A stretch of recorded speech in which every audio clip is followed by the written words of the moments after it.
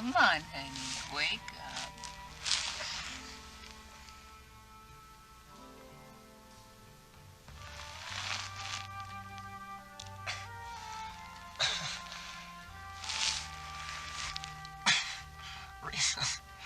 Happy birthday, baby.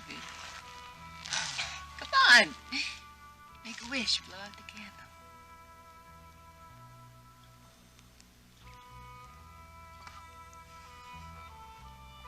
This is the nicest birthday I've ever had. It's just the beginning. You've got a whole day of surprises ahead of you. Well, I haven't got coffee ready. it already worked. I got my wish. That's what you wished for, a cup of coffee? When I married you, all my wishes came true. There's nothing else to wish for. I love you, Max Dekker.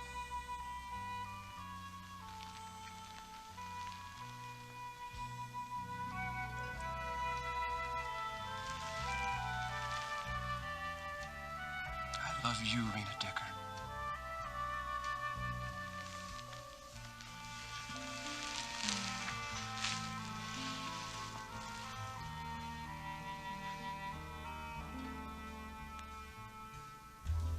Did you sleep well last night? It's good to be in my own bed again. I think Courtney was crazy to have released you from the hospital so soon. Kate, Courtney would have never let me come home unless she knew I was all right.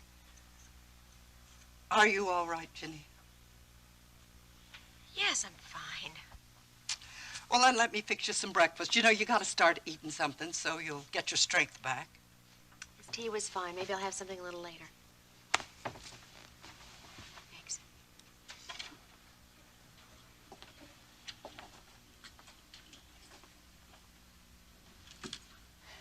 Kate, you've been wanting to ask me a question ever since you walked in this room.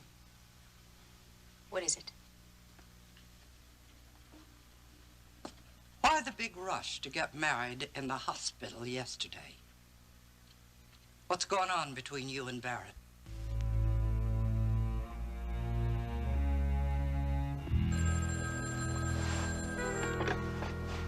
Hello.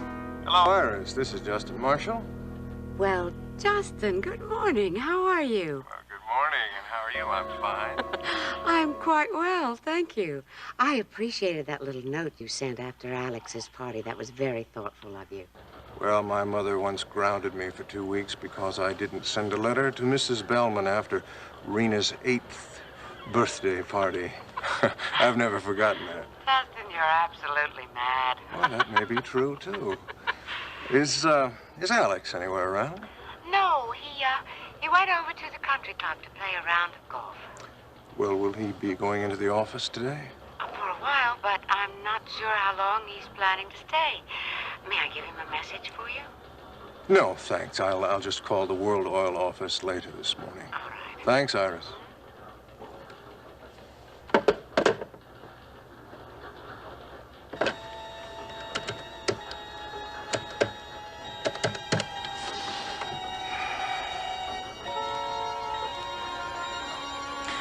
Bubba, this is Justin Marshall. Are you still interested in making the deal? Well, you don't have to worry about Alex Wheeler. I'm sure I can bring him around.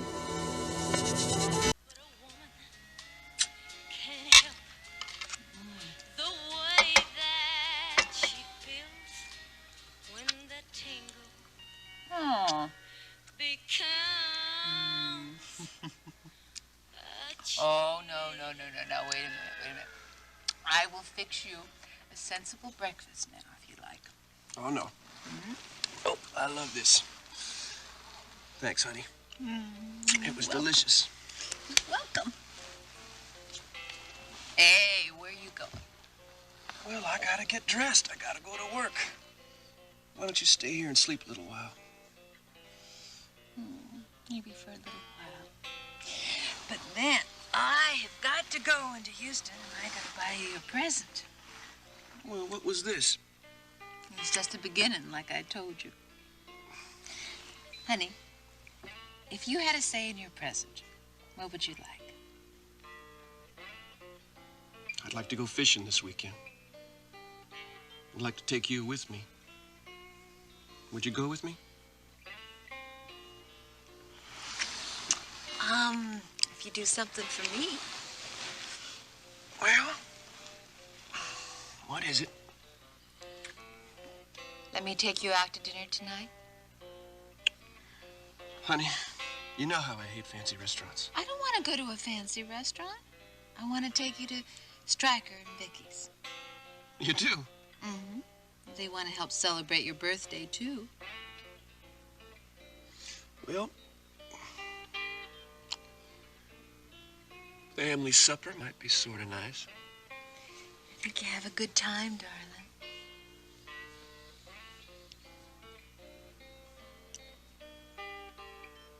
Okay, it's a deal. I gotta phone Barrett, though, and see if he's gonna need me this weekend.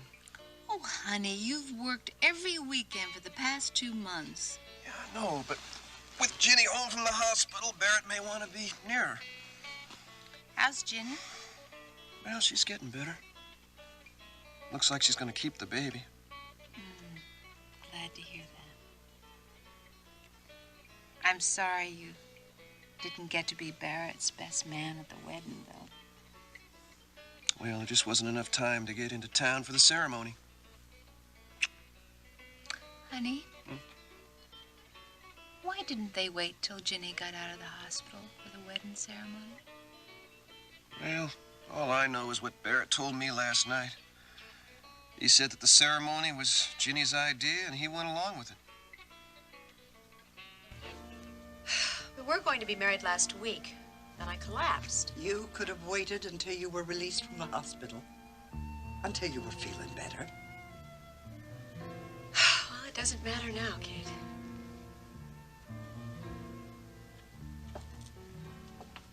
You didn't know about the wedding ceremony, did you? Why was Barrett so insistent that it take place yesterday? It's done now. We had to get married, remarried someday. Why not yesterday? Is that what you really wanted? Why did you ask me that? Because I have a feeling you were trapped. And I don't want you to be trapped. Now, even if Barrett is my grandson, I don't want that for you, Ginny. Or for Barrett either. I'm going to make this work, Kate. I promise I will. Thanks for your time, Alex. I know you don't put in a full day here yet. I appreciate your hearing me out. My pleasure, Justin. If we don't move on this by 10 o'clock tomorrow morning, I'm afraid we're going to lose it. Yes, I'm aware of that. That doesn't give you much time to convince Bubba to make the concessions we want. No, but I'm going to give it my best shot, and I'll check back with you. You understand no concessions, no deal, right? Yes, I understand that. Thanks. Bye. Goodbye. Bye. Well, you haven't had much to say, Ryan. What do you think of the deal? I don't like it. Is it the deal you're against, or is it Justin Marshall?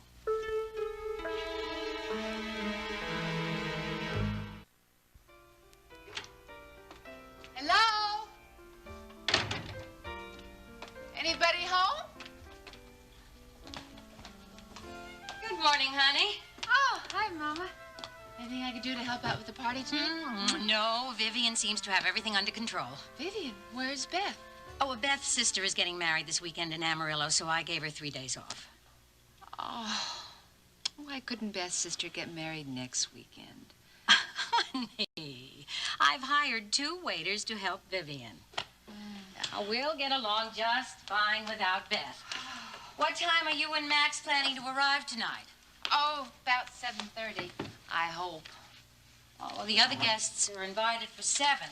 I know, but Max is involved in drilling a water well or something out in the range, so he doesn't know what time he can be back at the cabin. We'll be here as close to 7 as we can, all right? All right.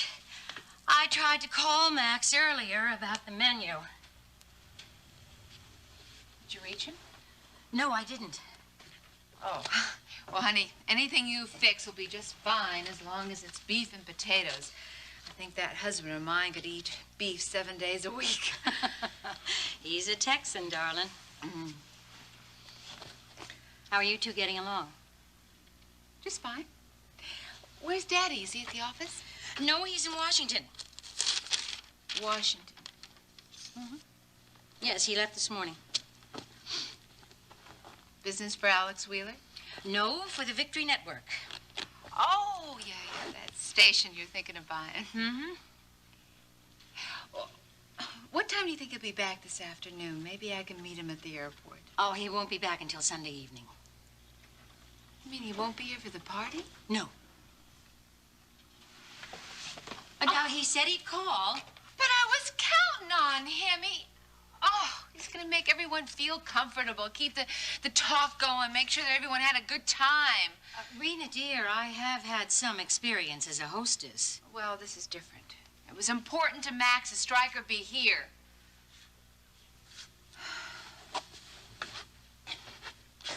I think it's much more important to you. You know, Rena, I think it's about time you learn to stand on your own 2 feet and stop leaning on your father. Tonight's not the time. This party is too important. And we'll all do our best to make sure that Max has a wonderful time. And all his friends are going to be here. Beth won't be here. Daddy won't be here. Oh. Rena, dear, listen to me. Now, this party was your idea, and it's up to you to make it a big success. Now, you've given lots of parties before. You're a wonderful hostess. I think Max will have a good time. And if he doesn't, you can chalk up another failure to my marriage. Won't take many more, I can tell you that. Honey, Max agreed to come to the party, and I'm sure he's planning on having a good time. So why don't you just relax and enjoy yourself? I'm sure everything's going to work out just fine.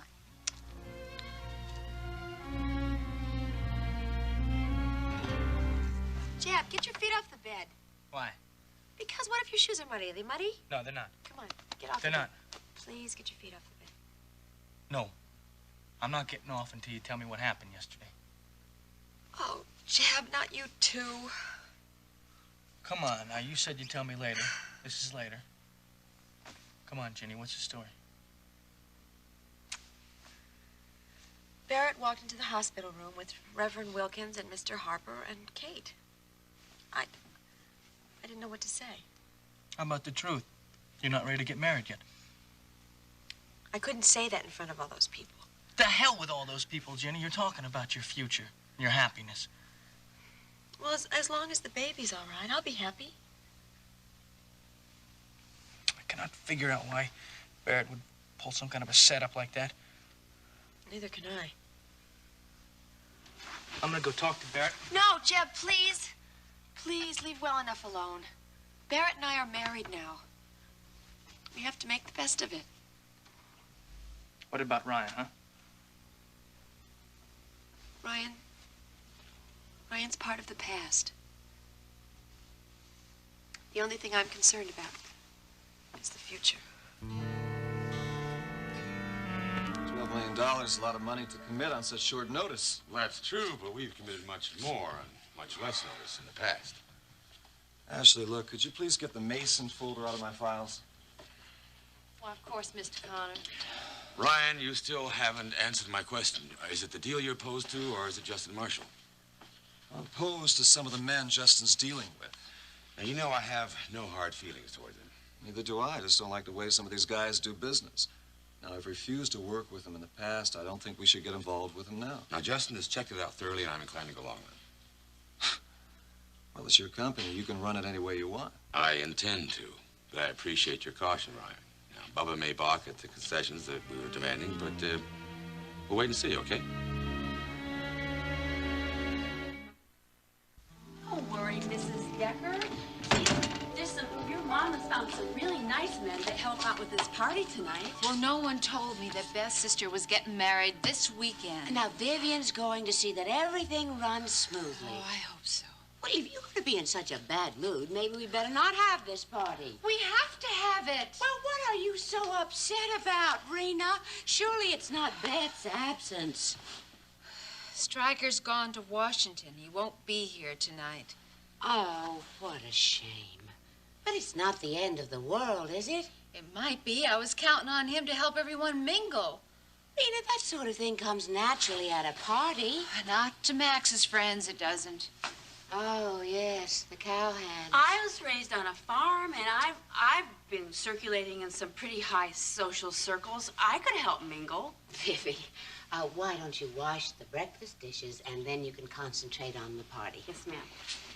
Have you found a way to get Max to your parents' house tonight without telling him about the party? Oh, that was the easiest part. Oh, now you're worried about his reaction.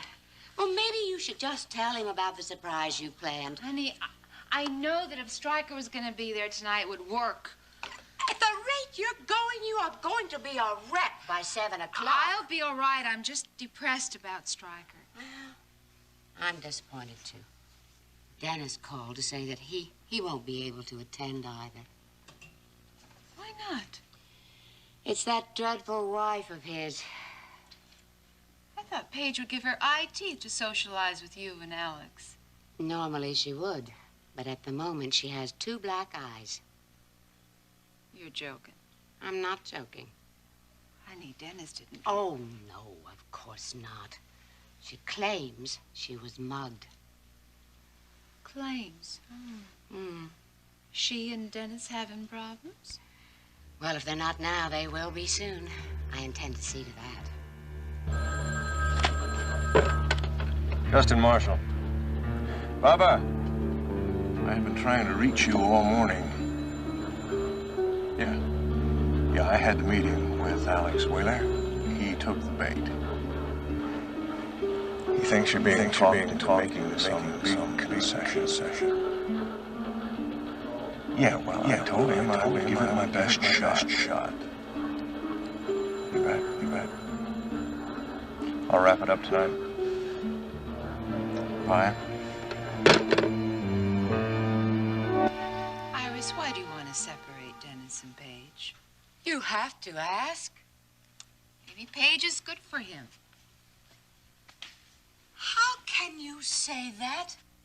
Rena, you grew up with the girl. You know she's perfectly dreadful. People change. Iris. Honey, he makes her happy.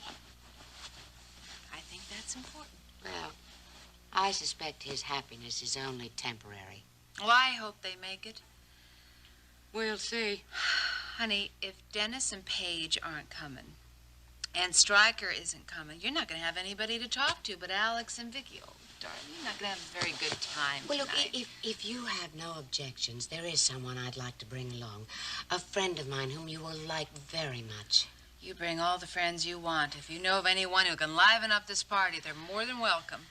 Oh, I just wish there was some way I could persuade Dennis to come alone tonight. Iris, you lay off of Dennis. He's a big boy now, and he's old enough to know what he wants. And if Paige is what he wants, you let him have her. You don't know what you're talking about. I know that it's Dennis's life, not yours. Rena, when you have a son of your own, you'll realize it's not quite that simple. Especially if your son becomes involved with a dreadful woman like Paige Marshall.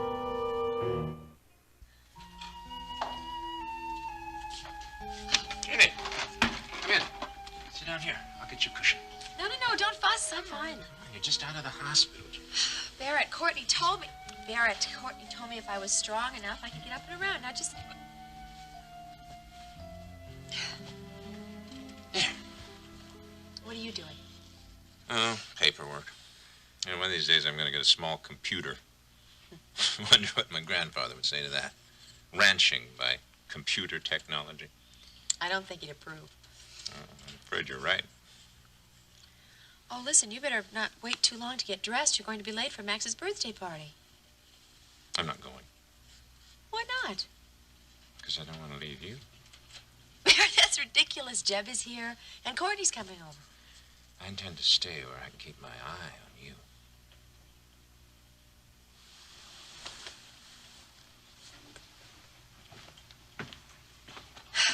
Barry, I think Max will be disappointed if you don't show up. Max will understand. He has a wife he doesn't want to let out of his sight either. Besides, Justin may come out tonight.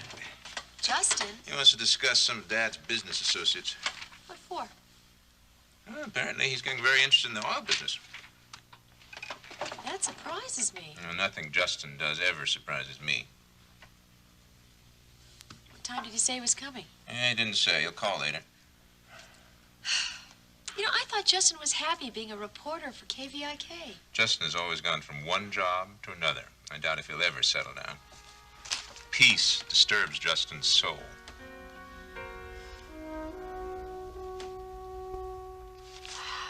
Justin, I've heard some rather disturbing things about your investigation into World Oil and the other companies. What have you heard? My sources tell me that you're treating rumor as fact, speculation as... Vicky, I thought we talked about this the other day when Stryker and you and we had lunch together. Well, obviously, I did not make myself clear. Obviously, your sources are some of the reporters that work here. They're furious that I dug up the information, and I may get a very hot story out of this. They just hate to be left behind. My sources are not jealous reporters, Justin. And Ryan Connor is after you. Wrong again. I don't suppose you'd want to reveal some of your sources. I would not. Now, if you are following station procedure on this investigation, I'll stay out of it. But if you're cutting corners and ignoring facts, I'll pull you off this story. Well, I suppose you do have to protect your husband. After all, he is chief corporate counsel for World Oil. Stryker's relationship with World Oil has absolutely nothing to do with this. Now, if there is a misappropriation of funds at World Oil, KVIK has the right to report it. But we will not report a story based on half-truths and rumors. Vicky, it makes good viewing. We didn't rise to the top of the ratings that way, and we're not going to use those methods ever. Okay? Okay. It's your station. If you want to work that way, Justin, find yourself another job. You're very quick to assume that I am in the wrong. I'm not assuming anything. I'm asking you point blank. Are you following station procedure? I'll give you my notes. You judge for yourself.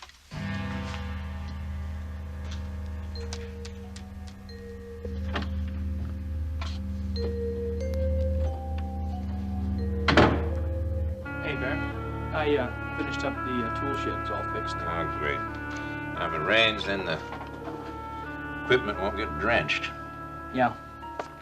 Say, look, you going to town for that party for Max? No, I'd rather stay out here with Ginny. Well, look, you don't got to do that, because I'll be here.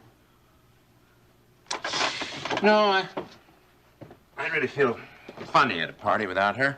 Why don't you go? Because I hate parties, and I hate wearing suits and stuff like that, and besides, I'm kind of tired. Well, I hope you can stay awake long enough to have supper with us. If Grandma goes to the party, we'll be on our own. I might need your help. Well, you know, she said that she left some stuff we just warm up. Yeah, but I thought maybe we could come up with a surprise for Ginny. Yeah, well, you've been doing a lot of surprising of Ginny these days, haven't you? What's that mean? I'm talking about waltzing that preacher in there and marrying you two right there in the hospital room. That made sense to me, Jeb. I just wanted to get it over with. Yeah, well, you did that all right. That ceremony we planned here last week, it put a lot of pressure on Ginny. Now, if we started up some fuss all over again... Yeah, well, you got a point there. Ginny's in a very agitated, emotional state right now. Her moods are going to swing considerably. Well, that's part of being pregnant. It's part of being a woman. We've all got to be supportive, comfort her, and indulge her a little. Well, I'm all for that. Just wrap our love around her like a blanket. Yeah, well, you can't smother her, you know? I mean, she needs a little space, a little time to herself. Why does she need that? Because that's part of being a woman, too. Taking care of her is part of being a man.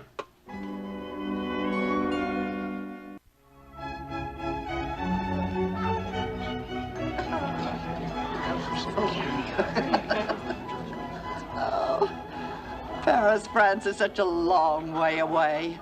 I'm gonna miss you, Terry. I'm gonna miss you too, Kate.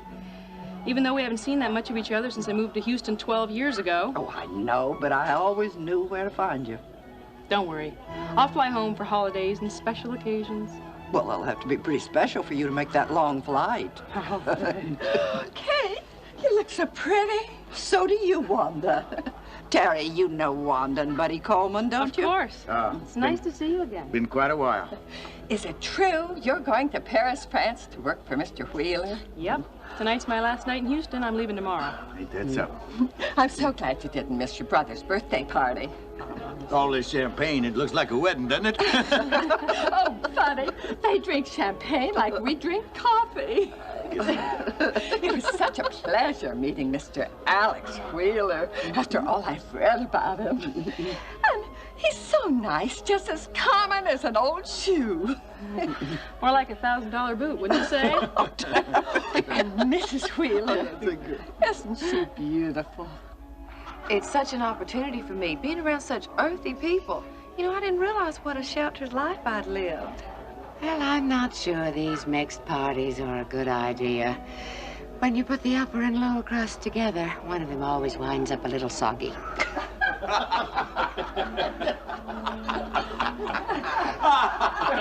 Nobody wants any of this. This caviar is $239 a pound. Oh, don't worry about it, Vivian. Where's Mrs. Bellman? Oh, I saw her go right in there a few minutes ago. It's the kitchen. You know, I better check the freezer in there to see if they got weenies. I'll leave that caviar with me. Well, she does take one literally, doesn't she? Yes, indeed. It's part of her charm. Mr. Wheeler. Look at Mr. Wheeler. He seems to be having such a lovely time. Oh, Alex can mix on any social level. Well, you know, that is really a real gift. His family was very poor, you know. So he understands these people. I thought he was from Boston. Actually, not everyone from Boston is wealthy. Everyone I know is. Where are Rena and Max? Max is gonna be late for his own party. He doesn't know it's a party. Oh, I love surprise parties. Well, I'm not at all certain that Max does, so you better enjoy that caviar while you can. Went downstairs for a little while this afternoon. Hope I can go back for supper. I hate to eat in this bed. Well, you can do anything you'd like just as long as you don't wear yourself out. You know I'll be careful, Courtney. I don't want anything to happen to this baby. Yes, I know. So, are you going to stay for supper with us? No, I have to get back to the hospital. I'm covering a patient for Bart tonight. You really didn't have to drive all the way out here just for me. Well, I wanted to see how you were doing. And, there is something that I wanted to tell you. What is it? Ryan called me today. He wanted to know how you were doing and what your chances are of keeping the baby. I really don't want to talk about Ryan right now. No, I think you should know this. Ryan's planning on staying in Houston. But he'll stay completely out of your life. Now that you've remarried Barrett, you're not to worry about him trying to interfere in any way. Thank you for telling me, Courtney. He also said that he loves you very much.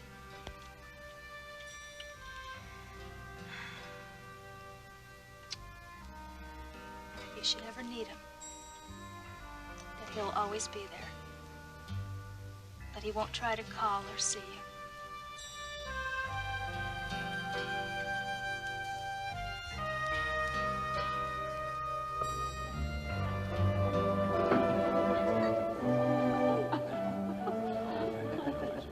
No, I'm sorry I've had Ricky working this evening. He shouldn't have to miss this.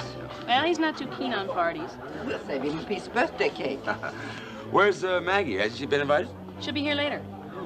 You know, I like that fellow Coleman. Oh, yes, he's a wonderful fellow. You know, I think I'll go over there and pry loose some more of his rodeo stories, if you'll excuse me. Kate, dear, tell me, how is Jenny doing? Oh, she's much better. You know, I miss Stryker. Will he be in Washington long? No, just until Sunday evening, if everything goes well. Good. I'd better circulate.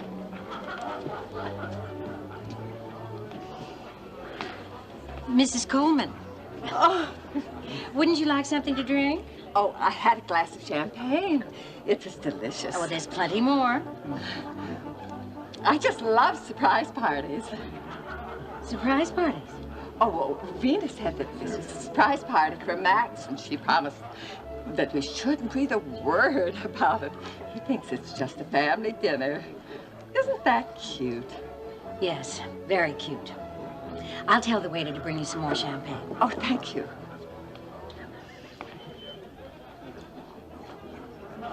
Vicky, is something the matter?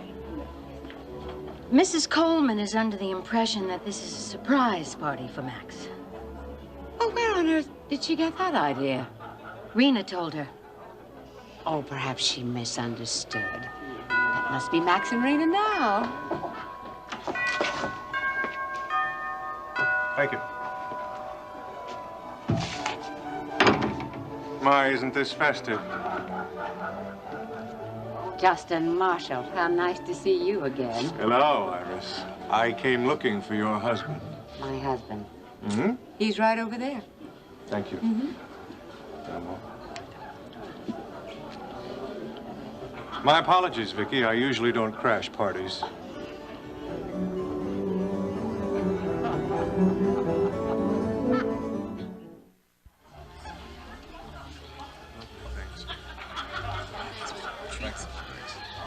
So, Bubba agreed to every concession that you asked for, Alex. I think we've got ourselves a good deal here. I'm stunned. Why, you didn't think I could pull it off? To be honest, no. Never underestimate a marshal, Alex. You're a pretty hard man to bargain with, but I think everybody's going to be happy as soon as the money starts to roll in. That kind of money should make most people very happy. Well, should we toast this successful venture? I'm all for that. Success? Success. Alex, would you mind if I stole Justin away for a moment? Oh, of course. Justin? Excuse me.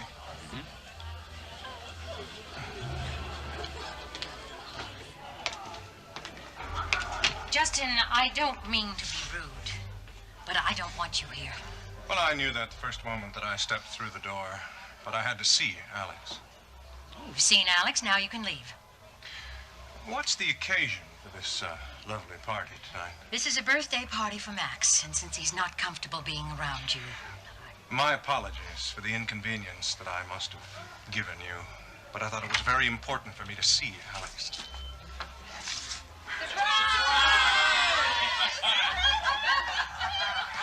Rena! Happy birthday.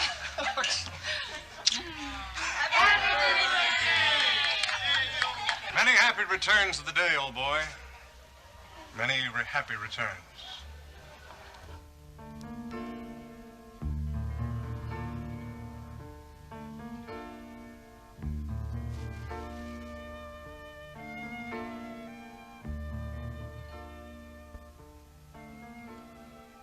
God the Father, God the Son, God the Holy Spirit, bless, preserve, and keep you.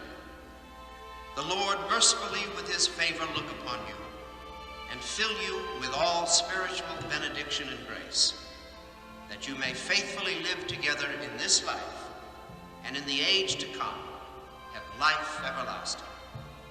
Amen. The peace of the Lord be always with you. And also with you.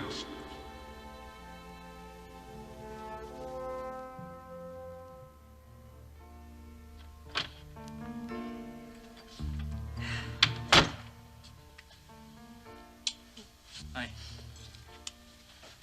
Jeb, have you talked to Courtney about marriage? She's not saying much on the subject these days. What has she said? She needs some time to herself. She doesn't want to make a commitment. Well, I can understand that. It's different than with you, Jenny. Honey, just don't push her. Give her all the time she needs. If you push her too hard, you might push her away entirely. Yeah, I know. I'll be patient. Listen, Ginny, I spoke to Barrett about that hurry-up ceremony, and he said the reason why he did it was because he wanted to take the strain off of you. You think something's wrong? Yes, I do. I don't know what it is. You think it might just be your imagination? I'd like to believe that's true. But I think that something's terribly wrong. You're a lucky man, Max Dekker. Yes. I sure am. Well, as I was just telling Vicky, I think I should be going now. Oh, Justin, you're not going to desert me now, are you? Well, there's hardly anyone here that I want to talk to. Rena, this is the friend I mentioned to you, Ashley Linden. You met at my party for Alex. Yes, I remember. Max, happy birthday. Oh, well, thank you, Ashley. I hope you don't mind me joining your celebration. No, I don't. Happy birthday, Max. Thanks, Iris. If you excuse me now, there's everyone else I want to say hello to. Mama, your husband is sure a handsome man. Yes, I think so, too. Well, it's funny how opposites attract. Where I'm from, they don't crossbreed thoroughbreds with working stock, even the good-looking ones. Where you come from, Ashley, I doubt that they even know the difference.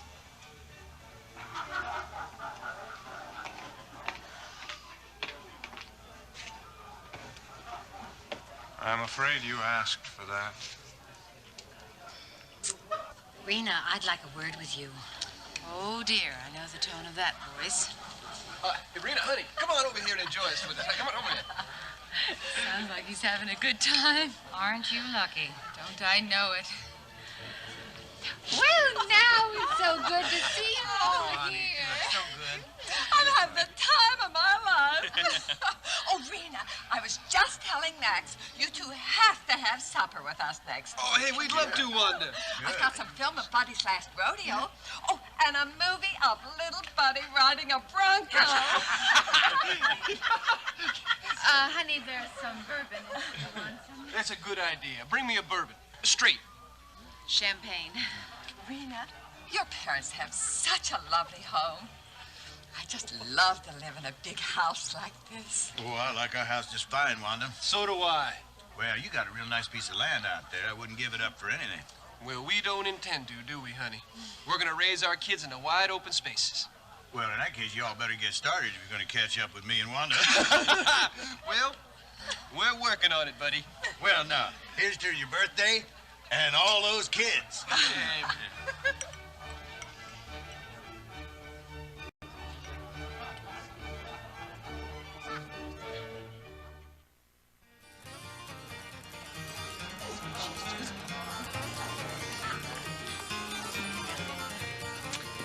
Mrs. Wheeler, I don't think that your friend Rena liked me very much. Oh, she's under a little strain this evening, but when you two get to know each other, you'll have a lot to talk about. Well, is it my imagination, or does she look like she doesn't want to be here?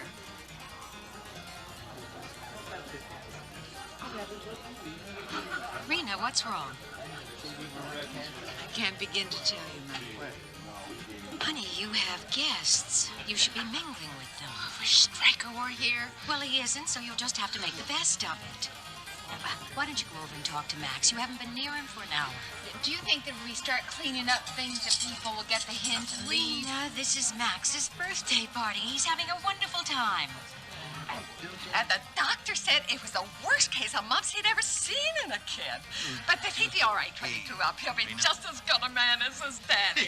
Oh, shucks. Aw, you're so lucky to have them 4 great boys, Wanda. There are times when I just kind of like to be by myself, though. Now. Or go off somewhere just with Buddy. Oh, you wouldn't be happy doing that for long now, would you? Now, I look at those boys and I'm just as proud and happy as I can be.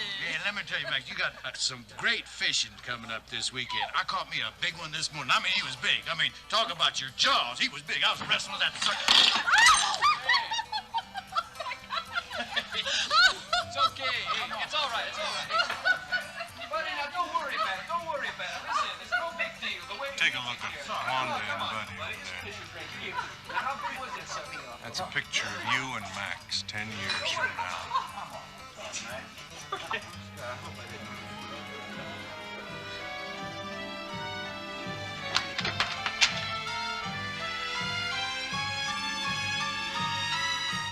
Rena isn't up yet. I have to see her. Oh, you look like you had an awful weekend. It's been bad. I haven't been able to get any work done out at the ranch. I can't eat much. I gotta straighten this thing out. I think that would be best for Rena, too. For all of us. Why don't you pour yourself a cup of coffee and I'll tell her you're here.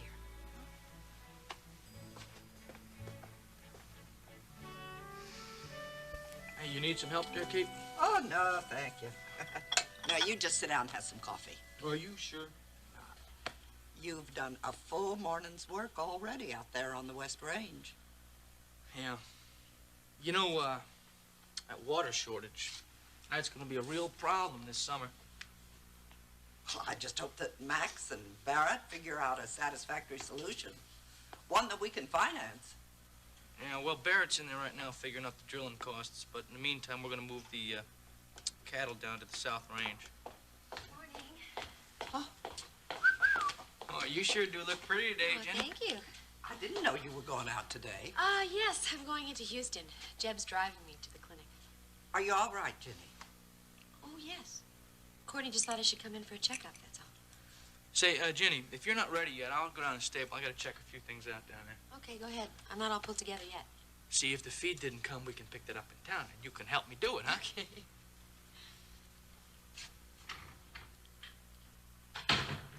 Jenny, honey, are you really okay? Yes. And I'm going to stay in perfect health, even if it means seeing Courtney once a week.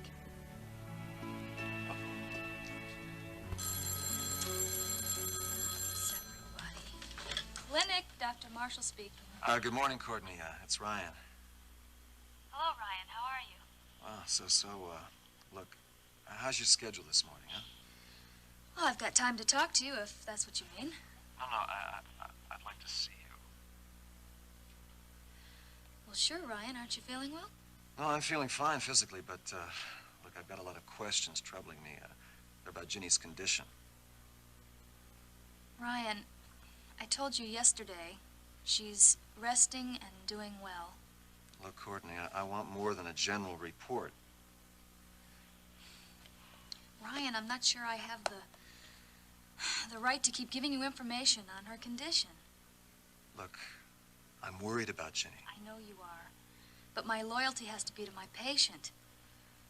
I'm sorry, Ryan, your coming here is just not a good idea. Now, come on, what do I have to do, fake some illness to get in the door over there? Come on! You don't have to fake anything. I'll be glad to make an appointment to talk to you about you anytime, not about Ginny.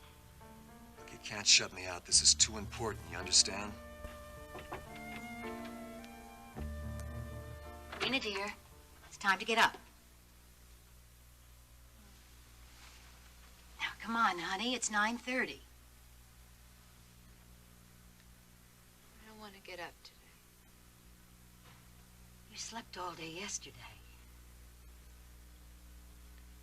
There's nothing to get up for, Mama. Rena,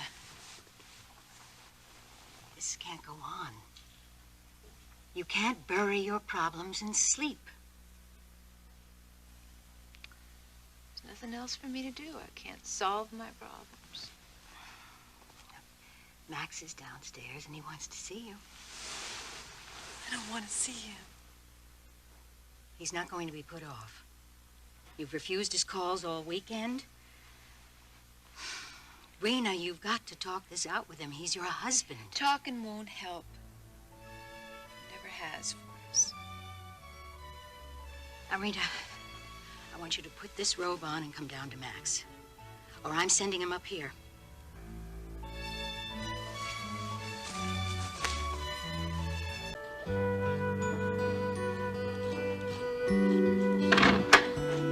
I got the car all pulled around. Is Ginny ready to go? Yes, she just went to leave a note for Barrett in his study.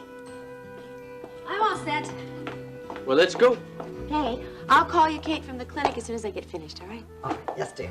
Oh, shall I fix lunch for the two of you? Gee, I'm not sure how long we're going to be there. You better not, but thanks. In spite of what everyone believes, Ginny's having my child now. She's married to Barrett now. You promised you wouldn't try to see her anymore. Look, I'm not asking to see her, I'm asking to see you. Now, please make some time for me. There's not much more medical information I can give you at this point, Ryan, honestly. Look, just let me ask questions, get them off my chest, that'll help. Hey, I'll even have a checkup if that'll make you happy, all right? Okay, look. I'll be in the clinic all morning. Come over here whenever you can. I'll make some time for you. Thank you. Grandma, you working alone? Where's Ginny? She's gone, Barrett. Gone. Yes, into town to the clinic. She did tell you she was gone, didn't she? Well, yes, but I thought she'd wait to leave until I got back from the range. Well, maybe she couldn't wait any longer without being late for her appointment. Strange that she couldn't wait to say goodbye. She left a note on your desk. Jeb drove her in, and he was just chomping at the bit to get going. I don't get it. I mean, I offered to drive her into town myself. Why should she choose to go with Jeb? Barrett, she feels guilty every time she takes you away from the ranch. She knows how important it is for you to be here to supervise. Nothing's more important to me than Ginny. Everything else comes second to taking care of my wife. I know. Why don't we both have a cup of coffee?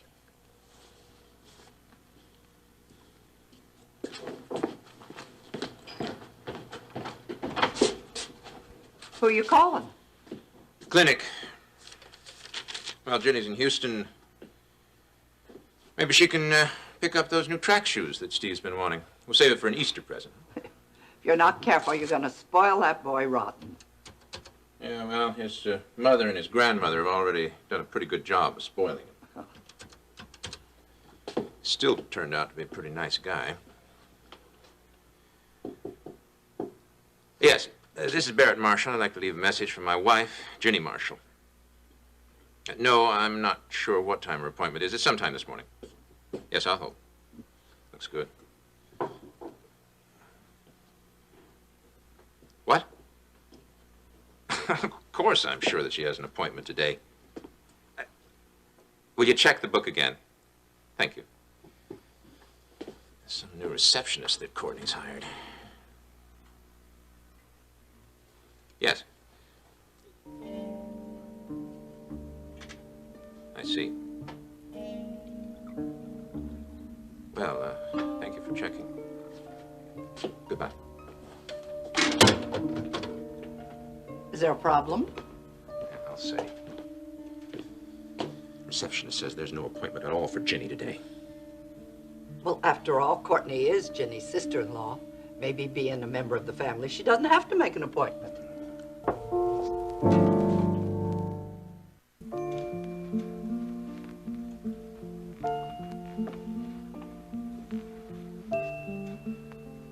Is Rena still sleeping? No, she's awake now. But she just doesn't want to see me. No, not right now, anyway. I'm sorry, Max, I tried. How is she? She's upset and confused. Well, that makes two of us. I don't understand what happened. We were having such fun at the party last Friday night, and all of a sudden she disappeared and wouldn't come back. Now she refuses to see me or even talk to me. What the devil's gotten into her? I'm not sure. She won't even talk to you? No. Well, I thought you two were getting closer. Yes, we were. But she seems to be pulling away from me again. Well, I'm not leaving until I talk to her. Do you mind if I go upstairs to her bedroom? I don't mind at all. I've got to get to work. I'm an hour late already. You go on, Mom. Rena. Hello, Max. Hello. Well, I'll leave the two of you alone. Thanks, Vicky. Morning, Ashley. Is your boss in? Hello, Justin. What about Ryan Connor? Is he around anywhere? I'm sorry, he's in a meeting. Oh, well, then I guess I'll just have to wait. Well, now, if it's very important, I could call Mr. Wheeler at home Oh, and no, ask him if he's left yet. Just business, and that's not important. We both know that there's a lot of things more in life, more important in life than just business. Such as? Well, such as, having fun, that's one. Oh, fun, like you had the other night at the party? I mean, Max's birthday bash, yeah. Yeah, I call that fun, wouldn't you say? Oh, yes, I had a wonderful time, although I'm not so sure how poor Max did. Poor Max. Now, can I help it if he can't take a joke? Well, I don't think your friend Rena was very amused either. If I remember correctly, I don't remember you tossing bouquets in Rena's direction. You know, that was the strangest thing. For some mysterious reason, that woman took an instant dislike to me. Do tell and I declare. I'm serious. I can't help but wonder if perhaps the reason that she was so upset was I was spending so much time with you. Could be. Well, she sure was upset by you having crashed her party. Now, who told you that? Mrs. Wheeler. Shame on Iris, and I thought she and I were the best of friends. Well, she has nothing against you. She was just worried about Mrs. Dekker. Seems like you and Iris are pretty thick these days, huh? She's a wonderful woman. So you keep telling me. Who knows? Maybe someday you'll find yourself one more rung up on that ladder. Pardon? Someday you might be in line to replace Iris. You're joking, of course. Of course. Of course, yes. Morning, Ashley. Hello, Morning. Justin. You waiting for me? Yes, if you have time. This is about that investigation of yours? Right. All right. Come on to my office. Right away.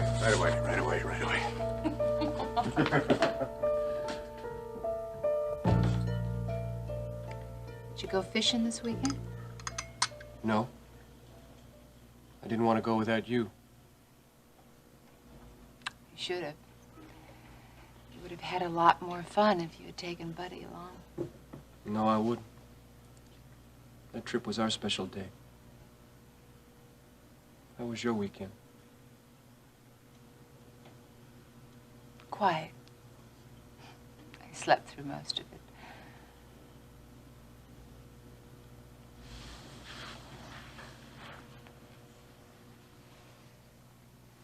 I miss you, Rena. Oh, Max. You'd be a lot better off without me. I don't think so. I only complicate your life. You make my life better. I want to live all the rest of my life with you. Have children with you. Don't start talking about getting me pregnant again. Okay. Rena, I swear, I don't know what's happened to us. We were so happy, and then all of a sudden... Well, here we are. Look at us. It's not your fault. None of it. It's me, Max. Tell me what's bothering you. We can talk about it. Come on back to the ranch and we'll... It's something that I have to work out myself. That's not what marriages are supposed to be about. Husbands and wives, they talk everything out. They depend on one another. But I don't want to become dependent. I have to be my own woman. Running back to your parents doesn't seem so independent to me. I wasn't running back. I was already here. Well, can you tell me why you ran out of the party like you did?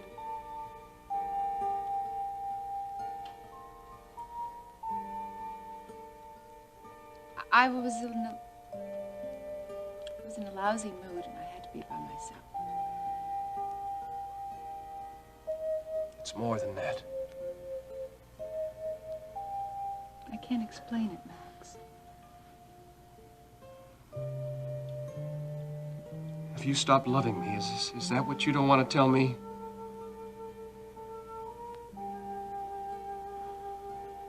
I do love you. Then come along with me. That's where you belong, with me.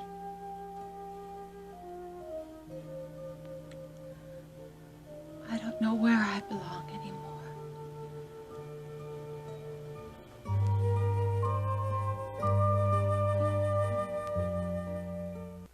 Well, at least we won't be interrupted, not for a few minutes anyway.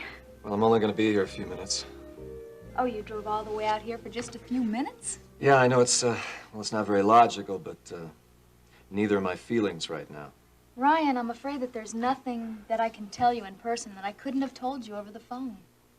Well, maybe I wanted to see you in person because I felt you weren't telling me the whole story. I wouldn't lie to you. I know you wouldn't lie, but, well, you just might shade the truth a little. I mean, don't most doctors soften the blow when there's bad news? Sometimes when it's absolutely necessary, but at this point, there is no bad news about Ginny. Okay, I believe you. Can you tell me about her future and the baby's future? Ryan, I'm a doctor, not a fortune teller. Please, just give me an educated medical opinion now. Can Ginny carry my child to full term? Oh, she's got a very good chance. It all depends on her following my instructions to the letter, which she is. Well, you mean no strenuous activities, rest, what you told me last week, right? Right. Ryan, Ginny wants to keep this baby. She's fighting for it. I feel so helpless. I know. Well, Courtney, I've been spending a lot of time lately in the medical library at the university, studying this stage of pregnancy. Ryan, I know your intentions are good, but I wish you'd leave the medical business to me. You concentrate on the oil business. Now, look, I'm not trying to do your job for you. I'm just concerned. I know. I want to understand what's going on. Ryan, reading a few articles in a medical journal may prove to do you more harm than good. Okay, I promise. No more home diagnosis, all right? Okay. I hope you know that you can trust me. I do know what I'm doing. Yeah, I know that. And I thank you for your patience. Oh, that's okay. Oh, by the way, Bart is also consulting on this case, so you are absolutely to be assured that Ginny is in good hands. Excuse me. Okay, good. Yes. Yes, Maria. I see. Okay, I'll be out there in just a few minutes. Ryan, I'm going to give you a pamphlet on pregnancy that I give to all my patients, and it's very thorough and very simple. And strictly informational, right? You got it. You can be reading that. I'll be back in a few minutes. I just have to have a word with Maria, okay? Thank you. How are you feeling, Ginny? Oh, much better, thanks. It's good to be out of the hospital, and I always enjoy coming into town.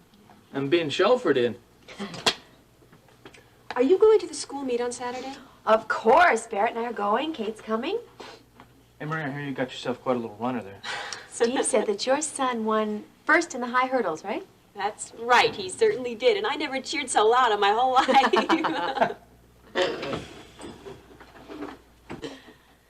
Welcome to the party. Oh, how you doing, you two? Couldn't be better. Come here. Courtney, I hope you don't mind. You said that I could come by here any time for a checkup. Oh, absolutely. It's just that I'm kind of busy right now, and I might be tied up for a while. Oh, that's okay. We'll just hang around and read these 200-year-old magazines. Oh, better yet, though, you could go to Maggie's for early coffee or lunch or something. Well, as a matter of fact, Kate made us a huge breakfast, so we don't really mind waiting, do we? Oh, but she'd love to see you. She's always talking about you. Well, in that case, I'll tell you what. Why don't we all go to lunch together later over at Maggie's? After you finish examining me, then we can just go over and grab a quick bite. Well, sure couldn't mistake your voice, could I? Hello, Ginny. Hello, Ryan. The role of Stryker Bellman is now being played by Clifton James. Sorry about the telephone call interruption, but Beth says we can have lunch in half an hour, and your mother's going to join us. Oh, wonderful. Go on, honey. What were you saying? Oh, Daddy, it's so good to have you home and be able to talk to you. Sorry I couldn't make Max's birthday party. You know I wouldn't let you down if I could help it. I know. But if you'd been here, you'd know in an instant what I meant about Wanda Coleman. Wanda and Buddy and their whole philosophy of marriage. What is it about Wanda that gets so worked up? Oh, Daddy, the way she goes on and on about kids and cooking and caring for her husband. Honestly, Daddy, she isn't a whole woman anymore. It's like she doesn't exist outside of her husband. She doesn't have a life of her own, and I'm terrified of becoming like her. I just couldn't live that way. I don't think you have to worry about becoming like Wanda. Oh, Daddy, I can see it coming as clear as day. You know, one meal leads into the other, one day follows the next day, and before you know it, your whole life consists of shopping, doing laundry, and buying the groceries. It's as if all of a sudden you wake up one day and you're not an individual anymore. Honey, I think you're exaggerating. In the first place, Wanda Coleman was raised to believe that life consists of having a husband and children. That's what she wants. That's fine, but doesn't have to be. Well, that's the way it has to be for Max Dekker if he has anything to do with it. He wants me to be just like Wanda. You talk to him? No. I don't even know how I would say it to him. Well, honey, if you don't talk to him, how do you expect him to know how you feel? You got to tell him. He wouldn't understand anyway, Daddy. Even if I did tell him, I'd only hurt his feelings. Honey, you got to find a way to straighten this out. I've tried. But Max just won't compromise. He promised he would. I know he did. Everything has to be done his way, which means that I have to turn myself completely around so I'm what he wants. Daddy, I can't do that. Hi, Stryker, darling. Welcome home. Oh, it's good to be home. Mwah. And how are you, dear? Terrible. But like you, I'm better now that Daddy's home. Did you and Max work things out after I left? Nope. You did talk to him? Yes, we talked. Is anyone going to tell me what's going on around here? Well, we're just discussing the situation. I'm going to leave Max. No. Hold on, honey. You've got some thinking to do first. Daddy, I've been thinking about this. Now, if I go back to the ranch, I'm going to work so hard to be what Max wants me to be that I'm going to turn out like Wanda before I even know what's happened to me. Daddy, I'm going to get miserable and depressed, and I'm going to make Max the same way. I can't do that to him. I can't do it to either one of us. Believe me, it's best to end it right now. Before I kill all the love that we have between us. You have been through all of World Oil Transport with a fine-tooth comb, and this is all the information you've come up with. What's the problem? The problem is I have been blocked access to a number of your departments thanks to Ryan Connor. Ryan? He refused to let me into bookkeeping so I could check the accounts. And while we're on the subject, he sicked Stryker on me, not to mention my employer, Vicky. This is the first I've heard of it. Why in blaze did you take all this time to come to me about this? Alex, I have been trying to get to you for weeks. Ryan did a very good job of shielding you from me. I'd begun to wonder if you were just afraid of what my investigation might uncover. Absolutely nothing. I'm relieved to hear that. This scandal of misappropriated funds, funds that you're on to, it has no basis whatsoever. No one will be happier than I will to announce that at the end of my investigation. Alex, contrary to what many people may have told you about me, I am not out to get you. And I am not out to slam any door in your face. Now, I will see to it that you have complete freedom throughout World Oil. Thank you. Alex, you don't harbor any personal antagonism toward me, do you, for starting this investigation of your company? No. Your job as a news journalist is to go after suspected corruption and get it out in the open. Thank you. Excuse me.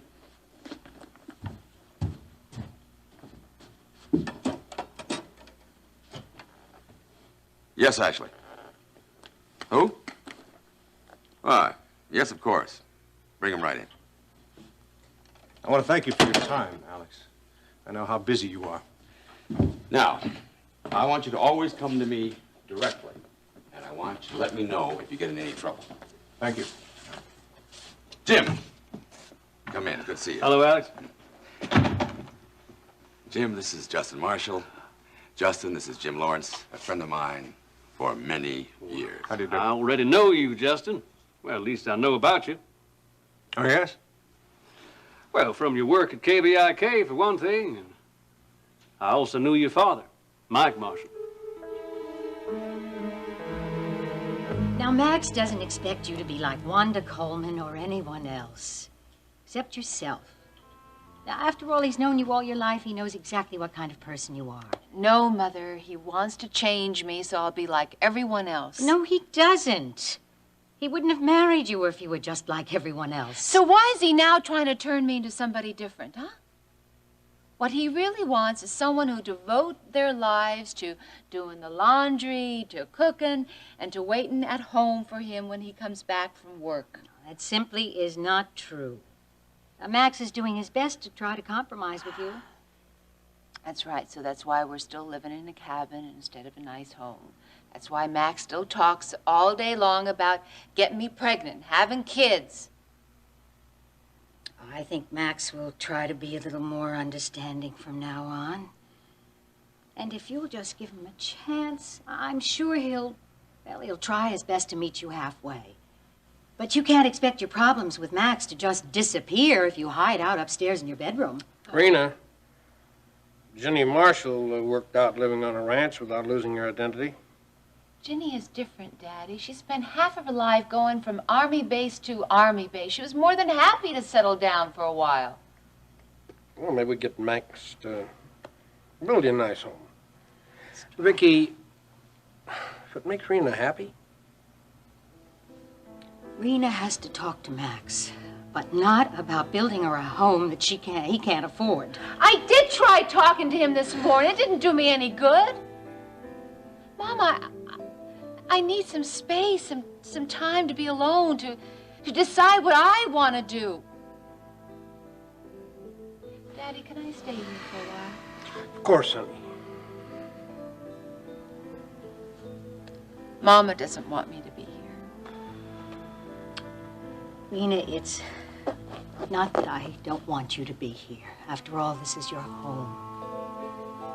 And I do love you. But this is something you have to work out with your husband, not your father and me. Honey, your mama's right.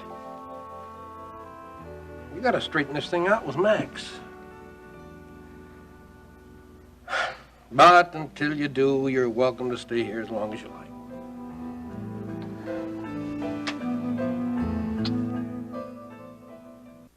Yes, I am free tonight, and yes, I will have dinner. What do you know? I didn't even have to twist your arm. Brian, are you ill? No. Courtney and I were just discussing a few things. I see. Did Terry make it out of the ranch to say goodbye to everyone? Yeah, she did. It was good to see her, too. Yeah, I hope she doesn't go too continental on us. I don't think she will. Terry's a born and bred Texan. Yeah, well, she also said she could fly back here anytime she wanted on Mr. Wheeler's private plane. Oh, wow, what a life. Say, I've been reading about Big Steve in the sports section of the newspaper. I think we have every edition he's mentioned in. I'd be real proud of him. He's doing real well. Yeah, there's a chance that they could be first in the state or something. Yeah? Listen, I'm going to check the examining room and see if it's ready yet.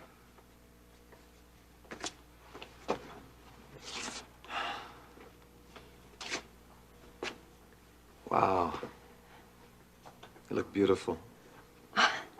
Thank you. Thanks for the flowers you sent at the hospital room. Oh, you like them, huh? Well, Courtney tells me that you and the baby are doing real fine. Yes. I'm doing fine. Stay well, huh? You too.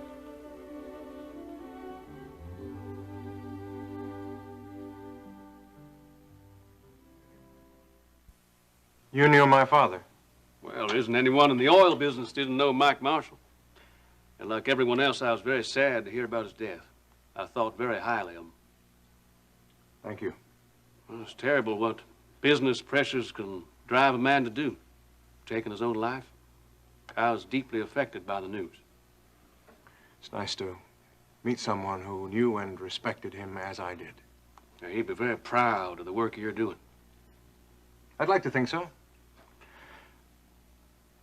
James Lawrence. Lawrence Petroleum. Galveston, Texas? That's right. In Galveston and around the world? Yes, I remember my father talking about you. Was Mr. Marshall interviewing you for TV? Well, something like that. Justin is conducting an investigation of World Oil. He seemed to have some cockeyed idea that there's been a misappropriation of funds. Well, you turned up anything interesting? Well, Alex has opened all his books to me. Who knows? Oh, I know. Good move, though. Keeping nothing from the press. Are you here on business, Mr. Lawrence? Yes. Alex and I have been doing business for years. Ever since I learned he had the best backswing of any golfer this side of the Rio Grande. This man can put a ball on the green under par more times in one game than I could put in a year of games. Well, as the non-golfer in the group, I'm just going to say goodbye. Nice meeting you. Good to meet you, Justin. Bye, Alex.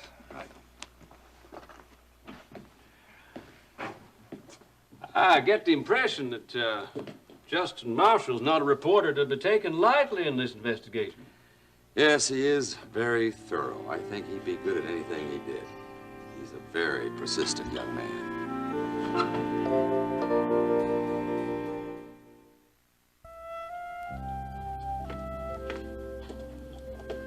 You look so serious, Courtney. Is everything all right? That's my professional look. Your condition looks really good. Oh, thank heaven. Do you have any questions? I just would like to know about the physical activity that I should be doing. Well, your examination showed no sign of overdoing. Do you have any unusual fatigue or dizziness? I'm probably the most overrested person you've ever met. I'm so bored sitting around the couch, reading, doing needlepoint. Well, get out then. Go for walks. Watch Steve's track practice. Go shopping with Grandma Kate. You can do anything you'd like as long as it's not too strenuous, but you do need to get rest in between. Well, I feel much better already. I guess I have been rather overprotective of myself. Well, now, house cleaning and yard work are no-nos, and horseback riding is definitely out. Well, other than that, I can carry on with my normal existence. Oh, by all means. Jenny, is there something troubling you? Yes. Why was Ryan here? He came here to ask me how you were doing, and I told him. I hope you don't mind. No, I guess he has a right to know in a way. I didn't mean for your visits to coincide. I'm really sorry. It's all right. Just so you know that Ryan didn't break his promise about not seeing you. He had no idea you were coming. I understand. Is it hard for you? No. No, it wasn't. Jenny. It's just the hurt in his eyes. That's what's so hard. I feel so guilty.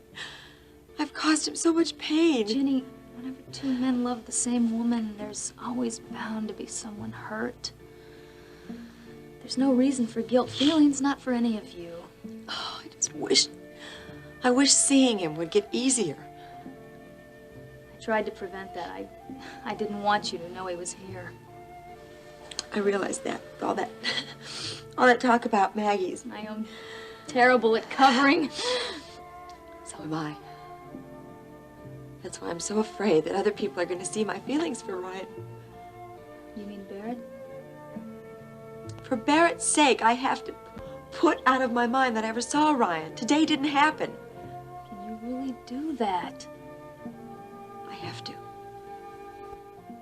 I'm committed to Barrett now. Yeah, here you go. Thank you, Ryan. Well, you gonna call it a day? Yes, Iris and I are going to meet Hank Biddle and his wife for dinner, and if I don't get a little rest first, I don't think I can stay awake for his incessant stories of fishing. How are you feeling these days, huh? Fine. Why?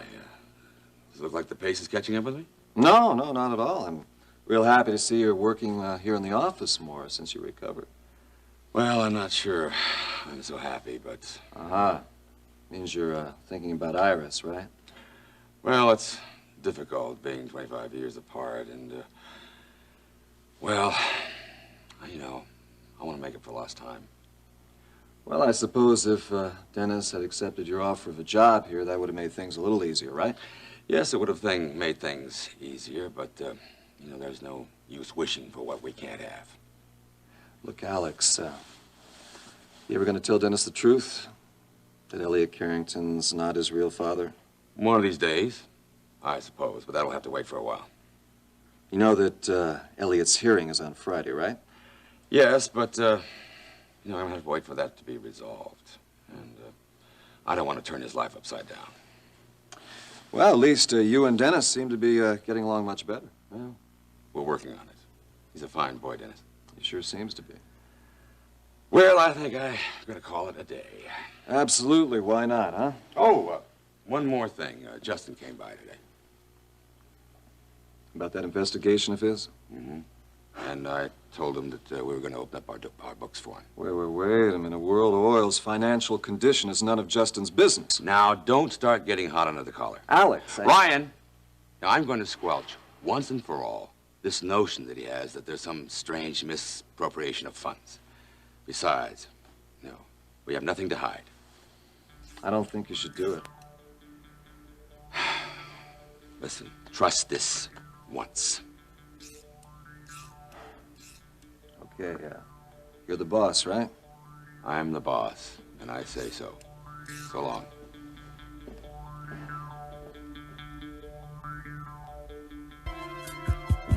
Pete, it's Jim. How are things down there in Galveston? Well, you can take care of that, I'm sure. No, I can't get back there just yet. Got a few problems here I need to take care of. Unfortunately, the Carrington girl didn't work out as well as I thought she would.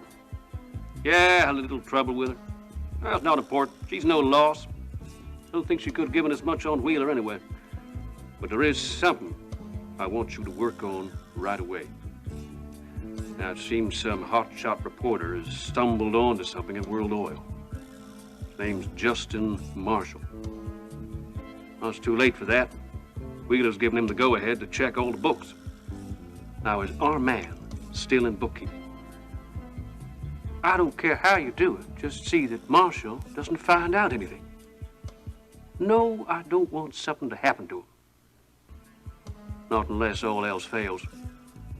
Just keep everything hushed up until this investigation's over. Understand? Good.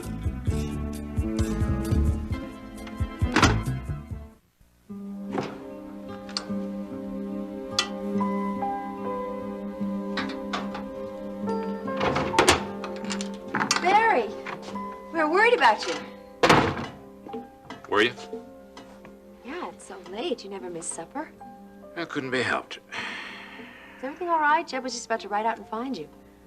Just had work to finish, that's all. Why don't you go ahead and get ready and wash up, and I'll warm up some food for you. Don't trouble yourself. It's no trouble.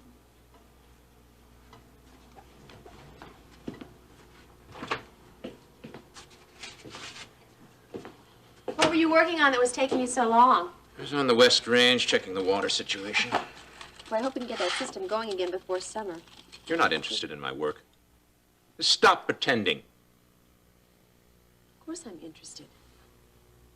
What's the matter with you? Suppose you tell me. I called Courtney's office this morning after you'd gone. The receptionist told me that your name wasn't even listed for an appointment at all today. I didn't have an appointment. Courtney told me to stop in whenever I wanted to for a checkup. I don't believe you. Harry? Well, you can ask Jeb. He was with me. Jeb's your brother. He'll always cover for you. There was no reason to cover for me. Ask Courtney. Call her. She's your sister. You can believe her, can't you? Not really. You women always have a way of covering for each other, no matter what. Why are you saying these things? From now on, I'm going to start questioning a lot that goes on behind my back.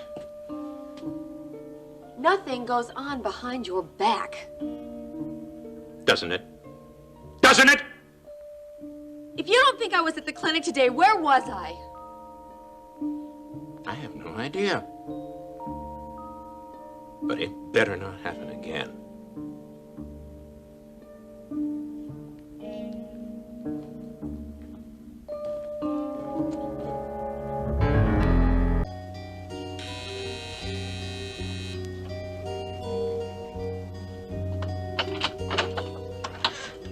Good morning, Miss Garrison. Hello, Billy Joe. Hey, what happened to you? Billy Joe, Hey, it looks like somebody gave you a black eye or something.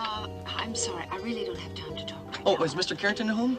No, he's at the station. Why? Oh, well, I didn't mean just drop by like this, but, well, I went to the Top of the World Club to see how you were doing. You know, I've been real worried about you ever since you came by my apartment the other day, and, well, when Alfredo said you weren't coming in, Billy Joe, listen, I really appreciate your concern, but I'm fine. And then at the Packard Hotel, when I ran into you, and you were looking like you were in trouble or something. What was that about the Packard Hotel? Oh, hello, Mr. Carrington.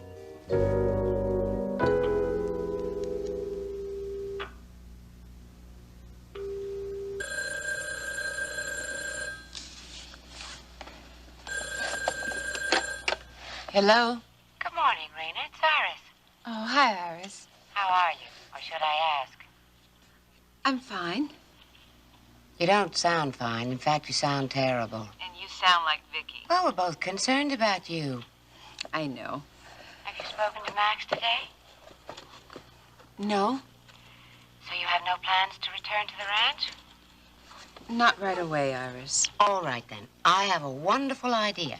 Instead of moping around your parents' house all day, come have lunch with me. I'll see if I can cheer you up. Oh, honey, why don't we make it some other time? That's what you said yesterday. But today I am not taking no for an answer. But I don't feel like going out. You meet me at the Top of the World Club at 12:30. If you're not there, I'll come to the house and drag you out. But Iris... I'll see you at the club at 12:30. Don't be late, dear. Goodbye.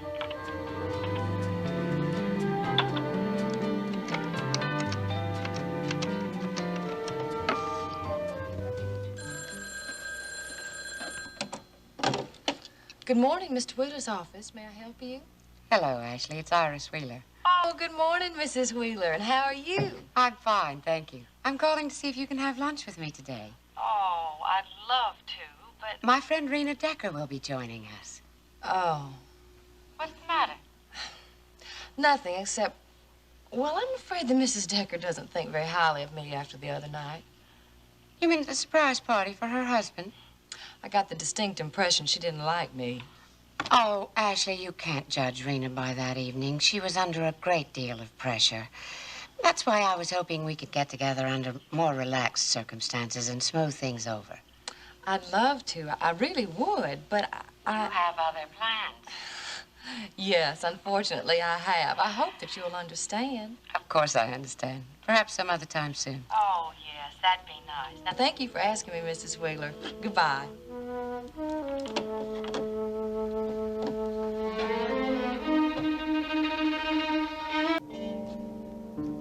Long time no see, Mr. Carrington. Yes, has been quite a while. I didn't know you were living here with Dennis and Mrs. Carrington. Oh, it's a temporary arrangement. Oh, I see. What was that you were saying about the Packard Hotel? Oh, yeah, the Packard Hotel. Well, I was there the other day to see this big shot about a client that I handle. Client? Oh, you probably don't know about this, but I'm managing a singing star now. No, I didn't know. Yes, Billy Joe is, working hard for a country and western singer. She's gonna be real big, too. Her name's Elena DEKKER. DEKKER. Is she related to the man that works for Alex Wheeler? Ricky DEKKER, yeah, that's her brother, but don't judge her by him. I mean, she's got nothing to do with him and nothing like him at all. She's got real class. Oh, I see. Well, what does your boss here think about you working at another job? Doesn't work for me anymore, Elliot. Oh, when did that happen? I guess I quit about 3 weeks ago. Oh. Isn't that right, Mrs. Carrington? Yeah, about then. I sure hope you understand about that, Mrs. Carrington. You see, it takes a lot of time to develop a singer's career, and I want to put all the time that's necessary to... Would you pardon me, Billy Joe? I have a lot of things to do. Oh, yeah, sure. So, you were seeing about your client's business when you ran into Paige at the Packard Hotel.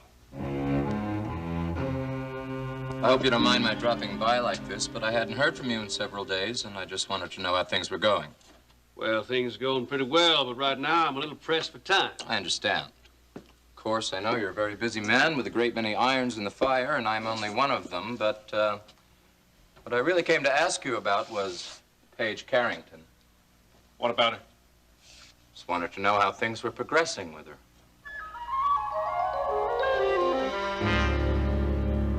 Did I really say that I saw Mrs. Carrington in the hotel? Yes, that's what you said. Well, actually, it wasn't quite that way. You didn't see her there. Oh, I saw her out front as I was leaving the hotel.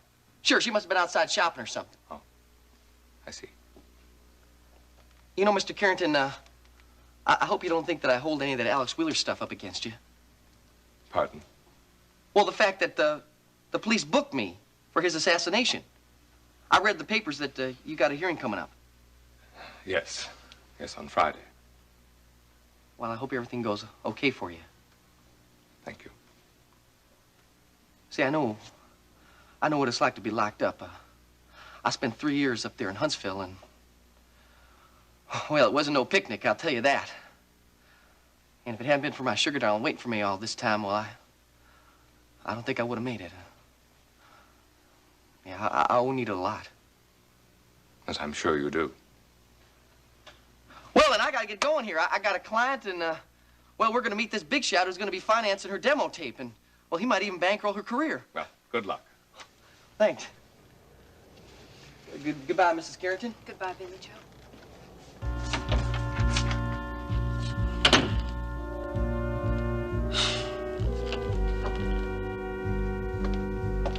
What was that all about?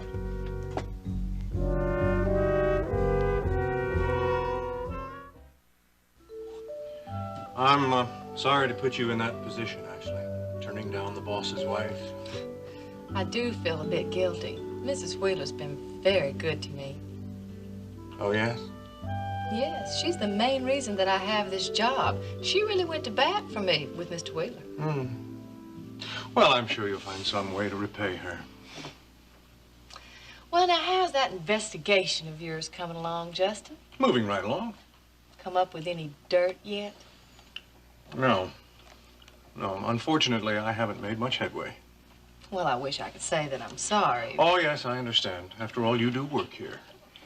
I imagine that those people at KVIK are going to be pretty disappointed when they find out that this investigation of yours was just a waste of time.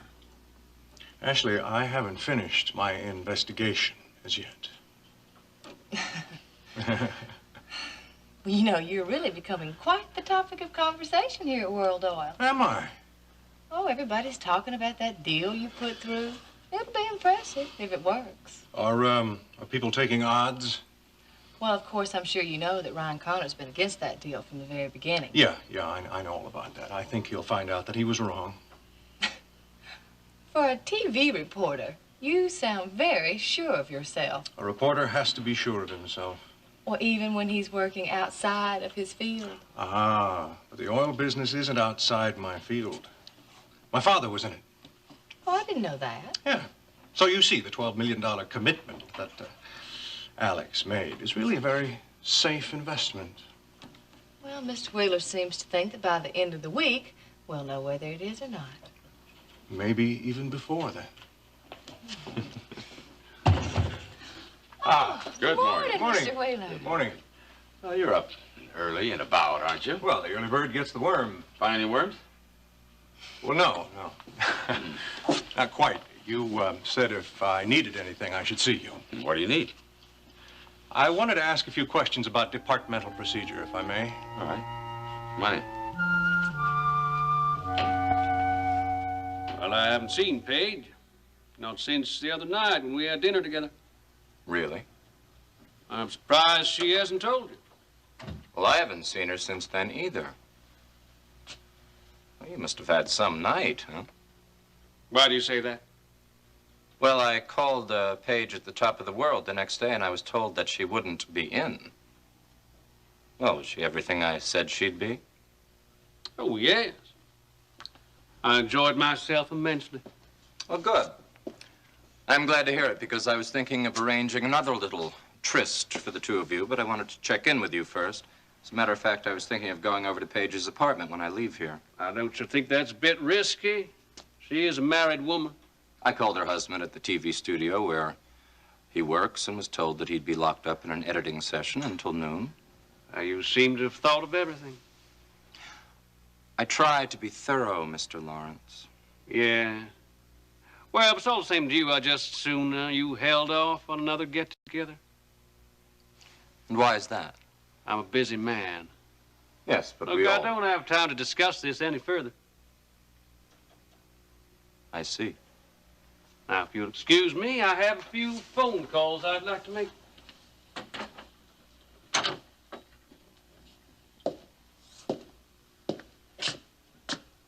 Certainly. Nice of you to drop by, Chris. Goodbye, Mr. Lawrence. We'll be in touch.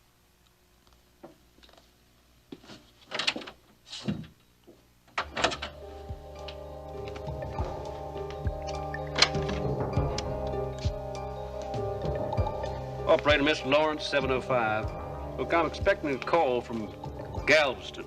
Now, if I happen to be on the phone, would you please interrupt me? It's a very important call. That's right. Thanks. Bye.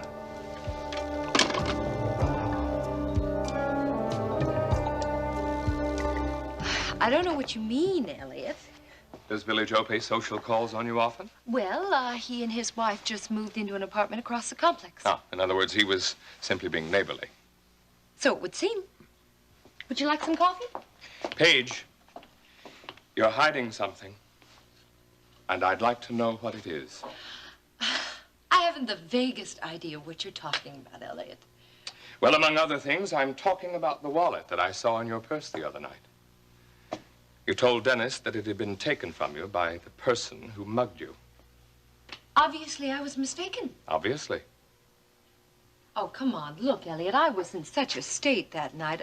Surely you can understand my being a little confused. No, he didn't get your money and your wallet. He must have taken something. I just don't remember. Your story doesn't make any sense. You come home black and blue, your clothes torn. If he wasn't after your money, what was he after? I don't know. Maybe he was in it for the kicks. Oh, you keep changing your story. What are you going to dream up next? Look, I don't intend to stand here and be cross-examined by you, Elliot. I'd had enough Paige, of that I'm from not Dennis. cross-examining you. I am trying to find out what happened the other night, just as Dennis was. I already told you what happened. I don't believe you. Well, that's your problem then, isn't it? No, it's your problem, too. As long as it involves my son. Elliot, everything will be just fine if you just do what I said the other day. You mean drop the whole matter? Yes. Just leave well enough alone. If you really care about Dennis, you'll do that. You mean none of this should ever be mentioned to him? This business about your wallet, Billy Joe's visit, the fact that you were at the Packard Hotel the day you were supposed to have been mugged. It's better that way, believe me. Yes, what Dennis doesn't know won't hurt him. Put it any way you like. No, Paige, I cannot do that. And I am not going to stand by and let my son be hurt by whatever it is you're mixed up in.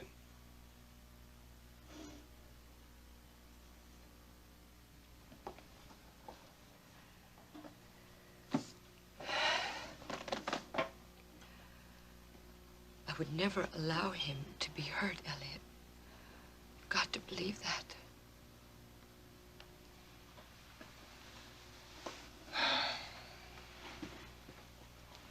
I do. I do believe that. When I was in the hospital, you told me that you loved him. And I told you that I believe that, too. Then why?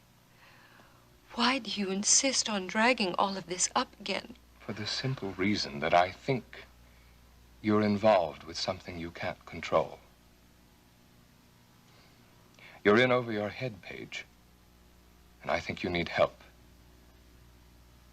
Please. Please confide in me.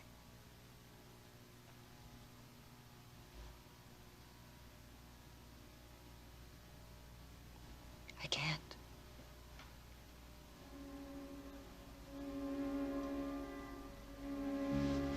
All right.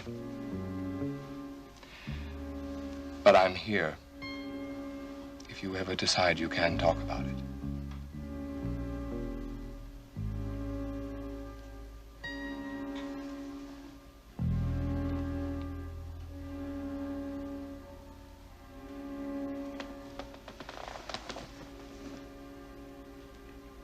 Have to go to work.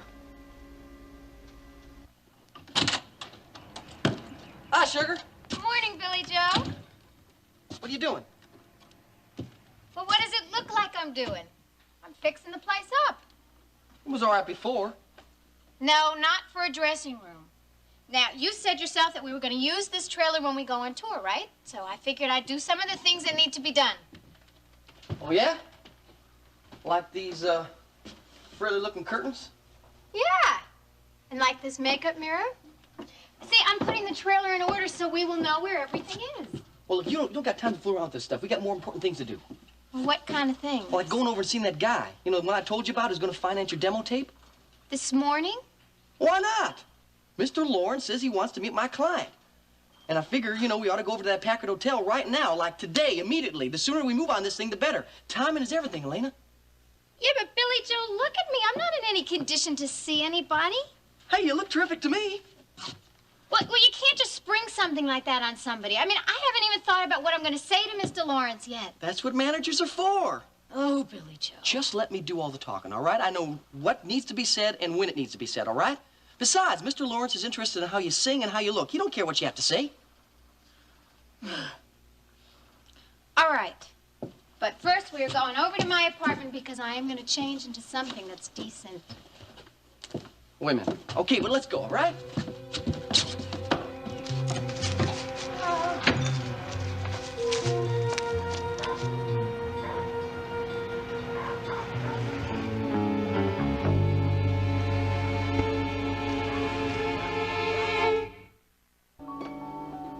Mrs. Wheeler, hello. Ashley, how's everything going? Oh, fine, thank you.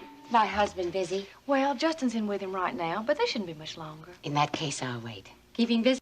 Just the way I like it. I'm so happy to see that Mr. Wheeler's been coming in more lately. So am I. I was afraid when I first started that I wouldn't get to see much of him. Well, I think I told you I spoke to Ryan last week. I thought he should encourage Alex to take a stronger interest in the company now that he's fully recovered. Well, that sure looks like what he did. Yes, I suppose he did. Were you unhappy with Mr. Connor's work here at World Oil while Mr. Wheeler was away? Alex made World Oil what it is today. The company still needs his guidance. Yes, I'm sure it does. Iris! Hello, darling. Justin, how are you? Oh, this is a surprise. Are you on your way to lunch? Yes, and I thought maybe you'd like to join Rena and me. I'm meeting her in the dining room in about 10 minutes. I'd like nothing better, but I'm tied up. Is it one of those dreary business lunches you can't get out of? I'm afraid so. Sorry, dear. It looks as if everyone is turning me down today. First Ashley, now my own husband. Ashley, if you're worried about taking off over an hour off for lunch, I'll get somebody to cover for you. Oh, Mr. Wheeler, that's very sweet of you, but Ashley has promised to have lunch with me. Well, go ahead then. All right, thank you.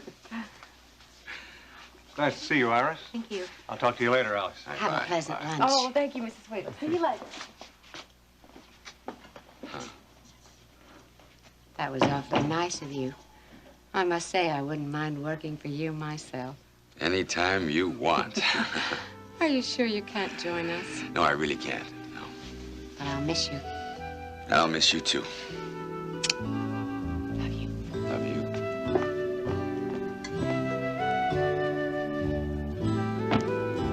I'm meeting Mrs. Wheeler for lunch, but I prefer to wait here. Thank you.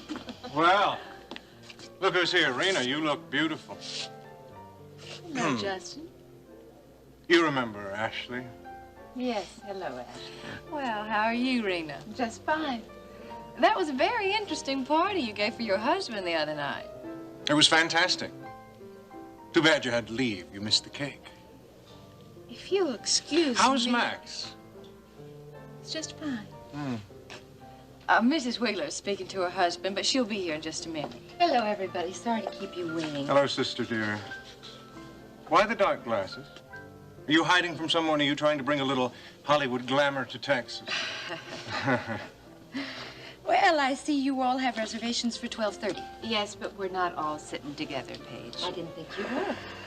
Rena, and hello to you. Oh, hello. Oh, my, you look so pretty. Oh, thank you. So do you, honey. Is our table ready? Yes, it is. Right this way, ladies. Oh, thank you.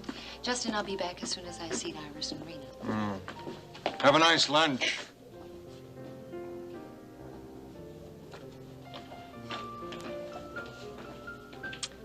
I cannot imagine what I have done to make that woman dislike me so much. I'm afraid I'm the one who's responsible for Rena's bad mood. Whatever do you mean, Justin? Oh, it's a long story. Well, will it take longer than an hour? Because that's all the time I have for lunch. I'm sure that we can find something much more pleasant to talk about. Well, you don't want to talk about Rena. You really don't want to hear about Rena, do you? You and she had a thing, didn't you? And now? And now she's married to Max Dekker. For now.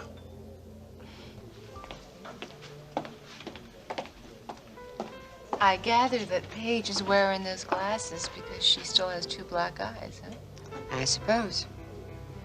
Iris, you said that Paige claimed she was mugged. What's the real story? I don't know.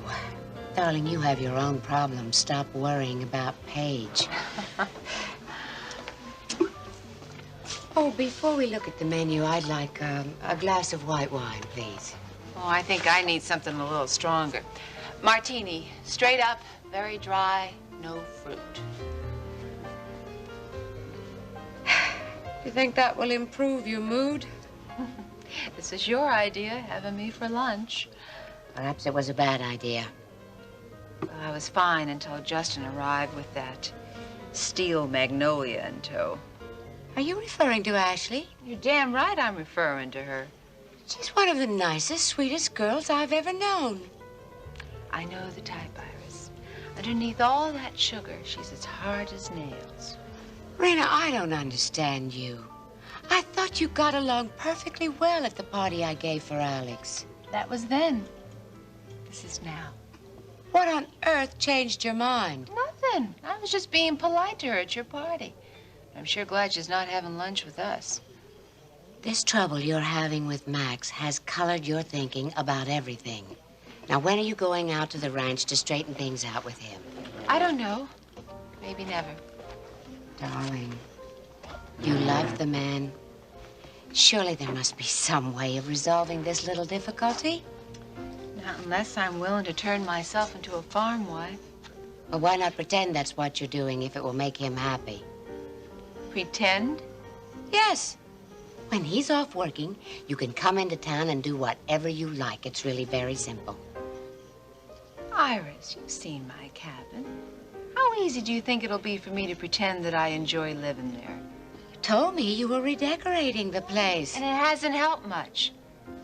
I mean, Even if I could put up with it, how do I pretend that I want a family without actually having one? Well, you just have to find a way to bring Max around to your lifestyle. I've already tried that. I don't think it's possible. Then you'll have to find a way to compromise with him. That's the only solution. Do you have any suggestions? We'll order lunch and I'll think of something.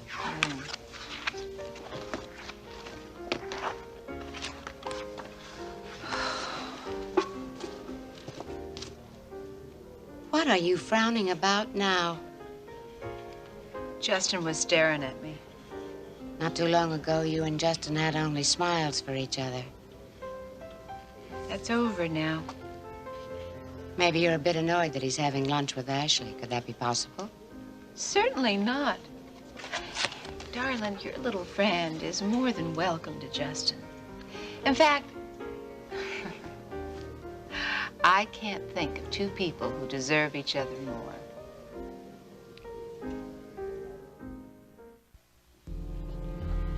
Wait a minute, Billy Joe.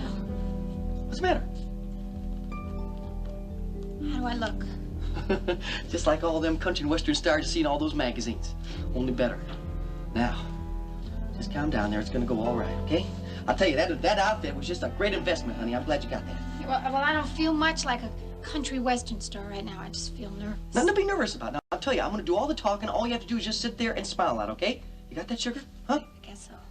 Good, good. You gotta have more spirit than that. Come on. Well, Billy Joe, I still say that you should have called up Mr. Lawrence from the lobby to tell him we were here. No, that'd be the wrong approach. See, the element of surprise is very important for this kind of thing. Yeah, well, we might be the ones that are surprised. What happens if he's busy or he doesn't want to see anybody? Don't worry, Will. He's gonna be glad to see you. Now, just trust me, okay? You ready? Okay. Here we go.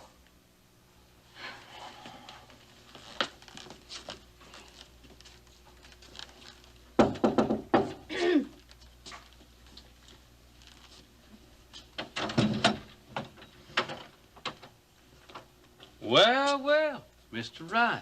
Hi there, Mr. Lawrence. This here's the client I spoke to you about, Elena Dekker. She's the Texas Nightingale. Well, hello, Elena. How do you do, Mr. Lawrence?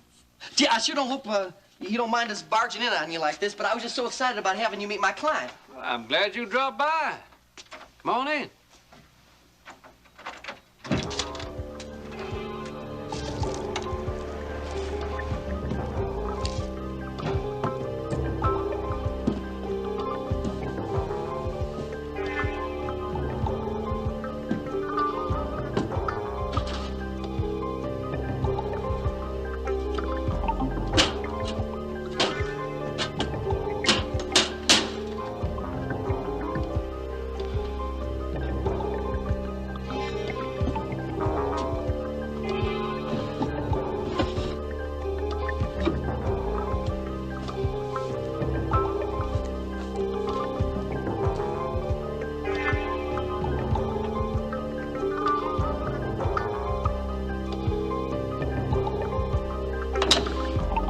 That's it in a nutshell, Mr. Lawrence. That's how I plan to launch Elena's career as a big country western singing star. But we gotta have that demo tape first, otherwise we can't do a thing. I see.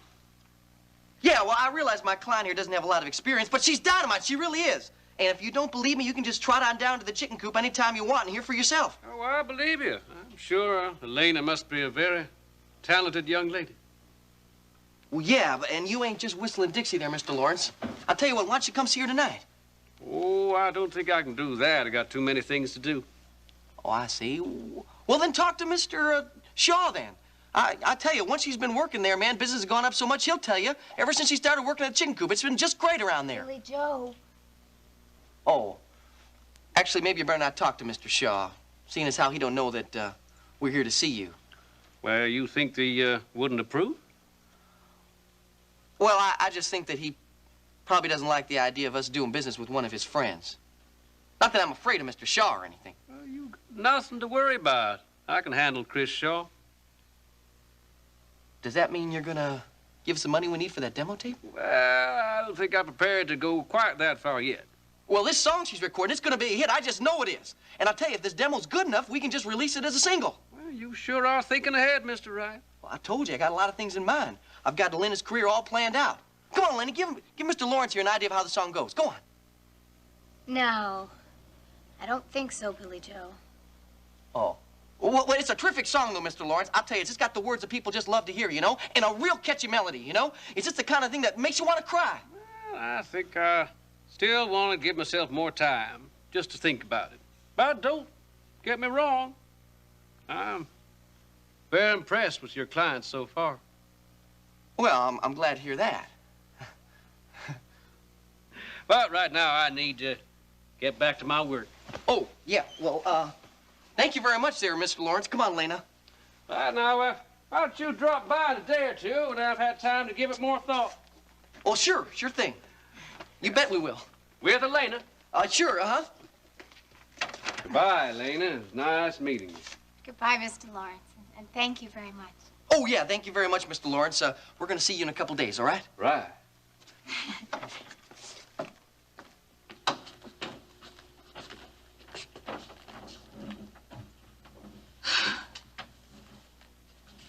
Well, how do you think it went?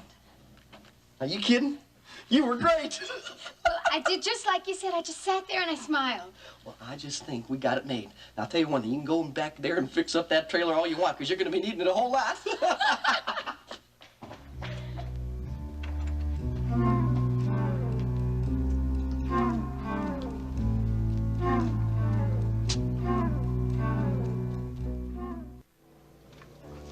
Thank you very much. Do you feel better now? No, but thank you for trying. I appreciate you putting up with my bad mood. You've certainly put up with enough bad moods of mine. You know, I think while I'm out, maybe I'll just do a little shopping. Oh, that will cheer you up. You want to come with me? I would love to, but I promised Alex I'd stop by his office after lunch. Why don't you come with me and say hello to him? And run into Ashley again?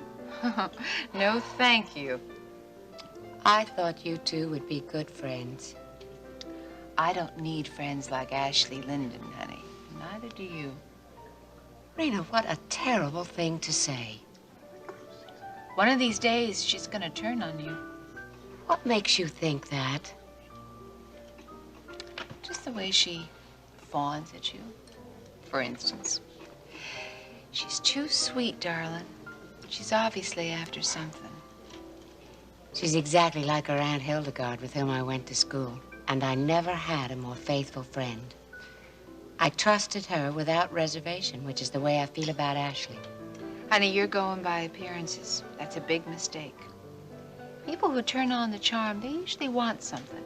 And that girl is always turning on her charm, such as it is. There is nothing calculating about Ashley. I can only tell you what I feel. Watch your step. Oh, Rena, you are going to make my dinner parties a nightmare now. Not unless you invite me when she's not there. Oh, I usually trust your instincts, Rena, but this time you are wrong. Well, you're the one who's gonna get hurt, honey. I can take care of myself. I've done it for a long time, you know. I sure wish I had your confidence. Maybe my life wouldn't be such a mess. You'll find a way to work things out with Max. I know about that. Thank you for lunch. Yes. Did you have a nice lunch? Yes, thank you. I'll talk to you soon.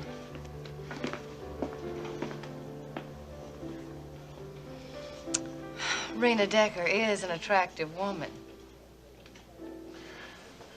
I couldn't agree more. But there's something very temperamental about her, I feel. But then again, I think you like that in a woman, don't you, Justin? Why do you say that? Oh, it's just a feeling I have. Do you have any other feelings, some that might interest me? Well, I have a very strong feeling that you'd like to see you and Rena get back together. I don't think there's much of a chance of that happening. Well, don't be too sure. After the way she acted the other night at her party, her husband, I'm sure, didn't appreciate it. So you think there may be trouble in paradise? I imagine there already is. What do you think of Max Dekker? Max? Mm-hmm. He's a hunk. He's a hunk. What about me? Would I be in the hunk category? Well, now, you're a very attractive man, Justin, but it would in a different way. Doesn't sound like you give Rena and me very good odds. Oh, well, I wouldn't say that. Well, if, as you say, Rena only appreciates hunks. But there's something lurking deep down inside you that's very special. Something wild, unpredictable. Wild and unpredictable. You think Rena likes that? Max Decker is very predictable. A woman likes unpredictable. She's drawn to it. You're beginning to sound like a fortune teller. Well, there's one thing about your future I do know, Justin. What's that? You're going to be very successful. Very successful indeed. Are you sure you don't want to come say hello to Alex? Positive. But give him my love, all right? Thank you again for lunch. Well, I'm afraid I wasn't much help. Oh, don't worry. I'll work out something. I hope so. You call me later if you feel like talking. May I help you with something, Iris? Do I look like I need help? No, but you do look like you have something on your mind. I was just marveling at your resilience. My resilience? Yes, I'm surprised to see you up and about. Though it does appear that the swelling in your face has gone down a bit. Iris, if you're here to badger me, I have much better things to do. Lunchtime is a very busy time. I wouldn't dream of badgering you, dear. But I would like to mention a bit of information I picked up the other day. Oh, really? What's that? About your little visit to the Packard Hotel on the very day you were supposedly mugged. Do you think we could discuss that, Paige?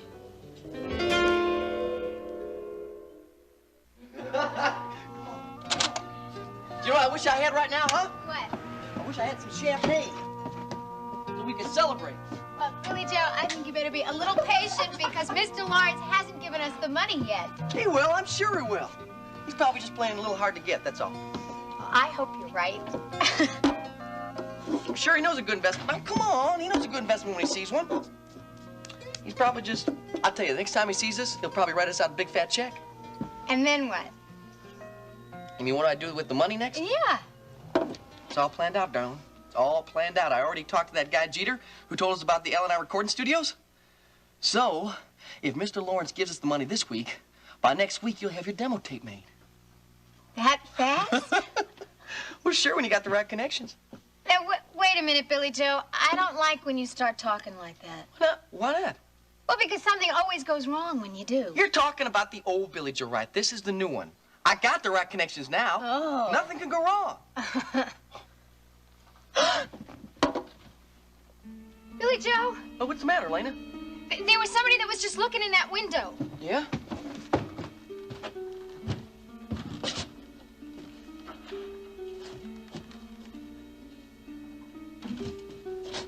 There's nobody there, darling. Are you sure? I swear there was. Now, I don't want you to go start seeing things on me. That's all I need now is a clown who's going off a rocker. Oh, come on, Billy Joe. It's not funny. Okay, it's not funny. So what's this somebody supposed to look like? Well, it was a man, and he was wearing a cowboy hat. And I didn't really get to see what he looked like because I only saw part of his face. It was probably some bird that just flew by here. You thought it looked like a hat? Billy Joe, it wasn't a bird. Oh, I know what it was. Well, sure, lots of times. It's the kids from the trailer park. They're probably climbing around playing cowboys and Indians. I've seen them do that before. Well, maybe. I hope you're right. Now, look, darling, I gotta go home and get some sleep before the show tonight, all right? Well, I'm not so sure I want to stay here now. Nobody's gonna go prowling around here in daylight. It's okay. Are you sure? Well, sure, I'm sure. Just lock the door. Everything will be fine. Well, you're probably right. Well, I wanted to finish the curtains anyway. Right, so I'll see you later. Bye, Billy Joe. And lock the door, all right? I will.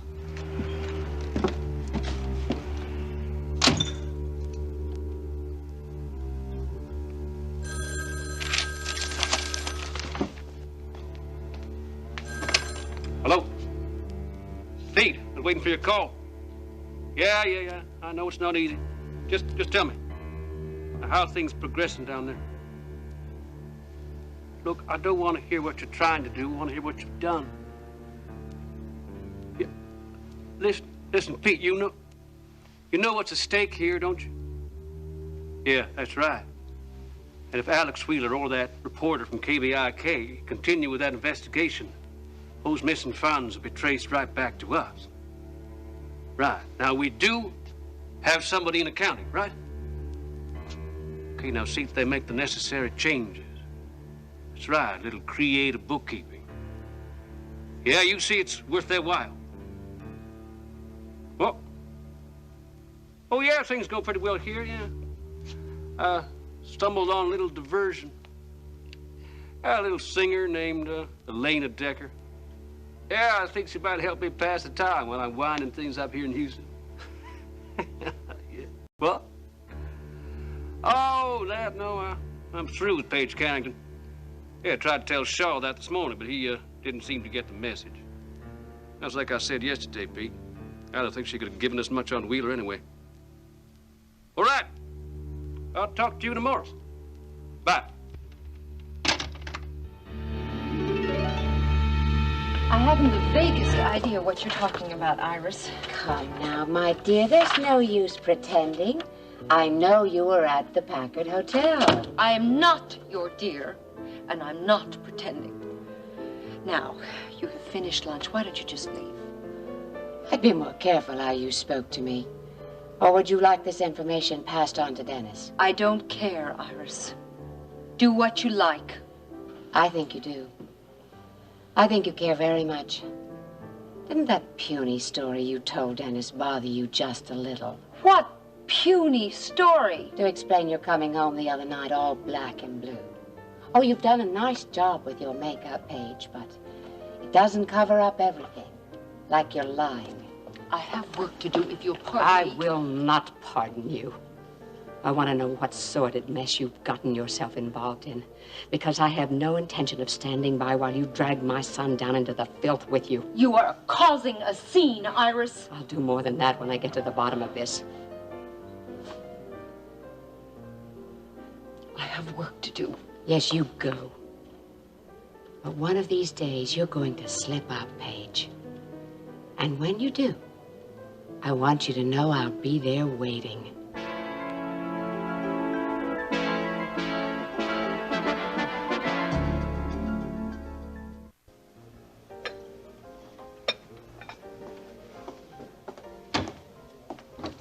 Alfredo, has Table 2 been given their check yet? Yes, it's been taken care of. Good. The linen service is dropping by today. Would you make sure that we're not shortchanged on napkins again, please? Okay, I think that's everything. Are you leaving now? Yes, now that it's quieted down since lunch, I'm going home and gonna rest for an hour or two. I'm still not feeling in top form. I'm sorry to hear that, Mrs. Carrington. Yes, well, if there are any problems, you can call me, Alfredo.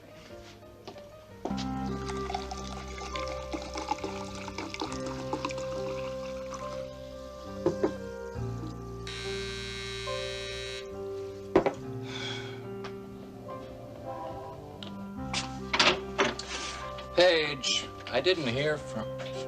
Can I help you?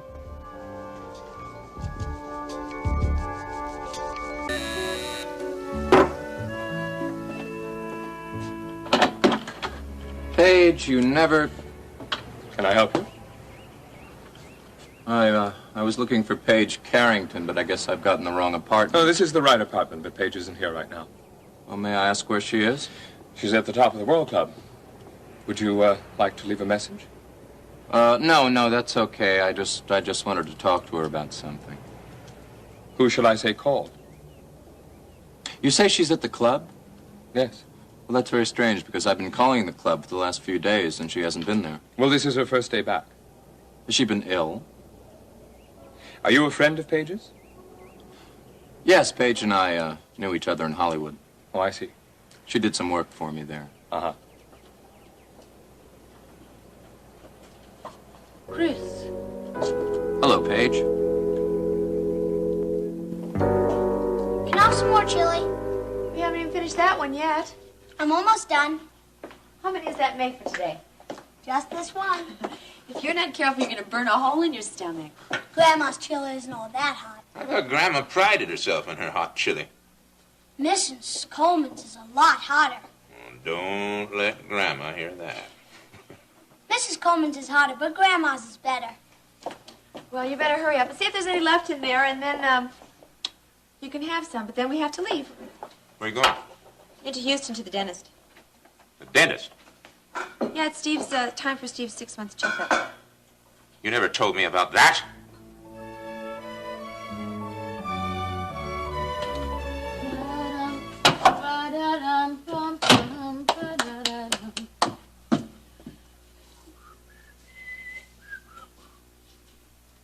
Well, it's all over town, but it's all over now.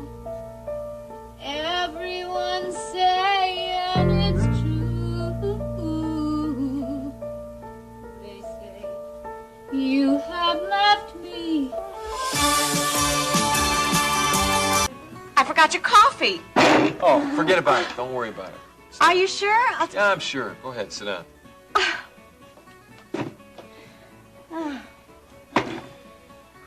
So, tell me, Nita, is Billy Joe behaving himself?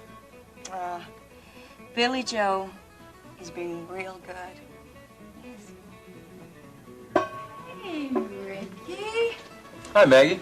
How about some lunch, huh? I already asked him, Maggie, but it seems he has already eaten at one of our competitors. No. Now, we just didn't want to stop working at lunch, so I sent one of the guys out for sandwiches. Hey, have you seen Elena lately? Yeah, I saw her yesterday. How's she doing? Well, Ricky, I'm kind of worried about her. Maybe you can talk some sense into her, because I sure can't. I was just telling this gentleman that I was trying to reach you at the club, but you're never in. No, I haven't been in for the last couple of days. Well, so I gathered. Have you met Elliot? No, not formally. Chris, this is, Elliot Carrington, Dennis's father. Chris? Shaw. You know my son, Dennis? Yes, we've met. Paige, don't you think we should invite our guest in instead of leaving him here in the hallway? You probably want to talk business, right? Yes, as a matter of fact, I do. Well, why don't I just call you later, Chris? I don't want to bother my father-in-law with business talk. Well, I don't mind, Paige. If you need privacy, I'll go into my room. Oh, no. It's all right, Elliot. I don't want to put you out. Chris will understand if we can talk our business later. Yes, I understand. You just make certain that you do call me later, okay? Yes, I will. Oh, are you going to be at the Top of the World Club later on? Yes, why? Because now that I think about it, it would be more convenient for me if I dropped in on you there later. Chris, the dinner hours are so busy for me. I hope you understand that it's necessary. Yes, fine. I'll see you later at the club. Fine. Nice meeting you, Mr. Carrington. Oh, yes. Goodbye.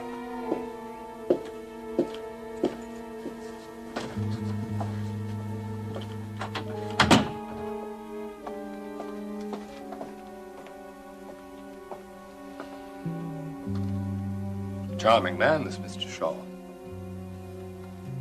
So you worked for him in Hollywood?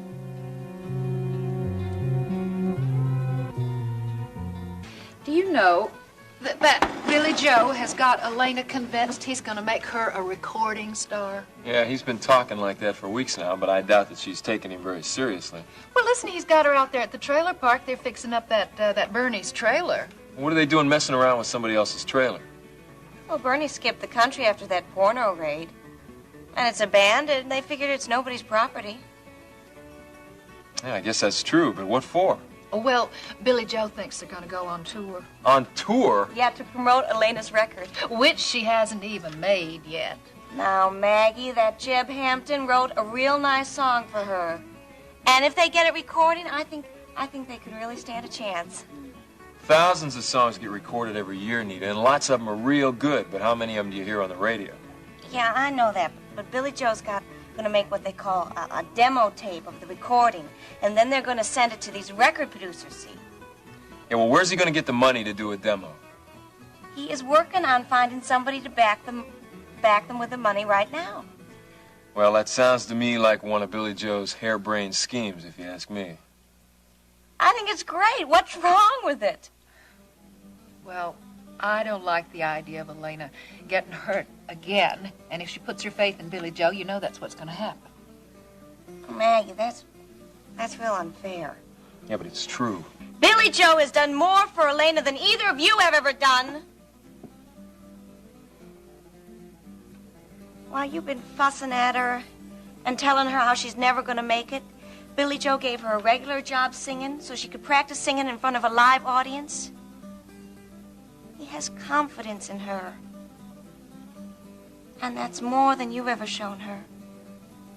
I think I better go out to that trailer park. What for? To talk with her. She is still my sister. Now, would you for once just try to be nice to her? Give her a little support. Since when have you started caring so much about Elena? Well, I've been unfair to Elena. Mostly out of my own jealousy, I guess. But now, I've gotten a new look at her through Billy Joe's eyes. And she needs a chance. And just like everybody else. Are you going to be around to pick up the pieces when her heart gets broken? I don't think that's going to happen. Well, I'm going to go talk with her, and I'll try to be nice and supportive. All right, thank you. Bye-bye. Bye. Talk about broken hearts. What do you mean? That boy still loves you.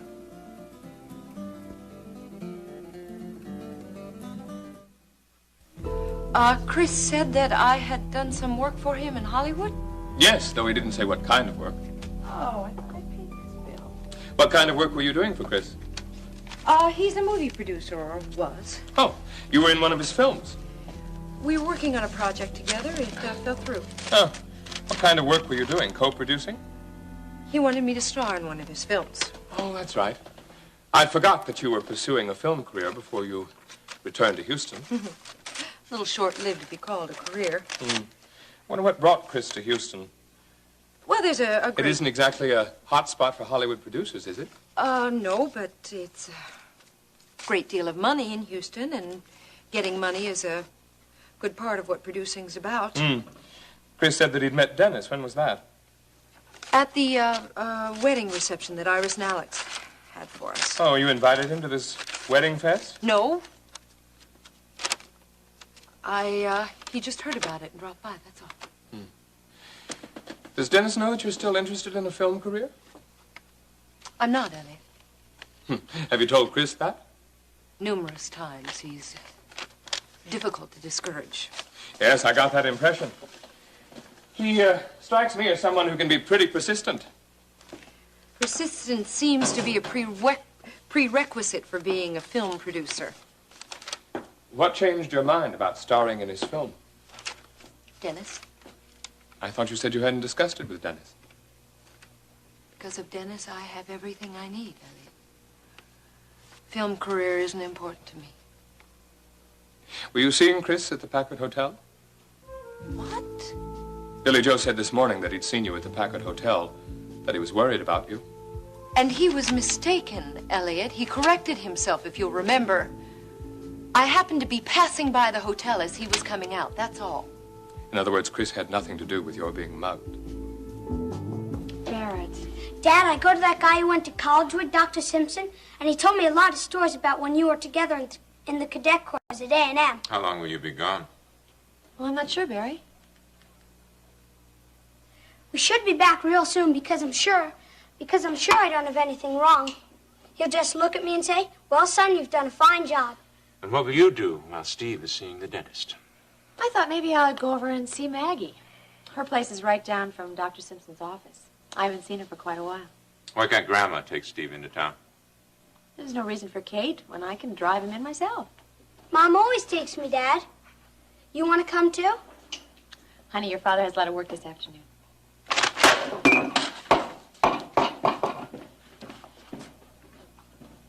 Mom, what's wrong with Dad? Nothing, honey. You better go upstairs and change your shirt, okay?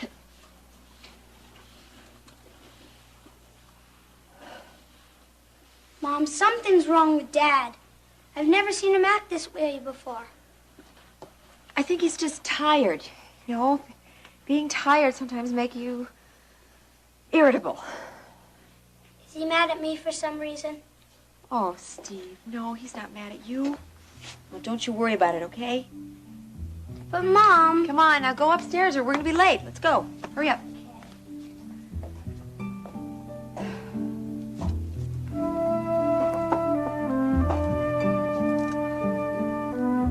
I don't see any connection between my being mugged and the Packard Hotel, Elliot, or Chris Shaw, for that matter. Well, I don't know what the connection is either, but I'm certain there is one. Are you? Yes. Not to mention your mugger's neglecting to steal your wallet. Just what are you getting at? Being in the news business, one learns that there is always a thread that connects the seemingly unrelated events. I am looking for that thread. Maybe you've been in the news business too long. I told you this morning I wasn't going to let you drag Dennis into something that would end up hurting him. I have no intention of doing that, Elliot. Well, maybe not, but... Well, it's going to happen if you're not careful. What would Dennis have thought if he'd been here when Chris arrived? I already told you, Dennis has met Chris. Well, just because he met Chris once, it doesn't mean that he would take to the idea of Chris popping in when you're supposedly alone. Dennis trusts me, Elliot. Well, perhaps. But Dennis is not as naive as you seem to think he is. Oh, and what is that supposed to mean? Well, I think he'll see right through your story about Chris wanting to star you in some movie of his. And if he does, he'll be seeing right through the truth. If you didn't believe me, why didn't you ask Chris? Oh, yes, well, I'm sure that would have cleared up everything. I suppose not. You seem pretty intent on believing exactly what you want to. It's a dangerous game you're playing, Paige. I've been around. I consider myself a pretty good judge of people. And as Oscar Wilde once said, only a fool doesn't judge by appearances. And Mr. Shaw appears to be a pretty disreputable figure. I came here to relax. I haven't gotten over the fact that I was beaten up the other night. And I don't care to be put on the witness stand and cross-examined by an in-law who should be damn grateful to be staying here in the first place.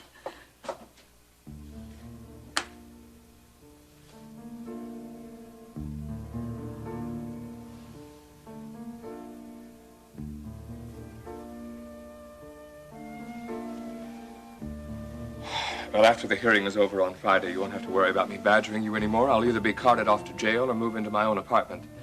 In any case, I won't be in your hair. But Dennis is another story.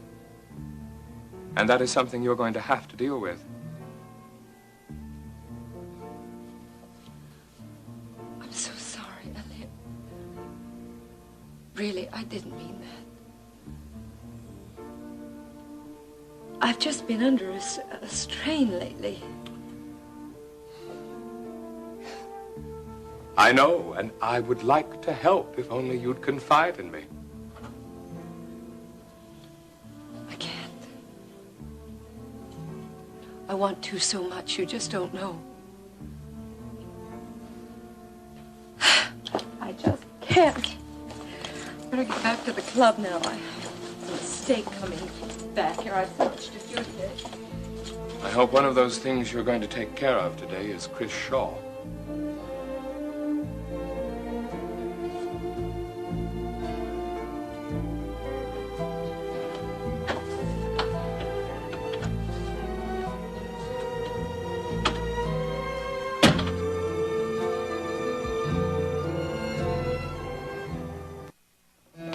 Well, hello, Ginny. How you feeling?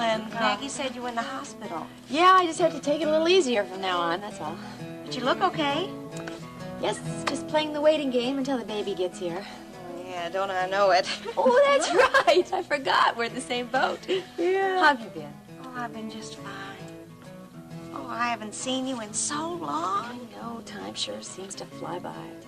How's that darling little son of yours? Oh, Steve's terrific. He should be here. He has an appointment at the dentist, so he's coming over after that. Oh, good. It'll be fun to see him.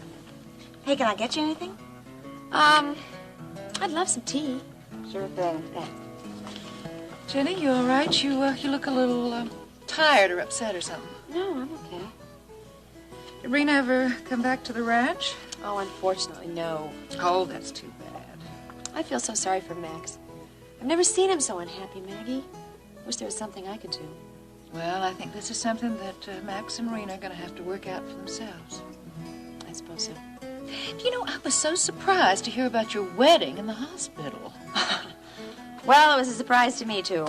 Well, I mean, it's not like you and Barrett hadn't planned to remarry. No. There he is.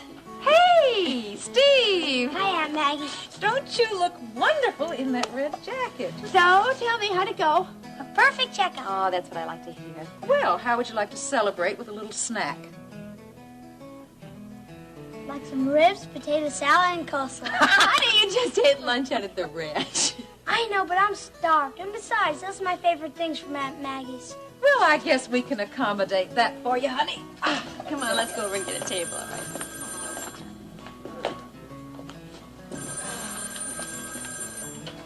Here we are. Oh, thank you, Nita. Sure. Steve, you remember Nita, right? Sure, hi, Nita. Well, hello, Steve. My, you have grown a foot since I last saw you. Jenny, phone call is for you, honey. It's Barrett.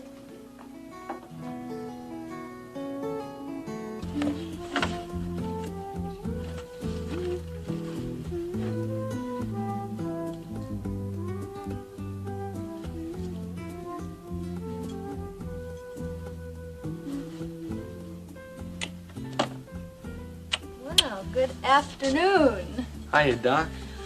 I'm surprised to see you in town. Well, I had to pick up a few things, you know, so...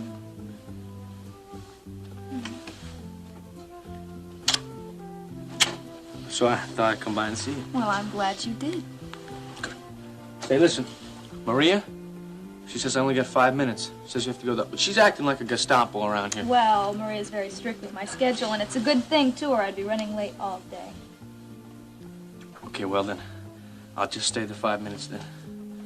So what's so urgent at the hospital? Nothing. It's just my usual patients, but if I'm a little late, they start to worry. I would too. So, how's Jenny? Jenny? Oh, she's all right. She's all right. She was okay this morning. Of course, I mean, running into Ryan here the other day, it wasn't too good. Well, I tried to prevent that from happening. Well, next time, you know what? You make sure she has an appointment, okay? Okay, I will. Of course, she's probably bound to run into Ryan from time to time. She keeps coming to town here all the time. Maybe not. So what'd you have to get for Barrett today? I had to get some wire for the north pasture. And I got something for you, too. Oh, from the hardware store? From the jewelry store.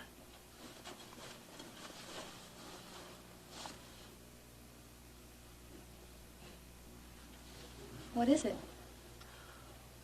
It's an engagement ring.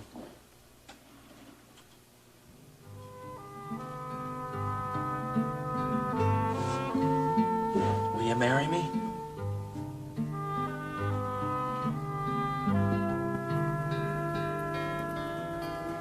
Well, I have been hearing all about your victories at the track meet. I only got second place. Well, that sounds pretty good to me.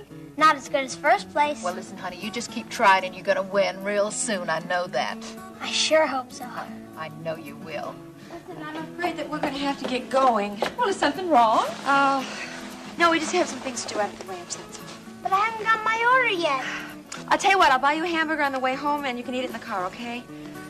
But I had my mind set on Aunt Maggie's ribs and potato salad. Oh, honey, now don't you fret. They'll be here next time you come. I'm sorry, Maggie, but we really do have to go. Let's go, honey. Well, look, Jenny, do come back, because I miss seeing you. Tell everybody out at the ranch hello for me. Goodbye. Oh, bye, Steve.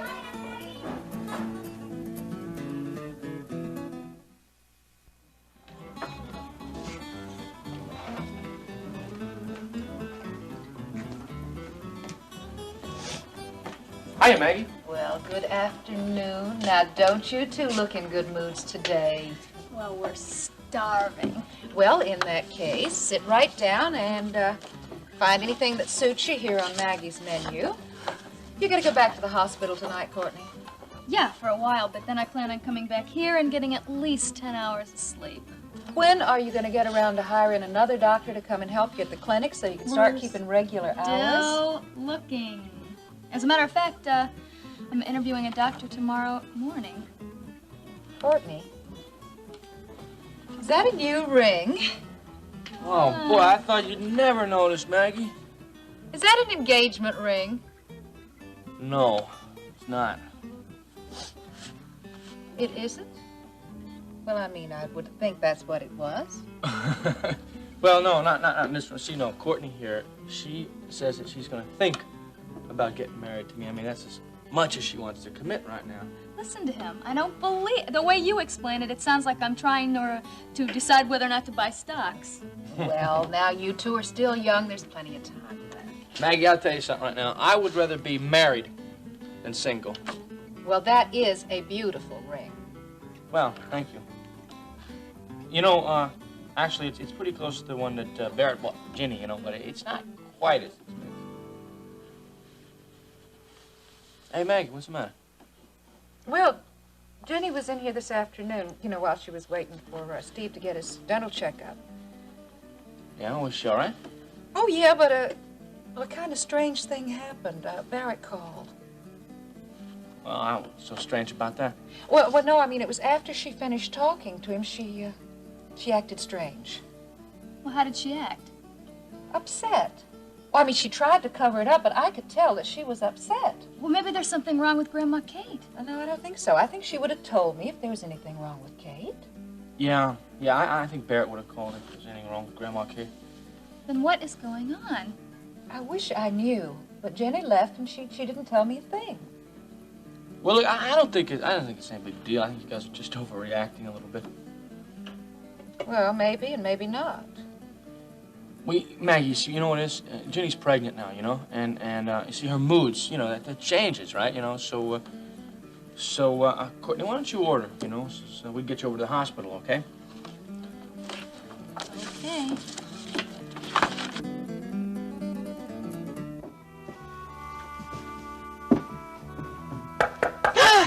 Who is it? It's Ricky. What's wrong? Well, I was doing some cleaning before, and I thought I saw somebody looking in at the window. Was there? Well, Billy Joe checked, and he didn't see anybody. He said it was probably just some kids. Well, there are people sitting out front of the trailers all up and down this row, Lena. I don't think there's anything to worry about. Well, it still makes me feel real jumpy thinking that somebody was looking in here. Well, you don't have to worry now. Okay, I will try and relax. You want a beer? Sure. There isn't room for much else in these trailer refrigerators. Here you go. Thank you. So, what are you doing here? Well, I just came by to talk with you About what? about how you're doing. Well, I'm doing fine. Jeb wrote a new song for me, and I think we're going to get the money to make a demo tape. Yeah, that's what Nita was saying. Well, what else did Nita say? Nothing. She's all for the idea. She is? Yeah. Well, Where are you going to get the money, though? from this man that Billy Joe knows, he's a multi-millionaire. What do you have to give him in return? I don't understand. Well, I doubt that anybody's going to shell out a lot of money on an unknown singer without expecting something in return. Oh. That is just great. I guess I'm about the only girl in the world who can have a brother who always expects the worst of her. Hey, I was just asking. Well, what he's going to get out of this is a lot of money in return when the record becomes a smash hit. If the record becomes a smash hit. Well, I'm real happy to see how much confidence my brother has in me. Well, I suppose you've been talking to Max and Maggie about Wayward Elena. I mean, they all think I'm going to be a failure, too. Look, they're just being practical. A smash hit record is like a 1 in a million shot. So you're telling me that I shouldn't even try? No, I'm not saying that. All I'm saying is that maybe you should not get your hopes up so high. But why not? I mean, Ricky, nobody has any faith in me. But Billy Joe? I mean, no one thought I was going to get a singing job when I moved to Houston, but I did. And I am going to have a hit record. Well, I hope you do. And so do Max and Maggie. Yeah, I doubt that. It's true. I just wish you'd believe that. All my life, the only thing that my family ever believed about me was that I'm no good.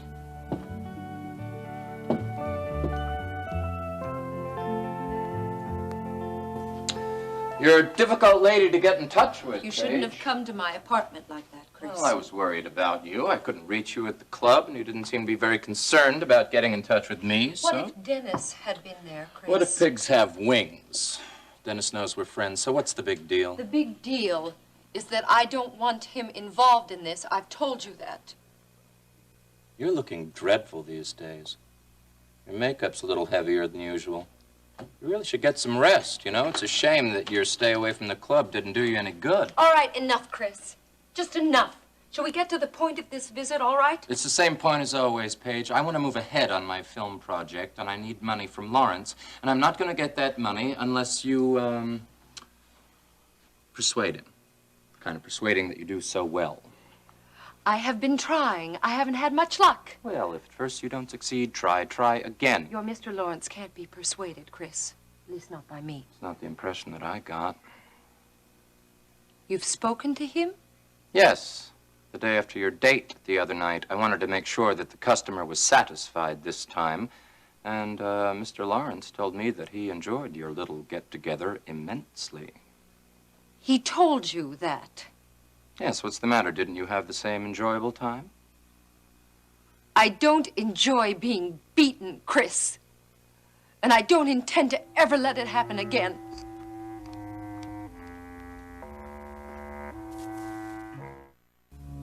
I don't know what you're talking about. I'm talking about this. This. Your Mr. Lawrence likes to play rough, or didn't you know? What happened? I went to see Mr. Lawrence the other night, and your charming millionaire sent me home with my clothes torn and my body black and blue. And that is why my makeup has been a little heavier than usual, and I haven't been able to show my face in the club for the last couple of days. What did you say to provoke him? Mr. Lawrence didn't need to be provoked, Chris. He enjoys playing rough. What did you say? Chris, I tried to talk him into your precious little film venture. Our little Oh, film no, no, venture. no, no, no. I am out. I don't want to be the star of your film or anybody else's. Well, actually, Paige, I don't care if you're in it as long as you come up with the money. I don't want any part of it, Chris, and I mean it. You're talking very bravely for someone with so much to lose.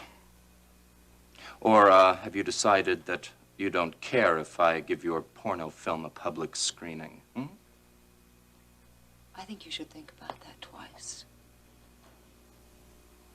You're threatening me?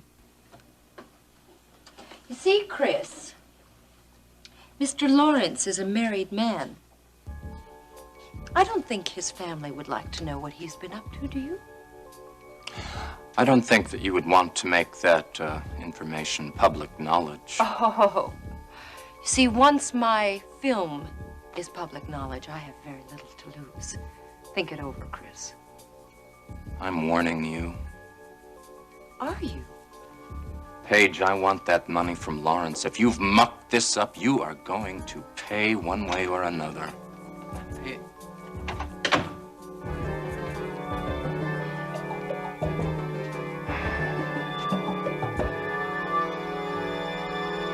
So that's what this singing career is all about.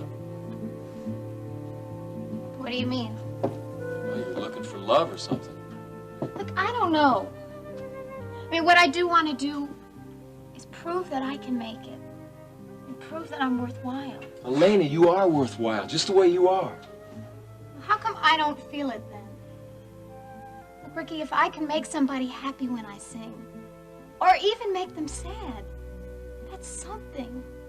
I mean, it's affecting somebody's life, even if it is just for 2 minutes. If I can do that, then I'll be happy.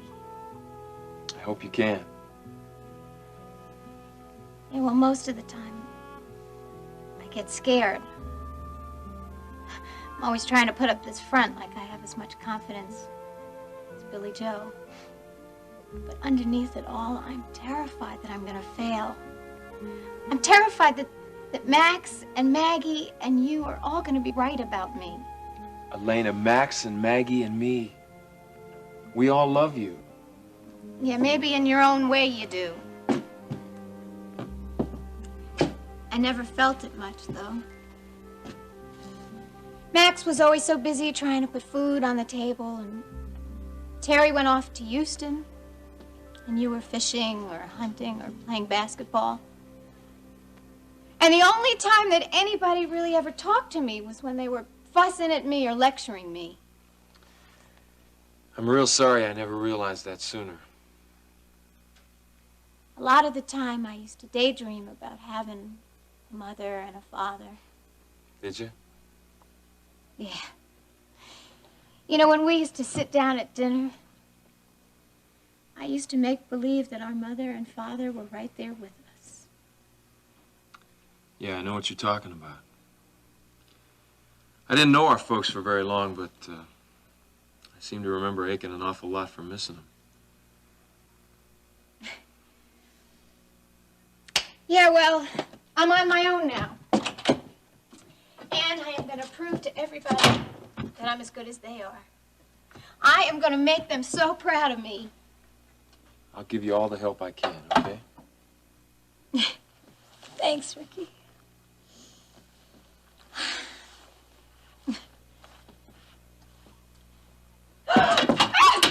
What's wrong? There was just somebody looking in the window, Ricky. Hey, calm down and see something to look at.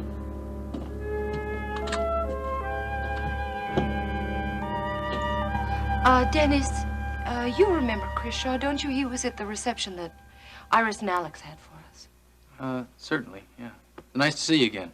Yeah, how do you do, Dennis? Now, if you don't mind, I've got a club myself I've got to take care of, so I think I'll run along. Remember what I said.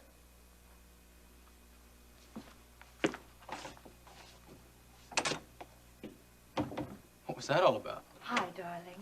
Hi.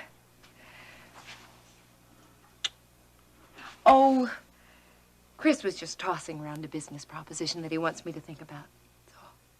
Didn't you tell me Chris was in the film business? That you knew each other from Hollywood? Mm-hmm. That's Well, right. did he want you to join him in some sort of film venture? Well, as a matter of fact, he wants me to star in one of his films. Really? But I told him I wasn't interested. Why not? I wouldn't mind having my wife become a big film star. Because your wife is happy being just that, darling. Well, Chris seemed a bit serious. He can't be too happy about you turning him down. No, he has become kind of a pest. Has he? He stopped by the apartment this afternoon. I was so glad Elliot was there. It could have become very tiresome. That explains that card I found in your purse a few weeks ago. What card? Well, I found Chris's business card in your purse. What are you doing looking in my purse? Hey, look, you told me to look in there to get some money so I could go to the market. I certainly wasn't snooping. I'm sorry, darling. Hey, this guy really has you going, doesn't he? Has he been bothering you that much? Well, as a matter of fact, he has. He has been making it rather difficult for me to do my work lately because he's been dropping by the club. I do remember seeing him here with you. Was he talking about the film then? Mm-hmm. Listen, Paige, if this guy is becoming a Oh, problem... no. He's not anything I can't handle. He's just very stubborn. He won't take no for an answer, but I think I took care of it today. I hope so. Listen, if I can be of any help, you let me know, all right?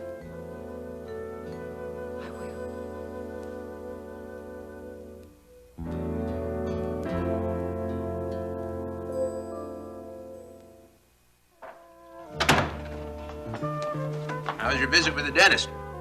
Terrific. I had a perfect checkup. And I suppose it didn't take you too long, did it? No, not after I got in to see him.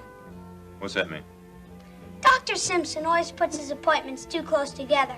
So you have to wait forever if he has a lot of work to do on someone. Well, how long did you have to wait? I'm not sure, but it was long enough to read 3 magazines cover to cover. Did your mother wait with you? No, she went down the street to Aunt Maggie's. I met her there after I picked up my clean bill of healthy teeth. Are you sure that your mother was at Maggie's all that time? I mean, did she go anywhere else? I don't think so. Where do you think Mom might have gone? I'm not sure. Dad, I don't understand all these questions. What are you getting at? I'm just curious about everything you do. Sounds to me as if you're more curious about everything Mom does. I'm concerned about what both of you do. Why'd you phone Mom at Aunt Maggie's? What did your mother say?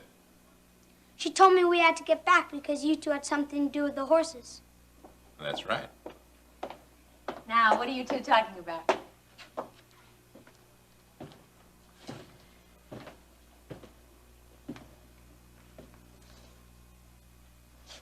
Nothing. Mom, I don't like the way Dad's acting.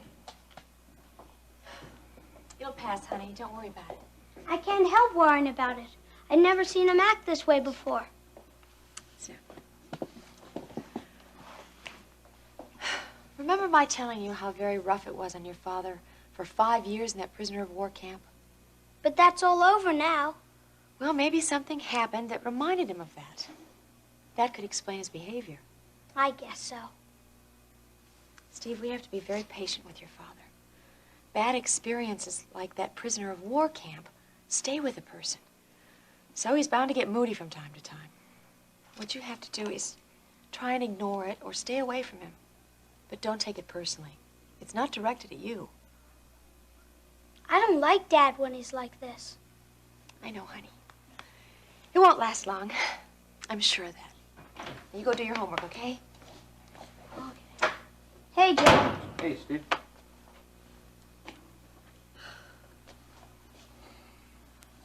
What's the matter? I'm not sure, but I'm very frightened. I don't know what's happening with Barrett, but I don't like it. Ginny, you know, I'm thinking maybe, you know, these prison camp experiences is recropping up in his mind. You know, that is not an easy thing to just forget about. That's what I told Steve. You don't believe that, though. Yes. But why are the problems coming up now? He was adjusting so well. Maggie said that he called you today over there this afternoon, right? I tried to be casual. Yeah, they could tell that you were really upset. So what did he want? He told me to come back to the ranch as fast as I could. That he had something very important to tell me. What was it? Nothing. I got here and he said, it's nothing. Did you try and talk to him? Yes. He walked away from me. He said he had something to do in the stable. And what happened with Steve? I don't know. I gather that Barrett was questioning him about our trip into Houston this afternoon. Deb, the whole thing is so weird. You're right. There's a lot of weird things going on. I mean, first this hurry-up ceremony at the hospital, and then these strange phone calls. Steve was just beginning to get close to Barrett, too. To trust him. Now, he doesn't know what to expect from him from one minute to the next. Neither do you. No, I don't. You know, you ought to talk to Barrett. You ought to tell him that he's going to blow his relationship here with Steve. He keeps acting weird like this, you know? I just wish that he would tell me what's bothering him. Well, you keep asking him, Jenny, because I'm going to keep my eye on him.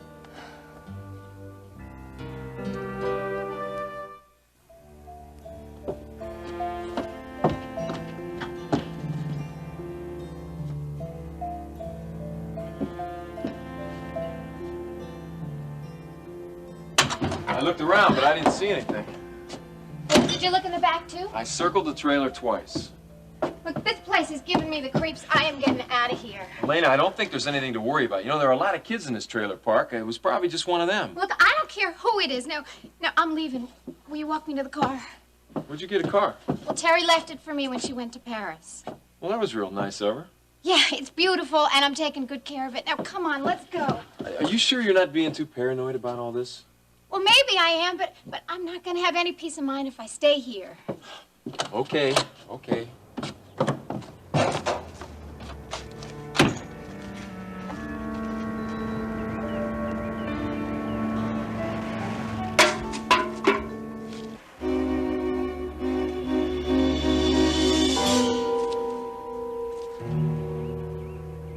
Barrett. Just coffee. Barrett, is everything okay? No, one of the heifers died. Not Morning Glory. I don't know. Dad. I can't keep track of all the names you give these animals. But Morning Glory's special. She's... Steve, it's okay. Morning Glory is all right. She's up on the North Range. Sure. I'm positive. I'm positive. It's all right. What was the matter with the heifer, Barrett? It's too fragile. Couldn't Dr. Barnwell do anything? Barnwell has better things to do with his time than worry about a sickly heifer. You mean he didn't even try? There wasn't any point. Honey, nature has a way of taking care of those things on her own. But, Mom... Why don't you go get ready for school, Okay.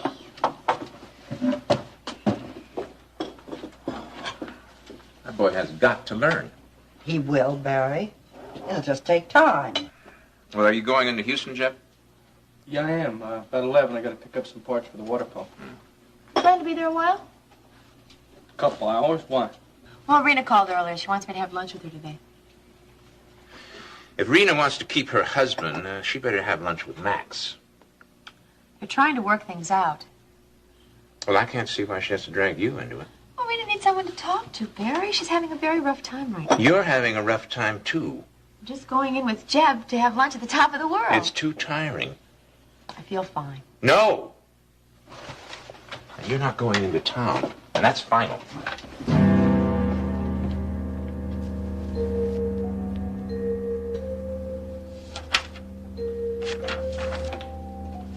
Good morning, honey.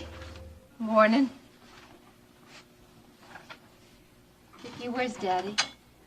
He's on the phone in the den. He'll be out shortly. Why don't I tell Beth to fix you some breakfast? I'm not hungry.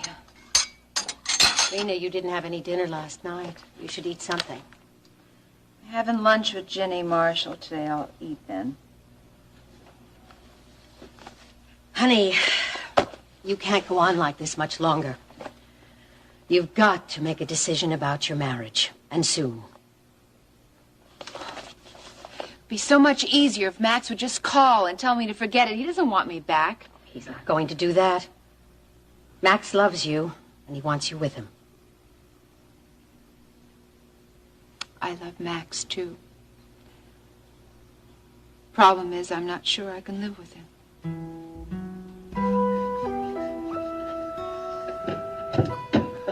There you are. I've been looking all over for you. Well, I've been here. Well, I wish you'd leave a note or something when you run off like this. Look, Billy Joe, I realize you're my manager, but you don't have to know where I am every minute of every day. No, not every day, but special days. What makes today so special? This morning I read my horoscope. It says business ability helps you make money against all odds. Wonderful. So today's the day we're going to get Mr. Lawrence to fork over that money for your demo tape. Do we have to see Mr. Lawrence today? Well, according to my horoscope, we couldn't pick a better time. Billy Joe.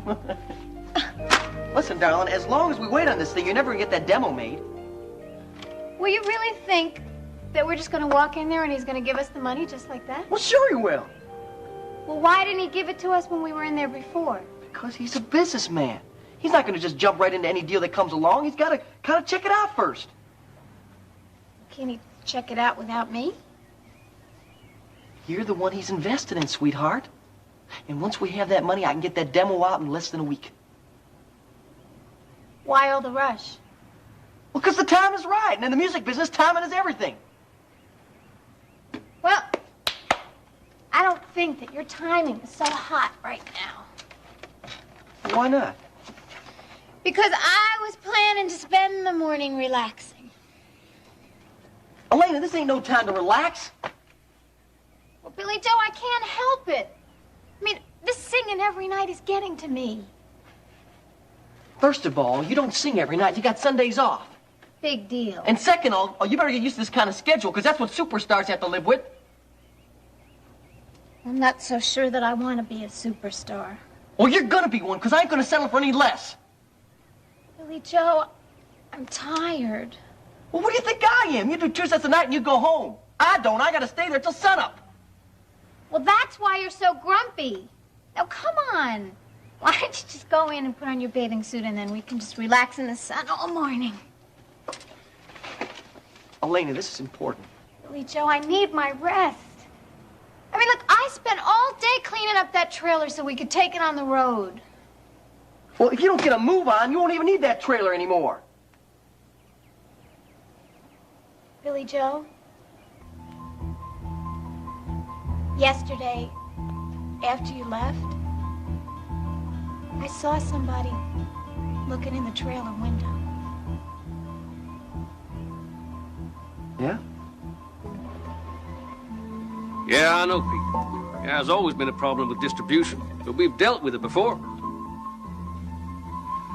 No, I don't think Chris Shaw is such a good idea. No, it's not that. I know Shaw'd do anything if there's money in it. It's just that... Well, right now he's got his hands full with that Carrington woman. And don't forget, Pete, she's Alex Wheeler's daughter-in-law. That's a dangerous connection as far as we're concerned. Yeah, if Wheeler ever got wind of what was on those tankers. Yeah, all right. You see what you can do. Oh, I haven't had time for much diversion. No, that Decker girl hasn't been by again. Maybe the manager of hers got a little wise, but I doubt it. All right, now, look. I want you to get moving on that right away. And keep me informed. We've got to find a better way to get this stuff on the market. All right.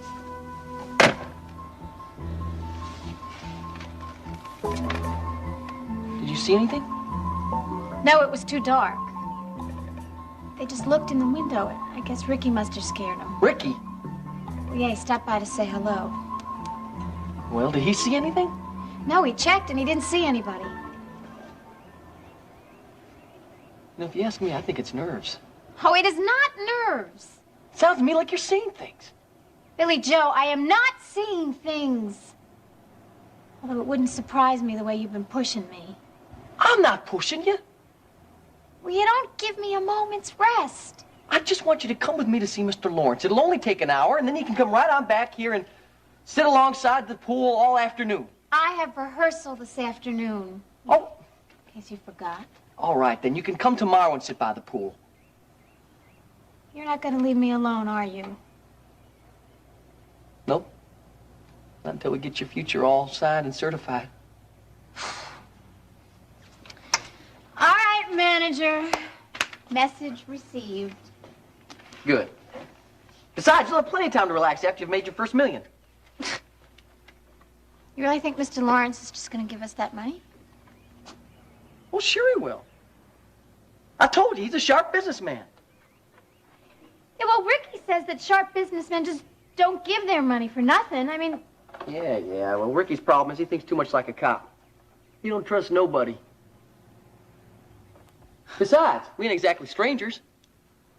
You know that Mr. Lawrence, he knows our boss, Chris Shaw. Somehow that's not exactly a consolation. Anyways, Mr. Lawrence knows he's going to make a bundle off his investment. Yeah, well, Ricky says that when you make I know what Ricky says, and I know why he says it. He's jealous, Elena. Billy Joe. Well, sure. He's scared to death that you're going to make something of yourself, and he just bugs the heck out of him that I might be the one that's going to help you pull it off. Billy Joe, do you really think we're going to pull it off?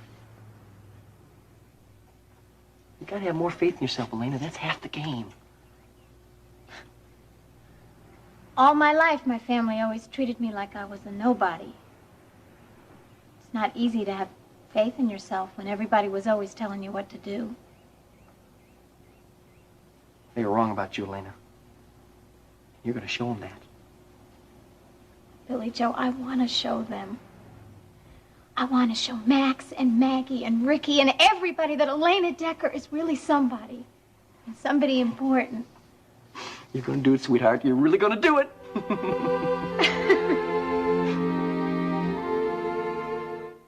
The role of Stryker Bellman is now being played by Clifton James. Oh, have you straightened things out with Barrett? I tried. He's worried about your health, honey, and the baby. I have more reason for concern than anybody. But if I thought having lunch in Houston would jeopardize the baby, I wouldn't take the chance. Of course Listen, I'm going to drive real carefully, too. She's going to be all right. not. I know you will. I hope you can talk some sense into Rena. I'll do my best. Have a good lunch. Thanks, Kate. Have fun. Listen, now you going to town like this, it's not going to cause any problem? I hope not. Well, maybe you ought to call Rena and cancel, huh? No. I can't spend the rest of my life tiptoeing around this house. I told Barrett that I was going, and that's that. Let's go. Rena, you're never going to solve this unless you take the first step. And the first step is going back to the ranch. If I go back to the ranch, Max and I will only argue. Well, at least you'll be talking to each other. If anything is better than hiding out here and not speaking to him. Don't pressure me, okay? I'm sorry, honey. I don't mean to How push you. are my two lovely ladies this morning? You feeling better? A little. You think you and your mother could arrange to have lunch with me today? Oh, I love to, Daddy, but I'm meeting Ginny at the top of the world. Oh, that's surprising. Why? I didn't realize you knew Ginny Marshall that well. Well, we've known each other for a long time. I thought maybe she could help me out in putting some of the pieces back together. Sounds like a wonderful idea to me. Sounds to me as if you're stalling.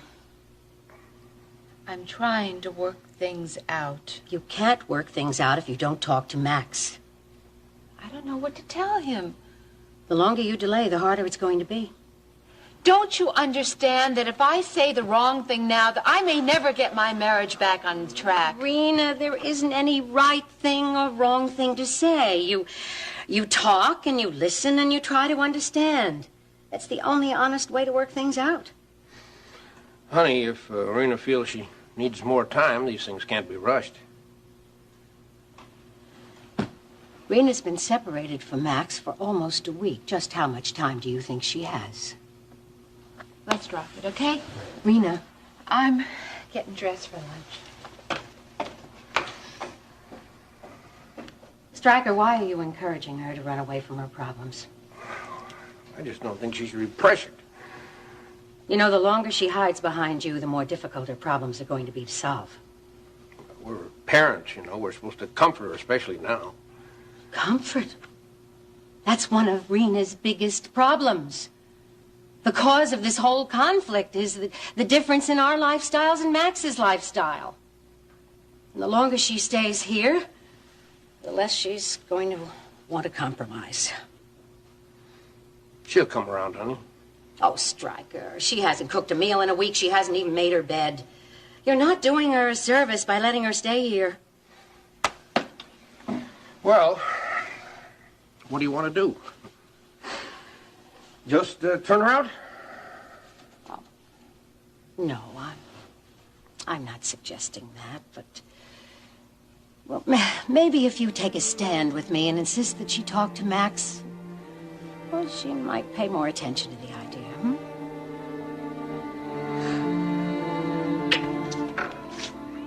Do you suppose a man can get a cup of coffee in a place like this? Of course. He could even get a bit of lunch if he's willing to wait 10 minutes. Well, coffee will do. Serve yourself. Have you talked to Rena? No. She hasn't called me, and I haven't called her.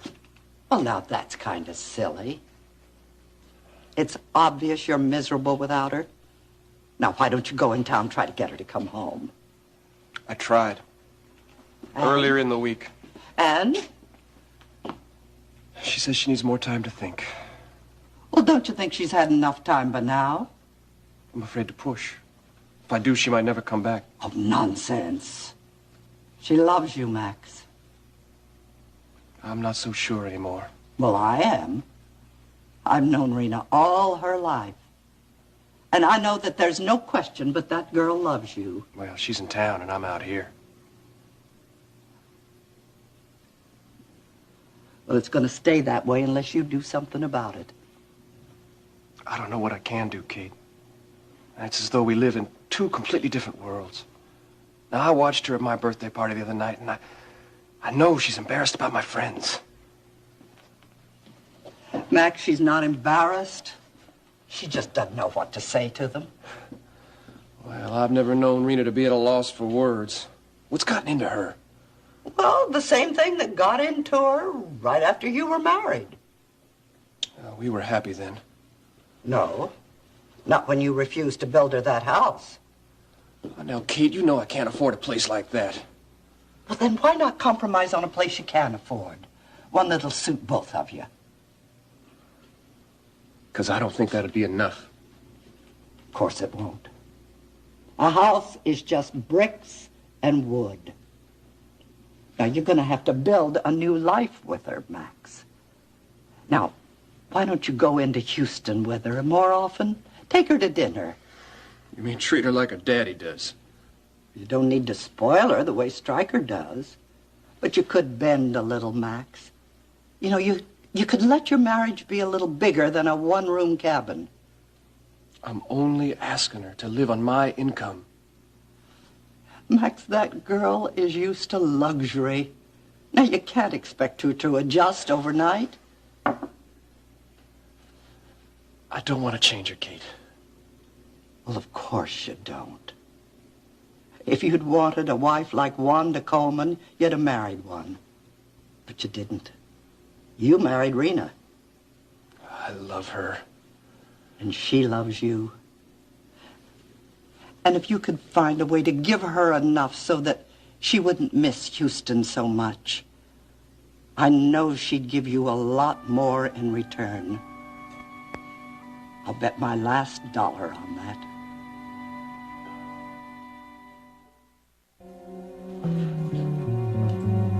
Wait. How do I look? You look great. You know that tan you got this morning? Kind of makes you glow all over. 5-minute tan. Hey, now remember, do just like I told you before.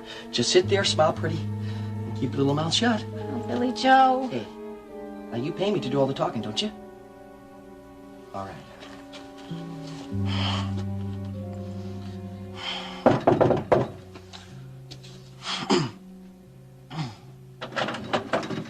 Morning, Mr. Lawrence. Well, here we are again. Well, Mr. Ryan, Miss Decker, well, how nice of you to drop by. I apologize for not calling first, but I know you're a busy man and everything, but... Perfectly all right. Never too busy for such attractive and enthusiastic young people. Well, we're enthusiastic all right, ain't we, Elena, huh?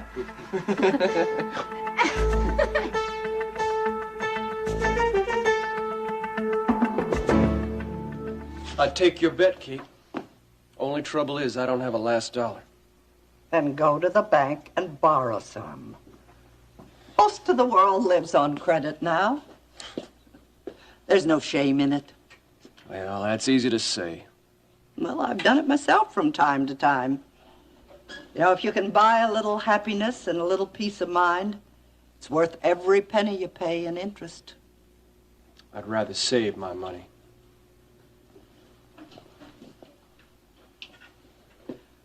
You better save your marriage first. Hey, Max. Hiya, partner. Hey, what are you doing home from school so soon? County fair starts this afternoon. Everyone's down there setting up booths and displays. Yeah, that sounds better than arithmetic. You gonna go? Yeah, I might. Well, you know that science project I did for Mr. Henson? You mean that one with all those little mirrors on it? Yeah, the solar energy one. That's gonna be on display, too. Well, then I'll make a point of going. Can Rena come, too? Yeah, I guess if she's back. Is she still in Houston? Yeah, right now she is. Don't you ever get lonely in the cabin? A little, yeah. Well, if it gets too bad, I could come and visit. Well, that's real nice, Steve. But I don't think that I'm going to be alone too much longer. All the same, anytime you want to come by, you just come on by. Okay? Okay. There you go. So, how are you feeling? Oh, I feel just fine. I'm glad to hear that. Worried about you, though. Rena, Max is miserable. I've never seen him so unhappy and confused. It's all my fault, Jenny. I want things to work out. I just don't know how. The only way that you're going to change things is by going back to Max. I'm not sure I can do that, Why Jenny. not? Because I'm not a farm wife. I'm just not made that way. You knew the kind of life that Max wanted when you married him. Yeah, but I thought I could change him. You think I'm terrible, don't you? No. No, I understand. How could you? You seem to forget the adjustment that I had to make when I married Barrett. I was an army brat. We were always on the run. I don't think my family lived anywhere more than 2 years. So I wasn't sure whether I could settle down. But you did. Yes, I did. But it wasn't always easy, Rena. Making that adjustment means work. A lot of work. I feel so isolated. From my family, my friends, from everything. Sometimes I get lonely, too. How could you? You're surrounded by people. Kate and Jeb and Steve. I don't want to have any children. Not yet, anyway. And I can't see myself just sitting in the cabin waiting for Max to come home. And I sure don't want to go to rodeos and bowling alleys and drive-in movies. Have you told Max that? I'm afraid of hurting his feelings. Well, what do you think you're doing by hiding out in your parents' house? Tell him the truth. And then you can work out a compromise. It won't always be easy, but at least you'll be together. If you want this to work badly enough, you and Max can work things out. Make it sound so simple. Oh, it's not simple. But you have to make the effort. Rena, if you really do love Max, hold on to him. Don't make a mistake that you'll regret for the rest of your life. You're talking about yourself now. You still love Ryan Connor, don't you? It's that simple, Mr. Lawrence. This guy Jeter says we can have the whole thing done for under $3,000. Well, I'm impressed, but you talk as though $3,000 isn't a lot of money. Well, it isn't when you consider what you're getting here is a master demo. See, that includes a 32-track studio, full mix, orchestra, arrangements, the whole works. You make it sound like quite a bargain. Well, it is, because a master demo, see, is just as good as a real record. See, Jeter says that if we got a good live take with the right song, well, we can press the master demo and ship it right out and right into the stores. Yeah, sounds as though you've been cuddling all the corners. That's right. We have been. A lot of them. And you know what that means? That means all the rest is almost pure profit. If you got the right song. Oh, we got the right song, all right, I'll tell you. It's all over town's gonna zip right up to the top of them charts. Well, I sure admire your enthusiasm. Well, we're enthusiastic, all right. Yeah, and business enthusiasm can be worth a lot of money. And then there's this pretty young lady. I'm sure you must be very talented. Well, you just wait until you hear her sing. Oh, I don't have to hear her. To be honest, it wouldn't do much good if I did. See, I don't know much about music. Shipping oil, real estate, speculation, those are my areas. Not yeah. music. Well, you can take my word for it. Oh, I never take anybody's word, Mr. Wright. I done some checking. Yeah? Yeah, Elena's developing quite a little following. Oh, yeah, well, the chicken coop is packed every time she performs. I'll tell you something, Mr. Lawrence. Elena here, she'll be a good investment for you. Oh, I agree. That's why I've decided to give you the money you need. What? You mean that? I do.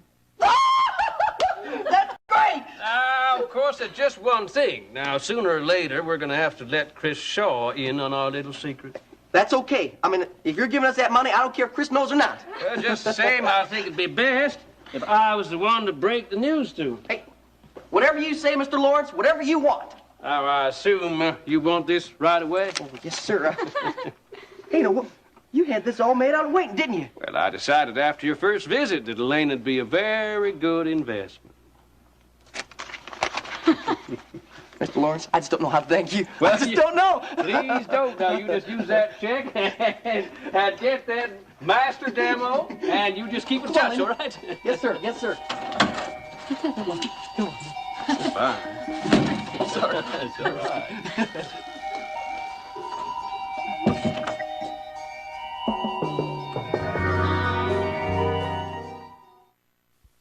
I'm sorry, Jenny. It's none of my business. I do love Ryan. I think I always will. If you love him, why didn't you marry him?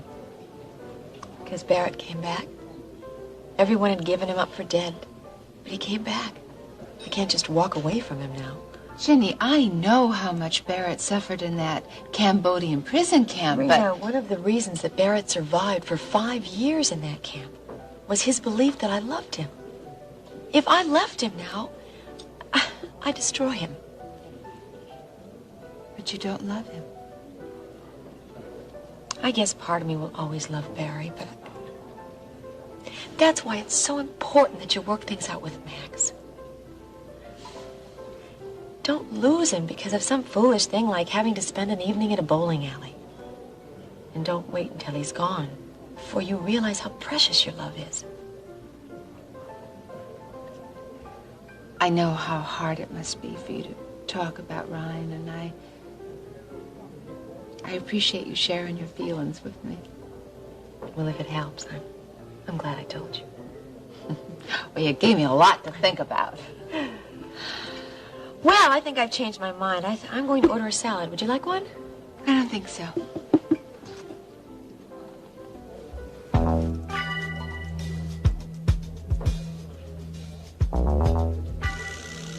What's wrong, Jenny? Can't you find the waiter? Don't bother, Rena.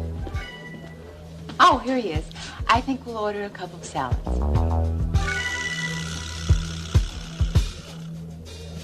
Did you want a table? No. I was wondering if my sister, Paige Carrington, was around. I believe she's in her office. Would you like me to call her for you? No, that's all right. If she's busy, I don't want to disturb her. Would you like to leave a message? No, I'll see her some other time. Thank you. Jenny, are you sure that you're all right? I'm fine. Yes, I'm fine. Well, you look as though you're going to faint. Here, have some water. I really am okay, Rena. Jenny, if you want to rest for a while, we can go to Stryker's office. No, that won't be necessary. Do you think talking about Ryan upset you? Is that it? No, I don't think so. Maybe it's your being pregnant, huh? Probably, but I'm really all right. Now, don't worry, okay? Okay. Honey, if you don't feel like staying here, now we can go. I'll just tell Alfredo that you're not feeling well. Stryker's office is on 17. Why don't we go there? All right. I would like to get out of here, okay? Okay. Alfredo?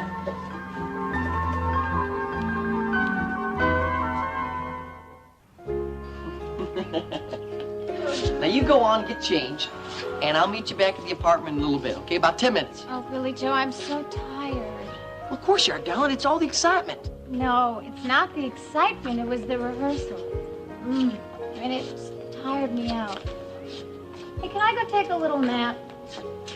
No, I got this thing all lined up with this photographer at the chicken coop. He's going to meet you in a half an hour and, to set up a photo session. Well, can't you do that without me? No, he's got to take your photograph, darling. If he's going to take your photograph, he's got to see what you look like. I'll tell you what, though. Just as soon as we get everything all taken care of, you can just run it over to the trailer and take it. No! No, I'm not going back to that trailer. Not in the dark. And not when there's somebody sneaking around there. There's nobody sneaking around outside, and even if there was, all you got to do is just lock the door. Look, forget it. Never mind about my nap. You remember, 10 minutes then.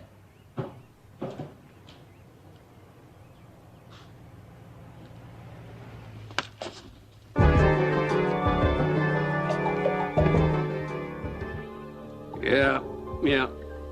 All right, Pete, I understand. You had any luck with that distribution problem? No, I haven't come up with anything on this end either. Now, what about the Wheeler cover-up? Good. Good. Yeah, I knew I could count on you. Yeah, a little creative accounting. Oh, yeah. Oh, I like that very much. Yeah, I'd ought to jerk the carpet out from under our star reporter's feet. Justin Marshall noses around, comes up empty, and drops the whole investigation. Oh, by the way, Elena DEKKER came around with her managers after I talked to you this morning. Yeah. That investment is looking more attractive every time I see it. Yeah. I have a feeling this... What? Oh, yeah. Yeah, I gave him the money, all right. Yeah. I was about to say that I got a feeling this investment could pay off in a great many ways. Hey, where are you rushing off to, old buddy? Huh?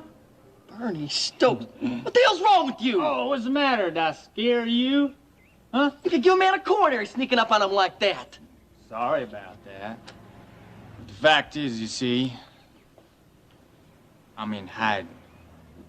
What? What are you talking about? I'm talking about Chris. He doesn't know I'm back in Houston. He still thinks I'm down in, Ensenada. Well, yeah, I know that Chris sprung you out of jail. He told you to clear out, but he can't expect you to stay away forever. Yeah, I think he's afraid I'm going to blow the whistle on him for running that porno operation. Well, that whole thing went down the tubes. Chris ain't running nothing now except the chicken coop. Yeah, I know that. But what he doesn't know is I got better things to do with my time than to deal with a two-bit operator like Chris Shaw. I don't get you, Bernie. Do you get this? Where'd you get that? $20,000 there. Not bad for a couple weeks' work, huh? Did Chris pay you for taking that porno rap for him? Chris didn't have nothing to do with this. I earned this all on my own. Doing what? Yeah, well, let's just say that, that's another reason for me keeping a low profile. Well, you got no call to hide from me and no call to jump out and scare me like that. Yeah, I figured I could trust you, old buddy. That's why I'm here. And if you're real nice, I might just cut you in on a piece of the action. What kind of action are you talking about? Oh, never you mind. You know all about it when the time comes. Hey. You the one that's been sneaking around the trailer, half scaring Elena half to death? It is my trailer. Yeah, well, me and Elena, we've been fixing it up. I mean, we're gonna use it when she goes on the road. She's doing that well with her singing, huh? She's gonna have a demo master paid next week. We're gonna make it next week. And I got a real good feeling about it, too, buddy. Yeah, well, good. You go ahead and use it then. Welcome to it. That is until I need it again. Bernie? Yeah, it's me. Big as life. And twice as solvent. Well, look, I gotta run, okay? We gonna see you again? Oh, yeah, sure, real soon. But listen, huh? You tell Elena what I said, all right? About, not letting Chris Shaw know I'm back in town, okay? Okay. Adios.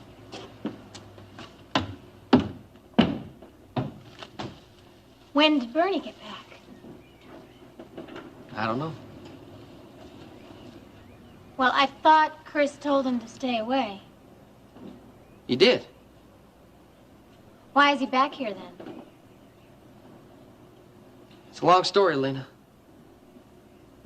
But what it boils down to is trouble.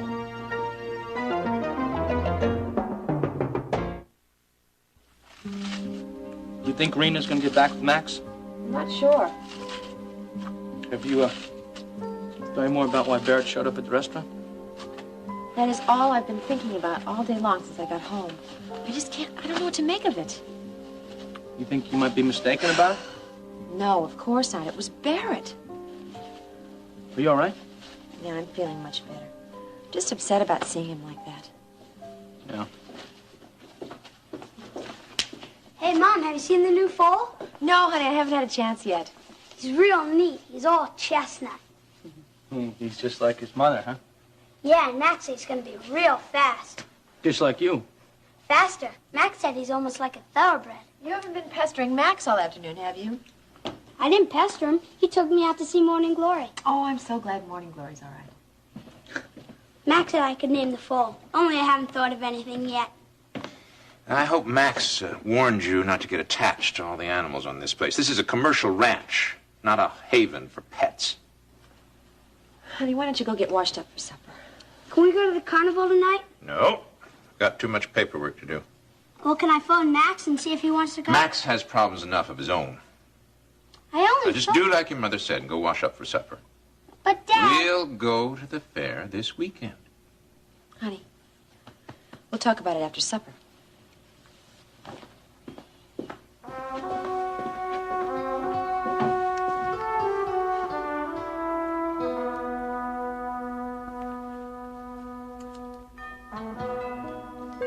Beth, I'll get it.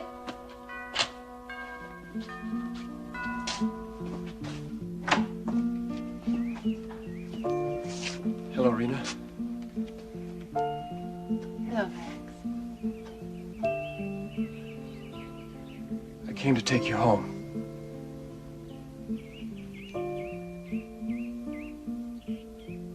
Barrett, what in the world is wrong with you? There's nothing wrong with me.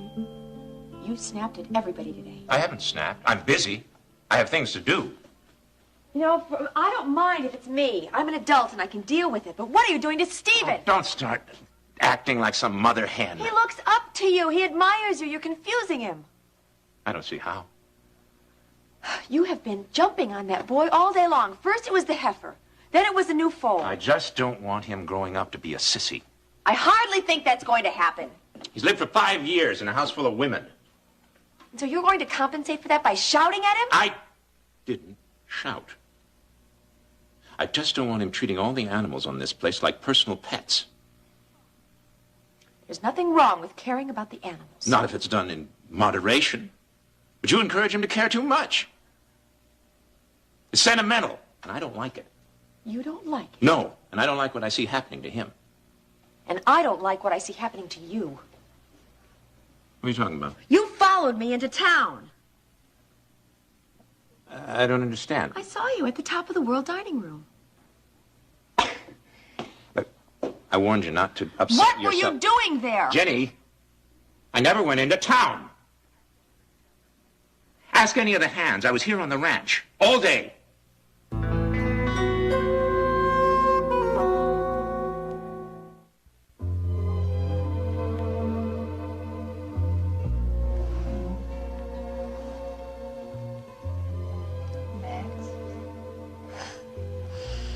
I thought you were asleep. I'm too happy to be asleep. You hungry? No. Are you? No.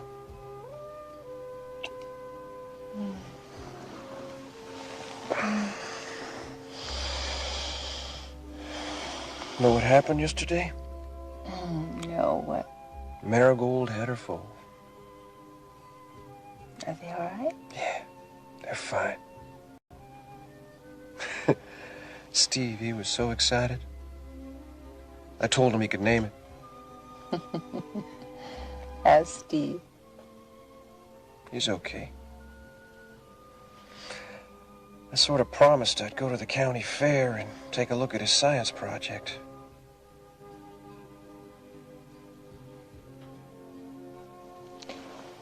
Honey, I'd love to go. You really mean it? Of course I mean it. I love county fairs. But you hate bowling. I hate bowling. Well then, how about we spend Saturday at the fair? You got a date. I got a surprise for you. What?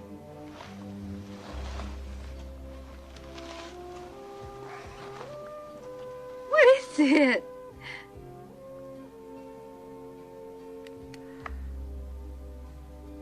Oh.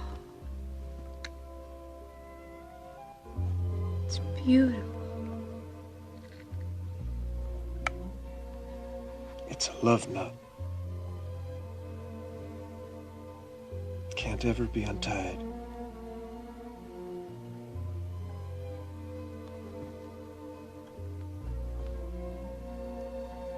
It's beautiful.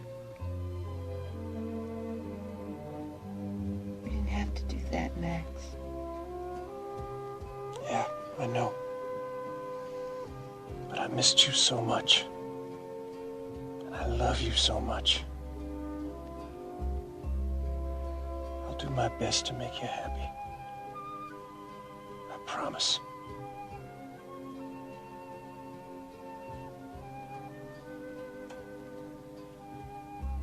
I'll do my best to make you happy.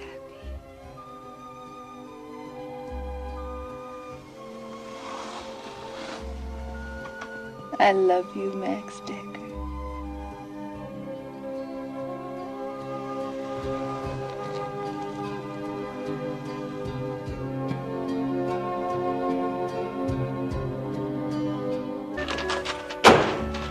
Good morning, Justin. Listen, I want to know what's going on here. Why was I taken off the Elliott Carrington hearing today?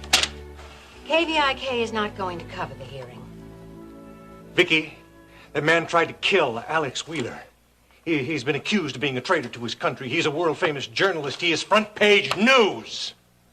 Elliot has been through enough, and I'm not about to add to his problems by shoving TV cameras and microphones in his face.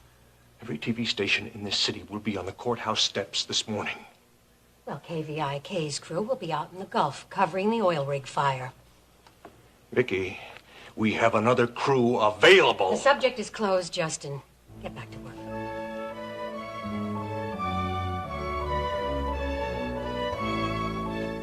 Darling, let me scramble you some eggs, okay? It won't take but a minute. Oh, I'd love that, Paige, but I've got to copy you before Dad's hearing. And if I don't get it in, there's going to be one big blank spot on the 6 o'clock news with my name written all over it. Well, you can't go to work on an empty stomach. At least finish your orange juice. That's fine. How about Elliot? Dad, Paige is offering breakfast. Or anything else he wants. Or anything else you want. Thank you, Paige. Nothing, really. I'm not very hungry. Not even toast, honey? Nothing, thank you. Well, makes three of us. I'm not hungry either. You all right? Oh, yeah, fine. You nervous about the hearing? Well, it's a matter of degree. You could say I'm tuned to concert pitch. Well, that's where we differ. I'm not one bit nervous. Well, it's not your hearing. Dad, everything's going to work out fine. There's nothing to worry about. I wish I could be that confident. You want to know how sure I am? I think we should start right now and plan a big celebration dinner at the top of the World Club tonight. Oh, well, maybe not the club, honey. Would I be bad for business, Paige? No, of course not. I was just thinking that it's going to be a rough day for all of us. Right. Well, look, why don't we wait to make plans until, well, who knows, I might be sampling the menu at the Houston lockup. Shall Shall it be said the condemned prisoner didn't eat a hearty meal? Paige, I think I will sample that coffee.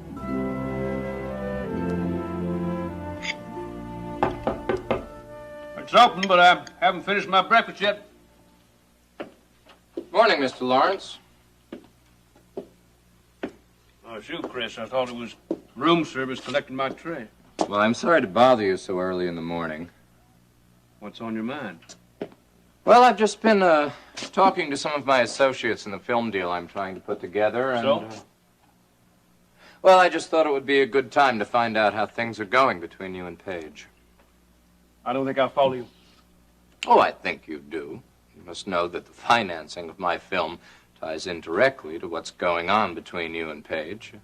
Well, as it happens, there's nothing going on between the little lady and myself at the moment. Well, that can be remedied. I can arrange a meeting between you and Paige tonight. Look, Chris, I told you the other day I prefer to hold off for a while. Yes, but you see, I'm kind of anxious to move ahead with this project. I'm sure you understand.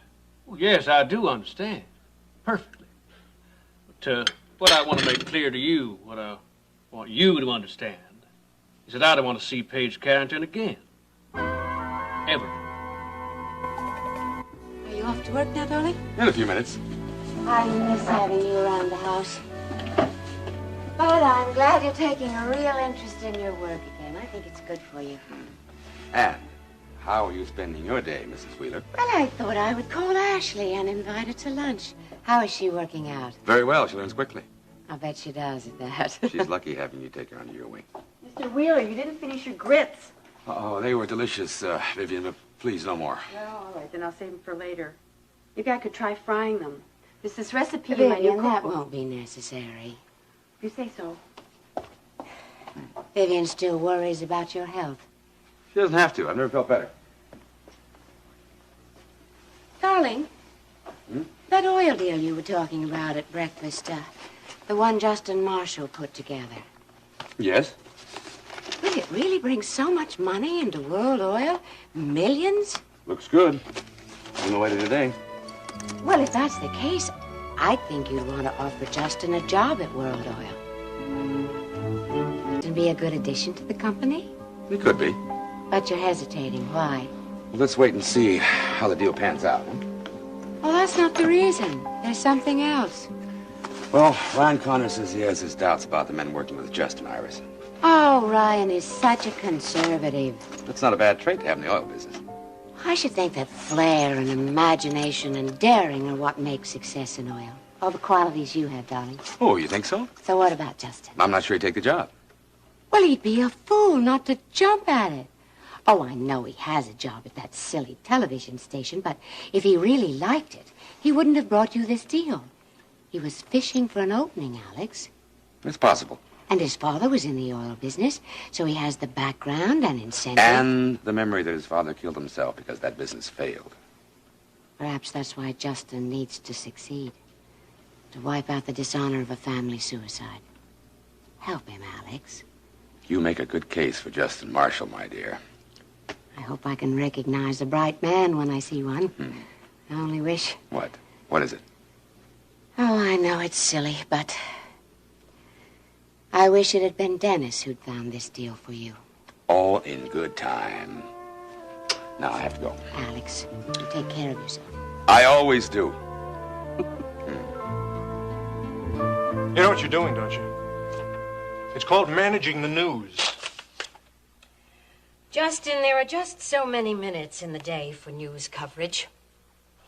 And the oil rig story is more dramatic, more interesting, and of more concern to our viewers. How fortunate for Elliot Carrington. Of course, the fact that he's a very dear friend of yours is also very fortunate. We have a choice of interviews with men who have just been rescued from a burning oil rig, and a man who will say nothing but no comment. Now, I don't think reporters badgering Elliot with questions that he can't answer is worth my time or my money. What if the oil rig didn't catch fire this morning? It did catch fire, and we're covering it. Well, then I suppose the conflict of interest problem would have been solved by going right for the big story. Well, after all, you do own this station. And if you don't like the way I run things around here, find yourself another job.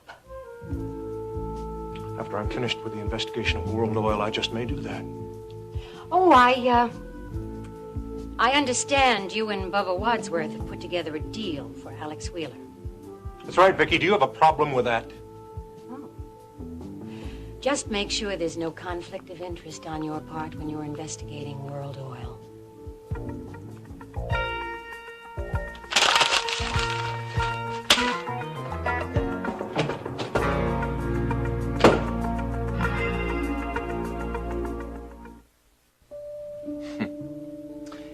No, you puzzle me, Mr. Lawrence. In what way, Mr. Shaw?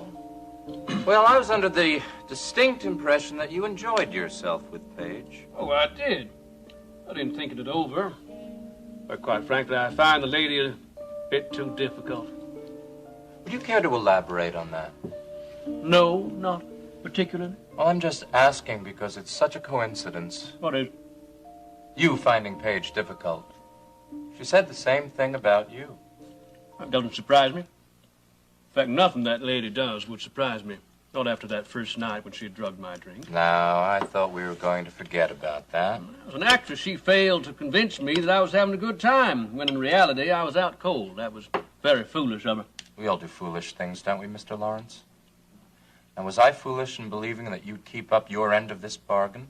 No, our bargain ended as soon as your little lady friend started to pull her shenanigans. I can pull Paige around any time I want to. I've told you that. I still find that hard to believe. Just try me. Well, it might ring a little truer if I were to know just what it was you were holding over her head. Now, how did you force her to jump through the hoop That's on cue, as it were? unimportant.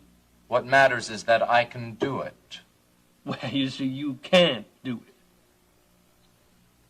So what you're saying is that there are other reasons that you're not interested in Paige. What other reasons, Mr. Lawrence? I'd like to know.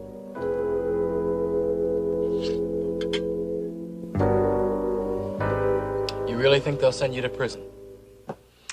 Well, it's a very definite possibility. Well, I don't buy that, Dad. Dennis, I tried to kill a man. That's premeditated murder. But Alex has dropped the charges against you. Yes, but the district attorney isn't so generous. But he will be once he takes into the county extenuating circumstances. You mean that I was crazy at the time? You weren't crazy. Temporarily insane is the proper phrase. The question now is how temporary and how insane. And do they put me in an asylum for society's protection? Dr. De Silva will verify your recovery. That's the important thing, Dad. And that's asking a lot for people to accept. That I've done that much of a turnaround in a few weeks. Okay, well, let them accept it. I mean, good God, after all you went through in Cambodia? If they take that into consideration, which I doubt, to be honest, Dennis, I'm not even sure they should. Look, I'd like to know how you can be so objective. It's your life we're talking about. No, son. What we're talking about is justice. Well, I think I'd better pack. Once sentence is passed, I may not have much time to decide what I need.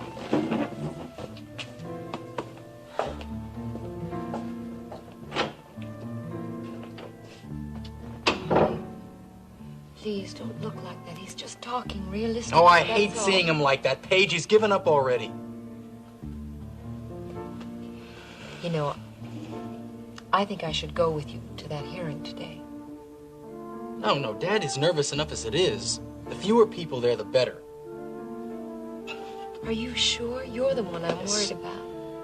I'm fine. I'm fine.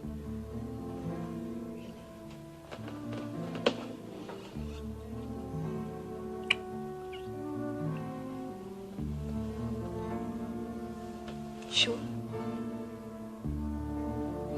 Okay. Better be getting to work. It's going to be a long day for all of us. Let's not get off the subject, Mr. Lawrence. What's the real reason that you've turned off Paige? Look, I don't know what you're talking about. I'm a busy man, so if you don't mind, I just get back to my We're work. both busy men, Mr. Lawrence. As a matter of fact, you're a very important part of my project. Now, you mean my money is. Now, the fact is, I'm no longer interested in financing your film. The offer's closed. The deal's dead. You can't do that. Oh, yes, I can. Of course, if money's your problem, there are other things you can do for me. I am not interested in doing other things. That's a pity. And perhaps you just better leave. Now, surely a man of your experience realizes that these little arrangements can occasionally fall through. Well, I don't think that this deal is dead. Not as long as I know what I know. Now, what do you think you know? I saw Paige yesterday. I also saw what you did to her. Indeed? Mm-hmm. That little encounter you had the other night was a little, kinky, wasn't it? She showed me the cuts and the bruises. You play rough, Mr. Lawrence. Very rough. You think I did that to her? Games like that can be very expensive. If you're thinking of blackmailing me, I'd advise you to drop the idea right now. I don't know. You're a respectable man, a family man with a good reputation. You wouldn't want your image tarnished, would you? And it won't be. Oh, I don't know. Your little quirks were to be made public. Wrong people knew about it. Sure, you're treading on dangerous ground. Am I? Or are you? There are ways to deal with people like you, my friend. If you're trying to frighten me, you don't. In that case, you're a pretty stupid man. Now, if I have to take care of you, I will. And you wouldn't be the first one. Believe me. I don't frighten easily. You're out of your depth. Now, if you're not careful, they just might find you floating face down in Galveston Bay. Very, very dead. Think it over. In the meantime, consider my offer to get out of here while you can still walk on your own 2 feet. Good morning, Mr. Shaw.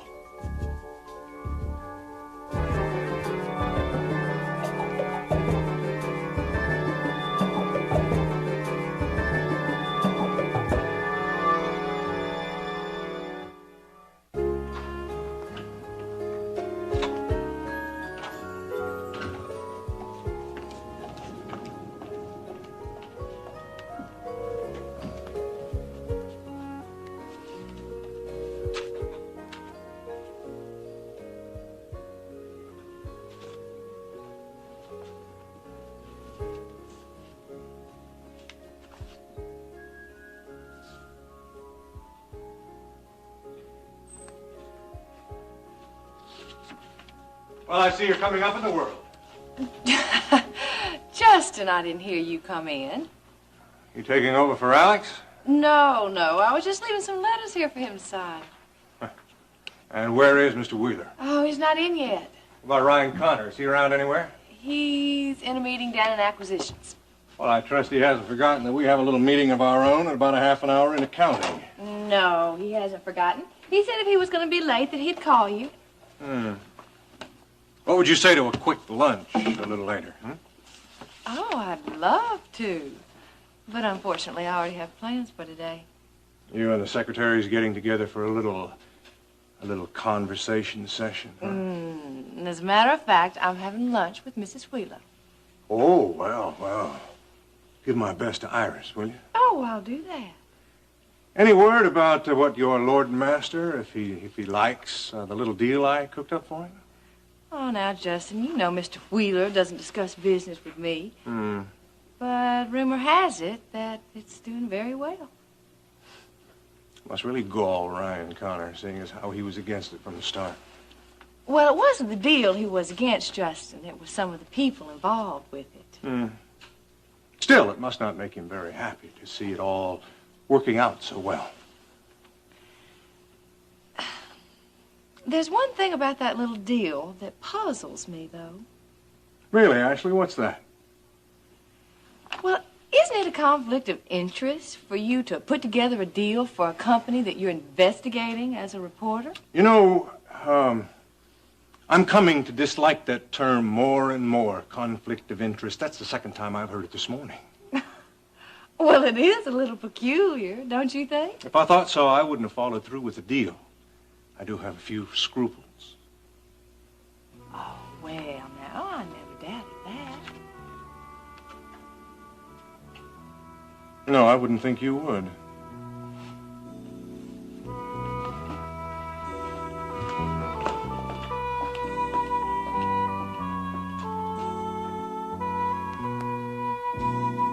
The role of Stryker Bellman is now being played by Clifton James. Good morning, Elliot. Hello, Vicky.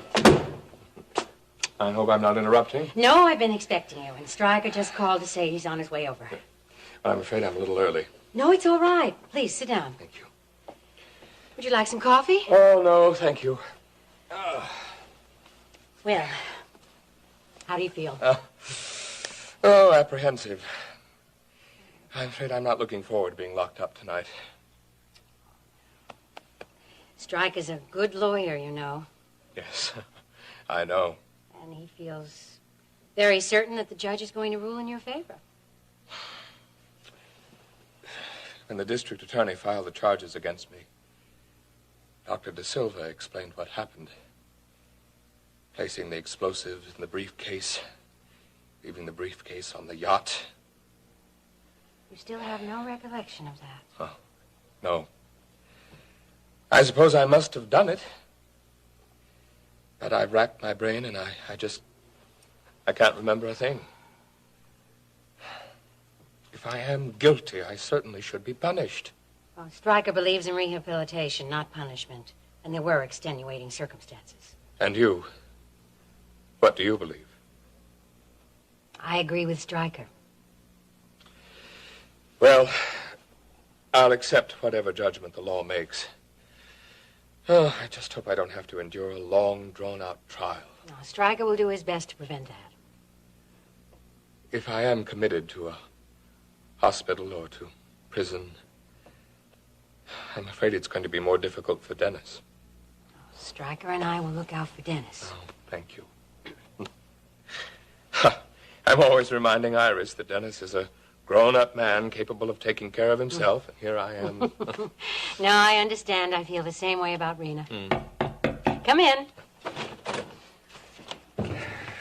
Morning, Elliot. Dad. Stryker. I'm sorry I'm late, but I was over at Gulf Coast Hospital seeing Dr. De Silva. He does plan to be in court. Yes, but I had a few things I wanted to straighten out with him before the hearing convenes. Have you talked to the district attorney? We had breakfast together. Is he still pushing for a trial? I think he's backing away a little on that, and I hope Colonel Austin is going to turn the tide for us. Harold Austin? The man who presented Dad with the medal? He's going to testify for your daddy. I thought he was on assignment in Germany. He was, but the Army was kind enough to arrange his being here at the hearing. And I'm sorry I didn't tell you about it earlier, but I just heard about it about an hour ago. Well, I'm very grateful to you for pursuing the matter. I'd totally given up on him. His testimony is very important for your defense. He was on the debriefing team when you returned from Cambodia. He knows more about your state of mind than anyone. There's the key, Dad. Now you've got nothing to worry about.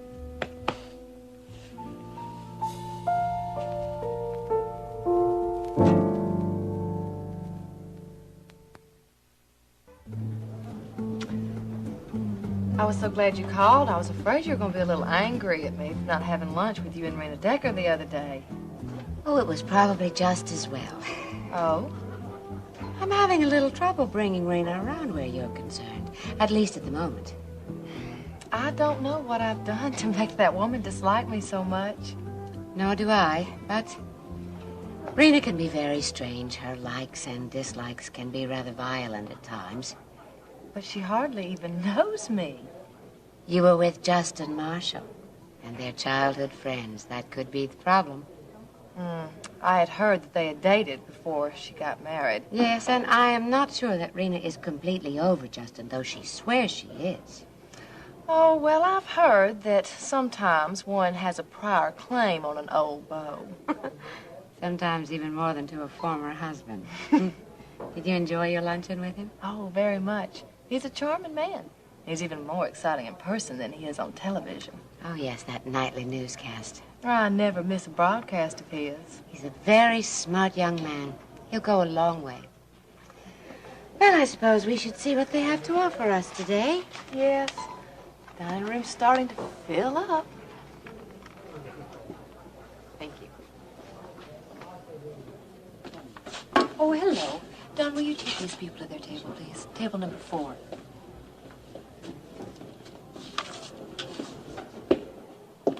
Hello, Paige. If you're here for lunch, Mr. Shaw, I'm sorry, we're all booked up. I'm not here for lunch. I'd like to have a little talk with you. I'm sorry, I'm going to have to disappoint you there, too. I'm very busy. Then you'll just have to unbusy yourself, Mrs. Carrington. Oh, hello, Mr. Webb. Mr. Franklin is expecting you. Don, will you take Mr. Webb to his table, please? Thank you. I can't talk right now, Chris. Surely you can see that. Did you really think you'd get away with it? Get away with what? Messing up my deal with Lawrence? I didn't mess up anything. I went to all those little meetings that you set up for me, didn't I? Yes, with a few unauthorized script variations, right? Chris, look what he did to me. You don't think that was my idea, do you? I was just wondering what your idea was, Paige. What's the matter? Won't he come across with the money? Or do I even need to ask? Oh, so you know about that, do Talk you? to Lawrence, not me. I have talked to Lawrence. That's why I'm here. I'm going to have to excuse myself now. I'll wait.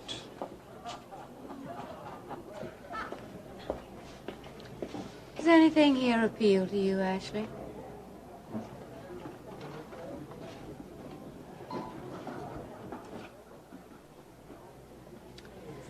I was thinking of the fresh fruit salad. I beg your pardon? Is something wrong? Mrs. Wheeler, if you'll just glance over to the reception desk, I think you might find something very interesting.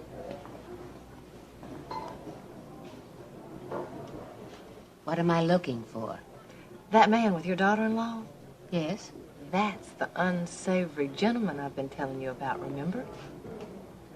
Oh, really? I would like you to leave now, Chris. After we get a few things straight first, Paige. I told you yesterday what would happen if you messed up my deal with Lawrence. And I told you what I would do if you ever made that film public. The porno film, Paige. Use the proper term. Don't push me, Chris. I mean it. I was just wondering what sort of retribution you had in mind. If you try to expose me, I will broadcast Jim Lawrence's name from one end of Texas to the other, and I will go to Mrs. Lawrence and give her a blow-by-blow account of what really happened at that little meeting that you set up for us. Big talk, sweetheart. You won't do it. Try me. Just try me. I don't think Mr. Lawrence will be very happy when I get through with him, and I don't have a damn thing to lose now, do I? It's a crazy idea, Paige. Not crazy, Chris. Desperate. See, I'm desperate enough to do just about anything now. Think it over. I'm gonna get back at you, Paige. One way or another, you're gonna be sorry you ever met me. I already am.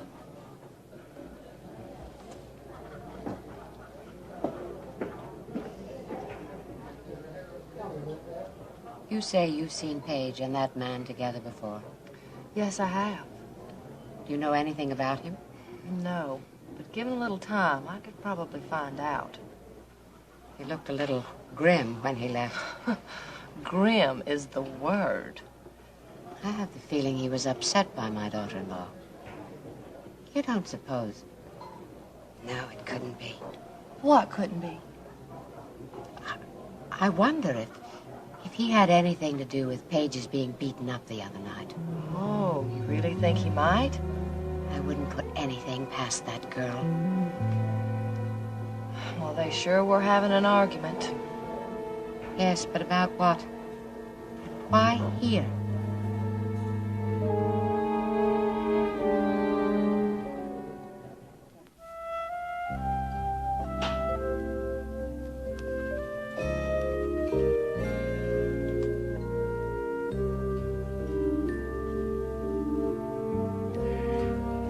Alex. Brian.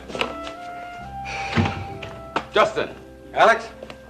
How did your meeting with accounting go? When you tell your people to cooperate, they do cooperate. Who was there? Well, 2 senior vice presidents, 2 executive vice presidents, and 11 accountants. Did you get all your questions answered? Every one of them. Good. And I have found no evidence of misappropriation of funds, criminal intent, or conspiracy. You know, you could have saved yourself a lot of trouble if you'd taken my word for that in the first place. Ryan, I think you could have saved everyone a lot of trouble if you would have opened your books to me when I started this investigation. Well, then, it's all resolved, isn't it? Hmm? Well, yes. 1 down, 2 to go. Wait. You still investigating the other 2 companies?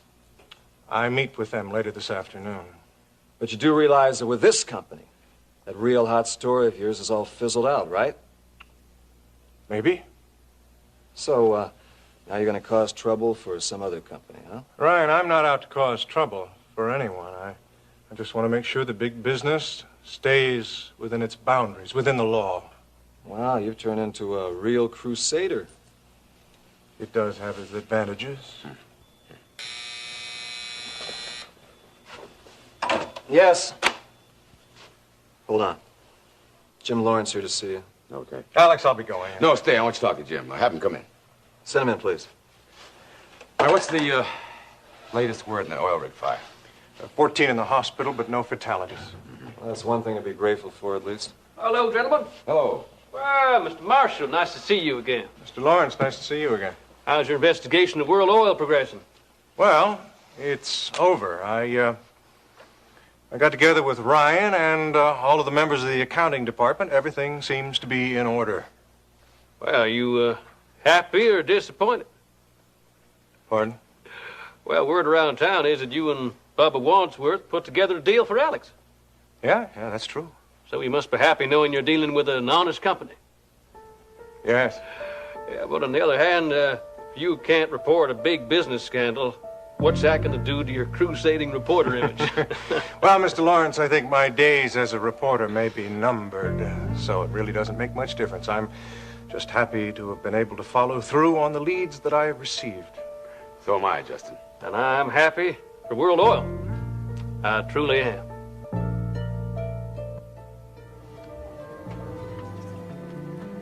Mrs. Wheeler, Oh, I'm sorry, Ashley. you're still thinking about that gentleman that you saw your daughter-in-law with a while ago? Yes. I'd like to know who he is. Wish there was some way I could help you. Oh, I'll find out sooner or later. Paige is very clumsy. She'll slip up somewhere. Darling, I didn't mean to spoil our lunch. You haven't. On the contrary, I've had a delightful time. It is so curious, though, that Justin and Paige are so different for brother and sister. Very different. Paige is all tricks and conniving, while Justin is quite a capable young man. Yes. Listen, everybody at World Oil is talking about that deal he put together for Mr. Wheeler. It's going to be good for the company. I hope so. I spoke to Alex this morning about the possibility of bringing Justin to work for World Oil. Aha! I think that's a wonderful idea. Do you? Oh, yes, indeed. Do you think that Mr. Wheeler will make the offer? He might, unless Ryan talks him out of it. Oh, yes. Ryan's been against this package Justin's put together from the beginning. And the problem there is that Alex thinks the sun rises and sets on Ryan. Do you have something against Mr. Connor? I don't trust him, Ashley. I know that sounds harsh, but I don't trust anyone who takes over so completely. But didn't Mr. Wheeler give him the authority? Only because he wasn't well and in the hospital. Oh. And he's Mr. Wheeler's nephew, isn't he? Yes. And don't think Ryan hasn't taken advantage of that. Well, have you talked to Mr. Wheeler about Mr. Connor? Oh, there's no point in talking to Alex. Men are so blind. But all this talk must be boring you. Would you like some more coffee? No. As a matter of fact, I've got to be getting back to work. But it's been a delight seeing you again. We'll have to do it again very soon. Well, this is all very pleasant, gentlemen, but I know you must have business to discuss. Thank you. Keep in touch, will you? Thank you for your cooperation. Bye. What can I do for you, Jim? Well, I just thought I'd drop round and offer you a chance to recoup the money you lost the last time we had a round of golf. Now, what about tomorrow morning? I'll have meetings all morning. Now, you told me you were going to take it easy for a while. Well, working only 5 or 6 hours a day makes it easier for you. Yeah, compared to those 18 and 20-hour days you used to work, right? How long have you in town this trip? Another week, I guess. Okay, when I find time, I'll give you a call. Good. I'm looking forward to it. Jim, one of these days, I'm going to beat you. Now, you've been saying that for years now. Thanks for stopping by. We'll talk later, all right? Okay. Bye, Ryan.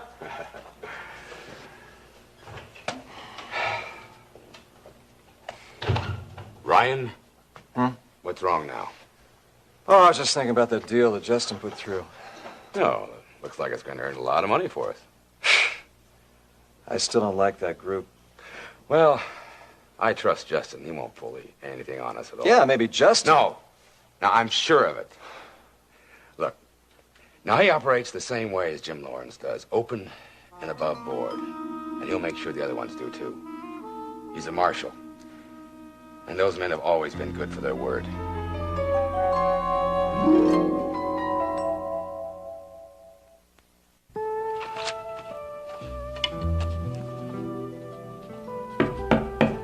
Come in. Well, what was the verdict? The judge gave Elliot 2 years probation. No prison, no commitment. Oh, I'm so glad to hear that. I've been remanded to Stryker's custody. I'll continue my sessions with Dr. De Silva for as long as necessary. And get on with your life. Well, I'll certainly try. I can't thank you enough. All I did is get Colonel Austin and Dr. De Silva at the hearing. They did the rest. Well, I guess we can go to dinner now. Well, look, Dennis, if it's all the same with you, I'm very tired. I think I'd like to just go home and go to bed. All right, I guess I should have realized how tired you'd be. Well, I didn't get very much sleep last night. Well, you can get some rest now. We've got plenty of time for dinner. If you need any help finding an apartment. Are you moving? He's talking about it. Well, you and Paige are entitled to your privacy. We've got all the privacy we need. Well, it's time for me to stand on my own 2 feet now. Look, Dad, you're welcome to stay with us for as long as you like.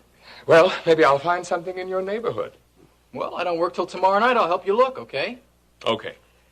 Well, I've got a lot of work piled up on my desk, and I got to meet Alex Wheeler in an hour. He'll be happy to hear about the outcome of the hearing. Well, Iris won't be too pleased.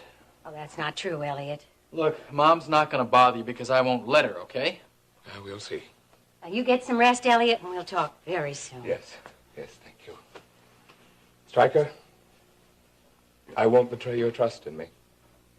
I know you won't, Elliot. Thank you. Vicky. Bye, dear.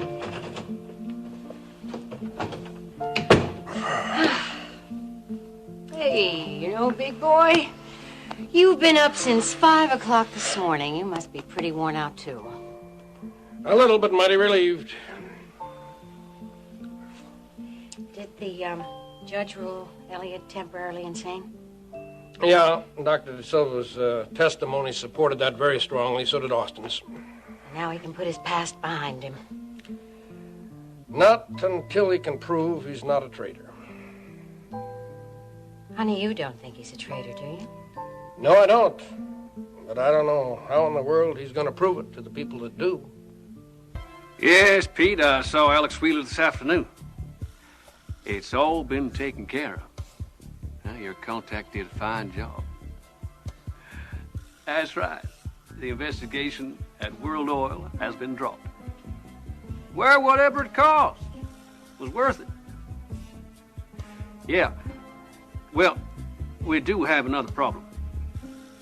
Yeah, it seems that Christopher Shaw has been stirring up a bit of a dust storm here. Well, no, I don't want that. At least not yet. No, I don't want anyone hurt unless it's absolutely necessary. Man, we'll try another direction first. I offered him a job. No, of course I didn't spell it out. Yes, I was against it at first, but certain things have changed my mind. Well, it's not important what things. In any case, he turned me down. But he's hurting for money, so I got a feeling he'll be knocking on our door pretty soon. Yeah, I'll talk to you later. Bye.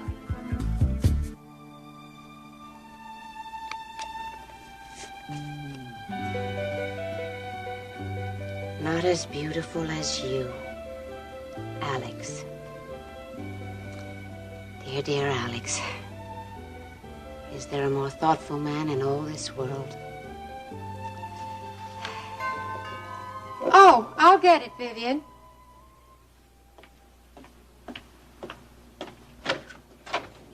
Mrs. Wheeler? Yes, I'm Mrs. Wheeler. My name is Christopher Shaw. I'm a friend of your daughter-in-law, Paige Carrington's. Mr. Shaw, if you're a friend of Paige's, then you must know that neither she nor her friends are particularly welcome in this house. Well, under ordinary circumstances, maybe, but this is not a social call, Mrs. Wheeler. I think you'll be interested in talking to me once you see the information that I have. Aren't you the man I saw talking to Paige at the top of the World Club at lunchtime? Could be. I was there. All right, Mr. Shaw, get to the point of your visit. I'd be glad to, if you would care to invite me in. Very well, come in then. Mrs. Wheeler, if that's the cleaners, I told them to go around to the back. It's not the cleaner, Vivian. I'm taking care of it. Are you sure? I'm sure that will be all. What a lovely room, Mrs. Wheeler. You have an elegant house. Thank you.